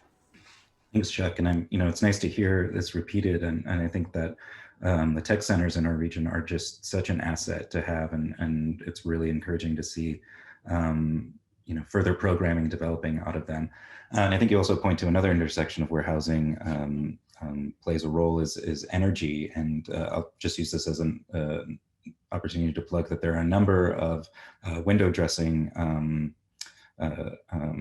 volunteer events that are going on right now to help build windows for more energy efficient homes. So I think that there are small scale activities that can go into also improving our housing stock that we currently have.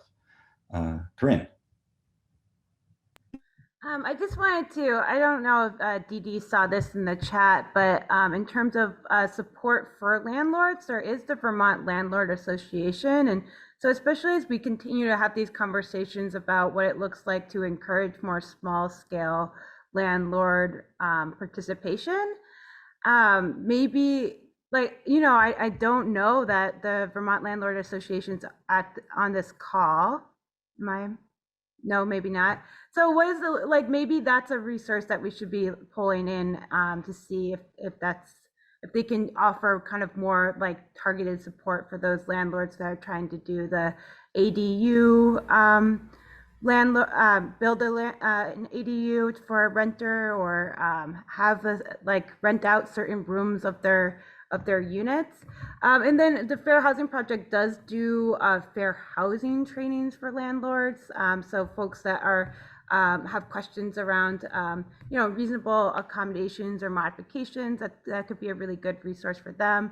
And then I also had a question that I see Olivia has proposed an answer to, but just in case Olivia wants to speak up or anyone has something to add, I'm always thinking about when we're developing communities, how to engage more directly the people that we're developing housing for. So especially like these instances where it's like, a family, a mixed family housing development that's kind of larger, like really knowing like what like the needs are of the community, and just, like we need the builders to build housing, but we don't want to always we like, how do we open up a space so that like the builders and developers can really let us know what they need, but we still have a way to convey the community's needs, to find that kind of middle ground.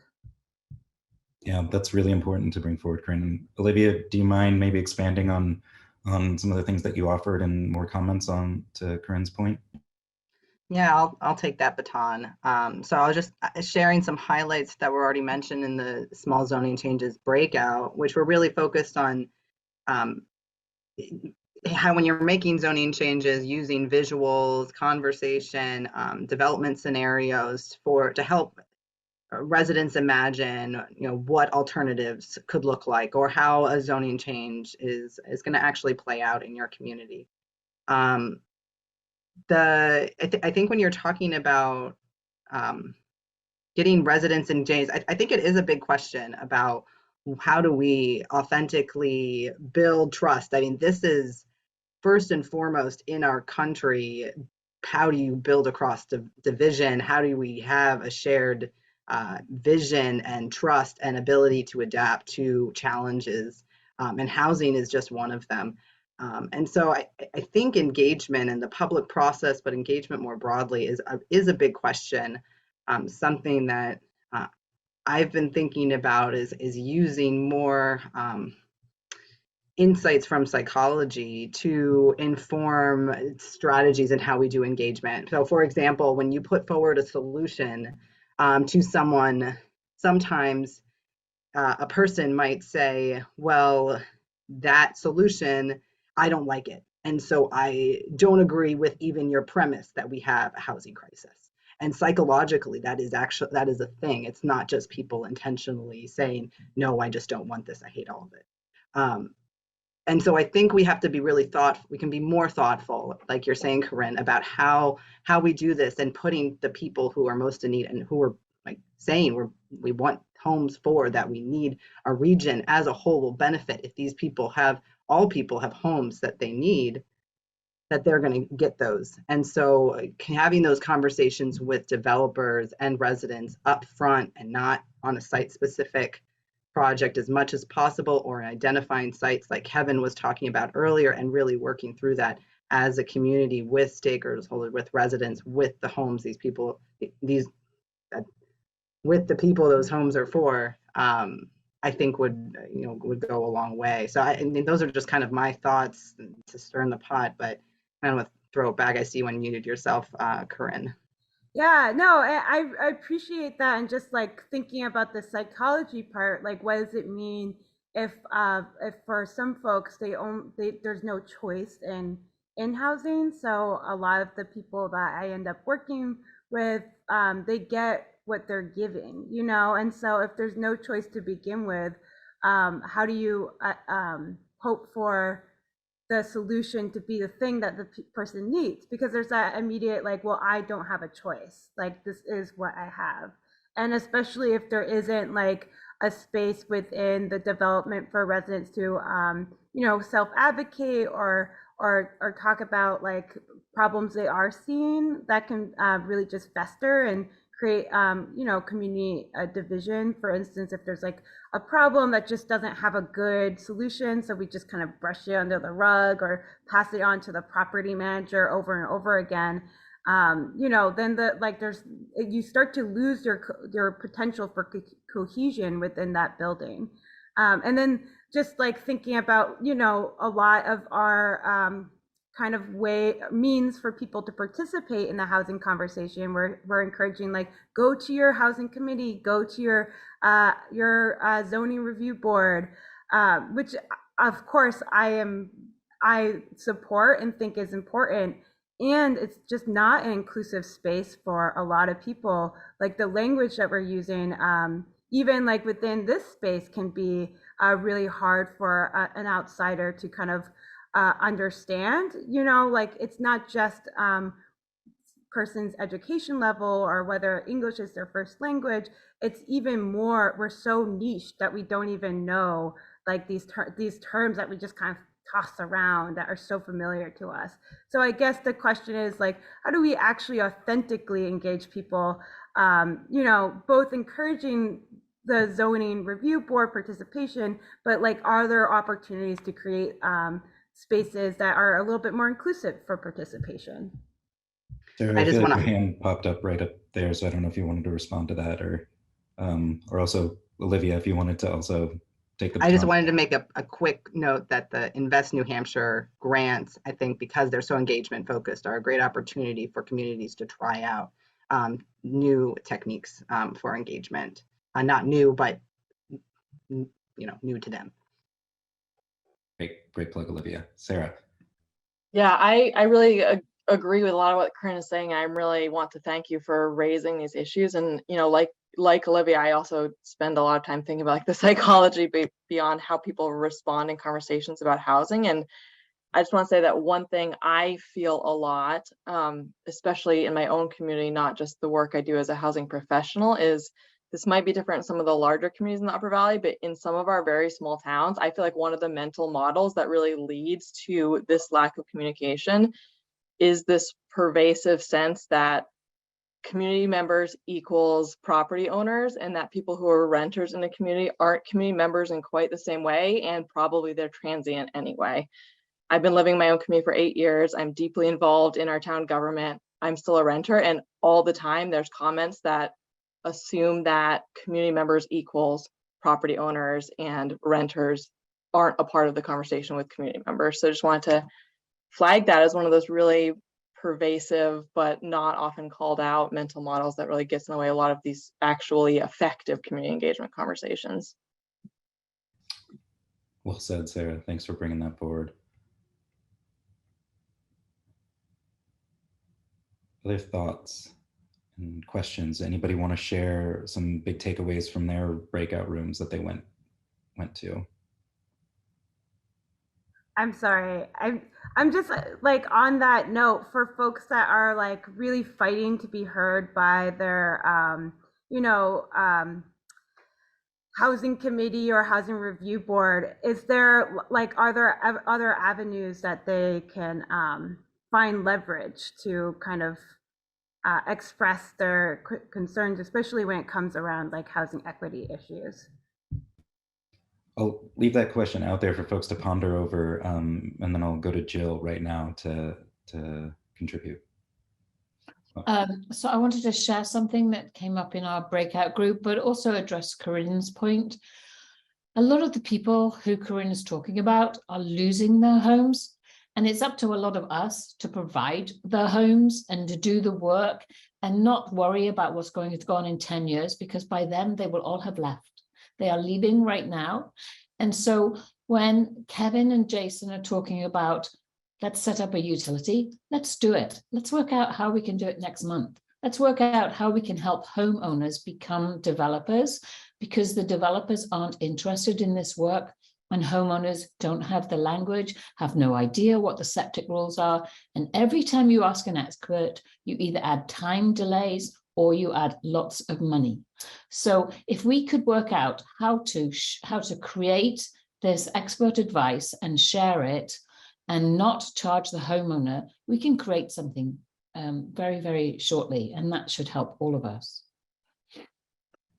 Thanks, Jill. And I know there are a number of folks on this meeting who are working to compile some resources for you know, individual homeowner creation or other ways of just trying to get units built. And so I'm wondering if maybe we can just throw that out and see if and anybody will take that up and talk about some current resources that are available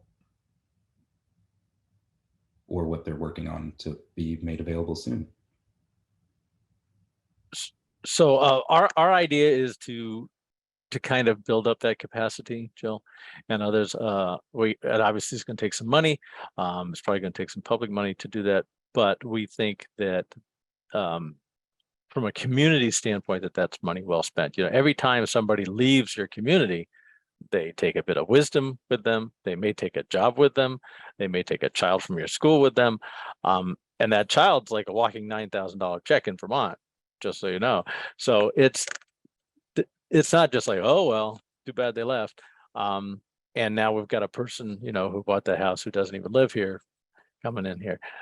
There are impacts to your towns when people leave, especially if they're essential workers, because they're essential workers.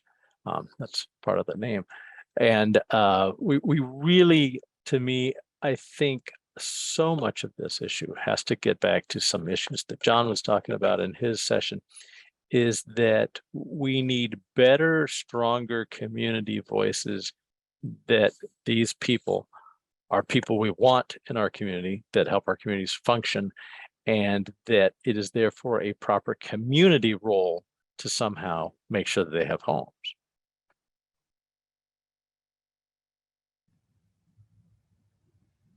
That's my spiel. Other spiels. We got time for spiels. I'll do a spiel, and that is the not in my backyard folks. You know, I think all of this work that we do is wonderful, and all this planning and implementation, but all it takes is the neighbor to, you know, a bunch of neighbors to come out and say, I don't like it. And, you know, the Development Review Board often is swayed by a room full of people. I guess, you know, I'm going to point out Kevin made a point a few days ago, which I thought was a good one. You know, projects have to meet the standards that are laid out in your zoning. And there's no standard, I don't like it or I like it. That's not a standard. So I think the fact, you know, we need to, number one, try to streamline the development review process as much as we can, and frankly, avoid public hearings when appropriate. But when there are public hearings, you know, I think we, as a group of interested folks in housing and equity and things like this, we ought to steer the conversation as much as we can towards the standards.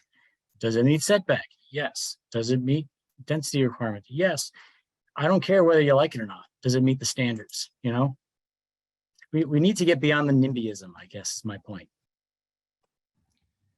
I think Well, go for it, Ellen.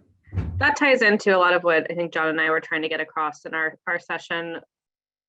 And part of that too is engaging the community early in the process, getting folks involved in creating the vision for the housing that they want so that they can help bring that forward.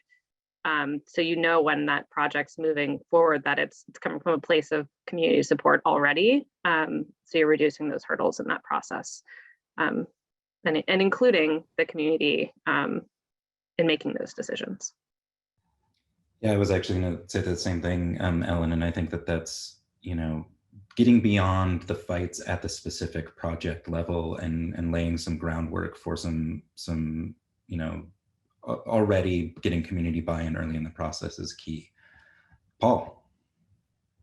Yeah, hi. Sorry, I can't show my face. My internet walks out. But I just, to tie in sort of, while people are talking, Corinne about this, like, and Sarah and Jason about not in my backyard and all this sort of stuff, like in working with property owners with the program, the VHIP program, part of it is to house people that are either below 80% area median income or that come out of continuum of care or challenged housing, you know, homeless, challenged. And there's an image that people have of this. And so, you know, two objections that I get mostly are, well, it doesn't pencil out financially. But the other one that I get is this image that people have of the, you know, quote unquote, the type of people that will bring in, you know. So fighting that image and that psychological sort of I don't know what it is. It's a barrier, I guess. Is pretty tricky. And I've been, I'm open to any ideas that anybody has on how to go about that, because that is definitely an issue. We do seem to have, like Corinne was saying, we're talking about all this, but then if you present these issues to someone in an alternate sphere, so to speak, then they just think it's all not viable. Let's just say. But I my email's in there. If people have ideas about this or want to collaborate further on any of it, I'm open.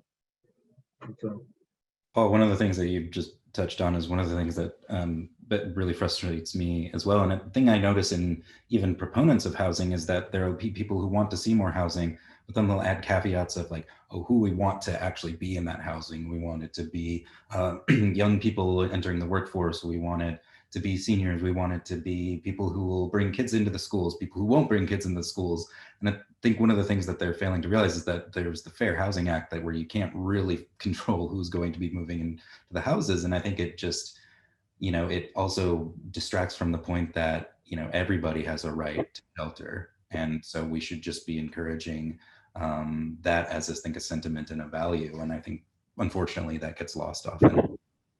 Liz.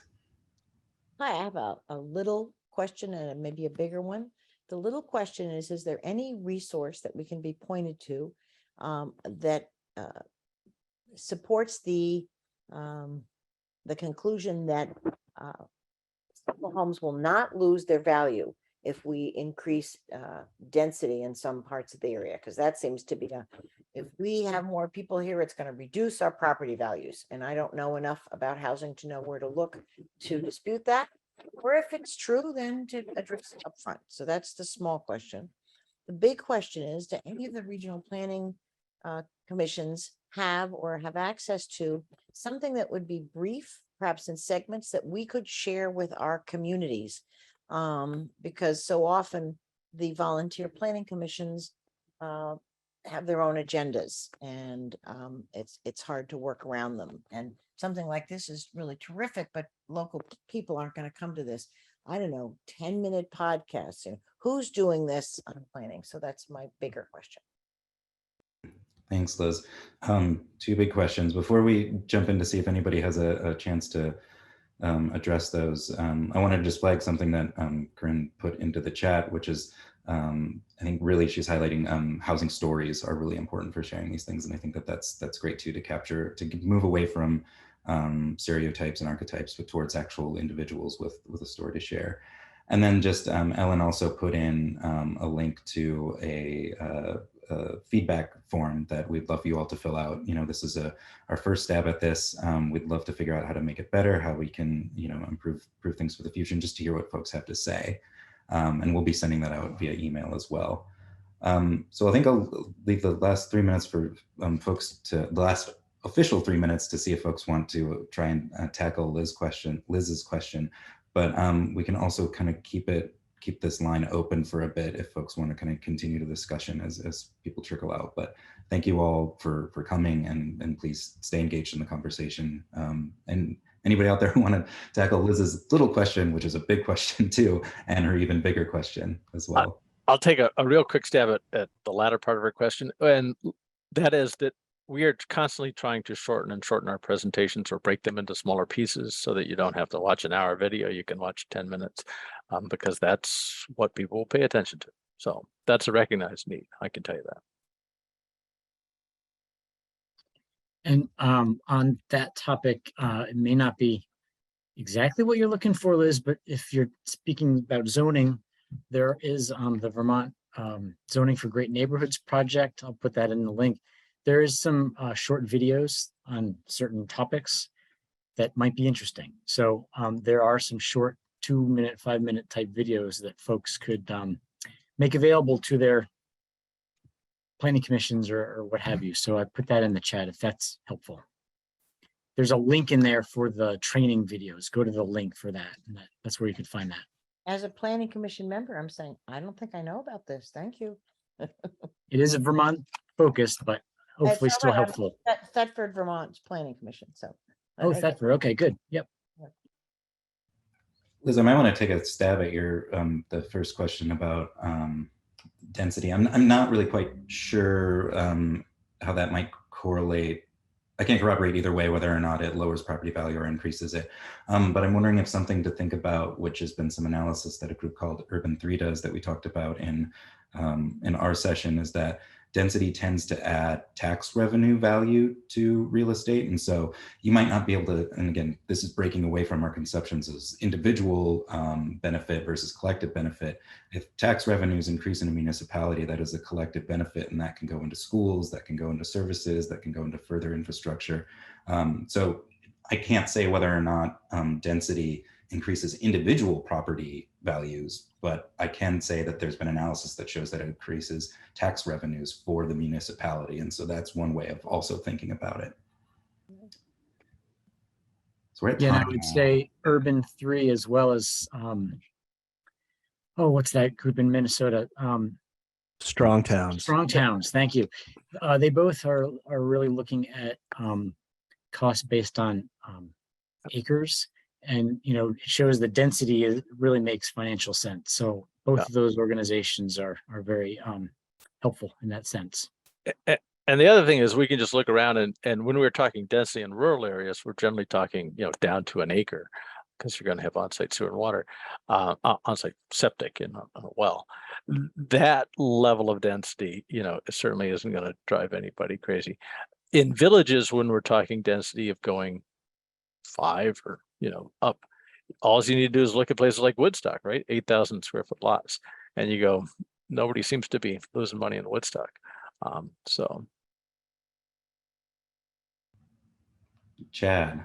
So and I'm just pointing out too that we're now over time. So obviously anybody who has to go, please don't feel pressured to stick around. But I know that there's other folks that might want to have something to say. So let's let it ride. I just wanted to quickly jump in. I just posted this link in the chat. The Urban Institute has done some great research on increased housing affordability and impact on property values. So, and I think it speaks to that question. So if folks want to take a look at that, it's a good resource.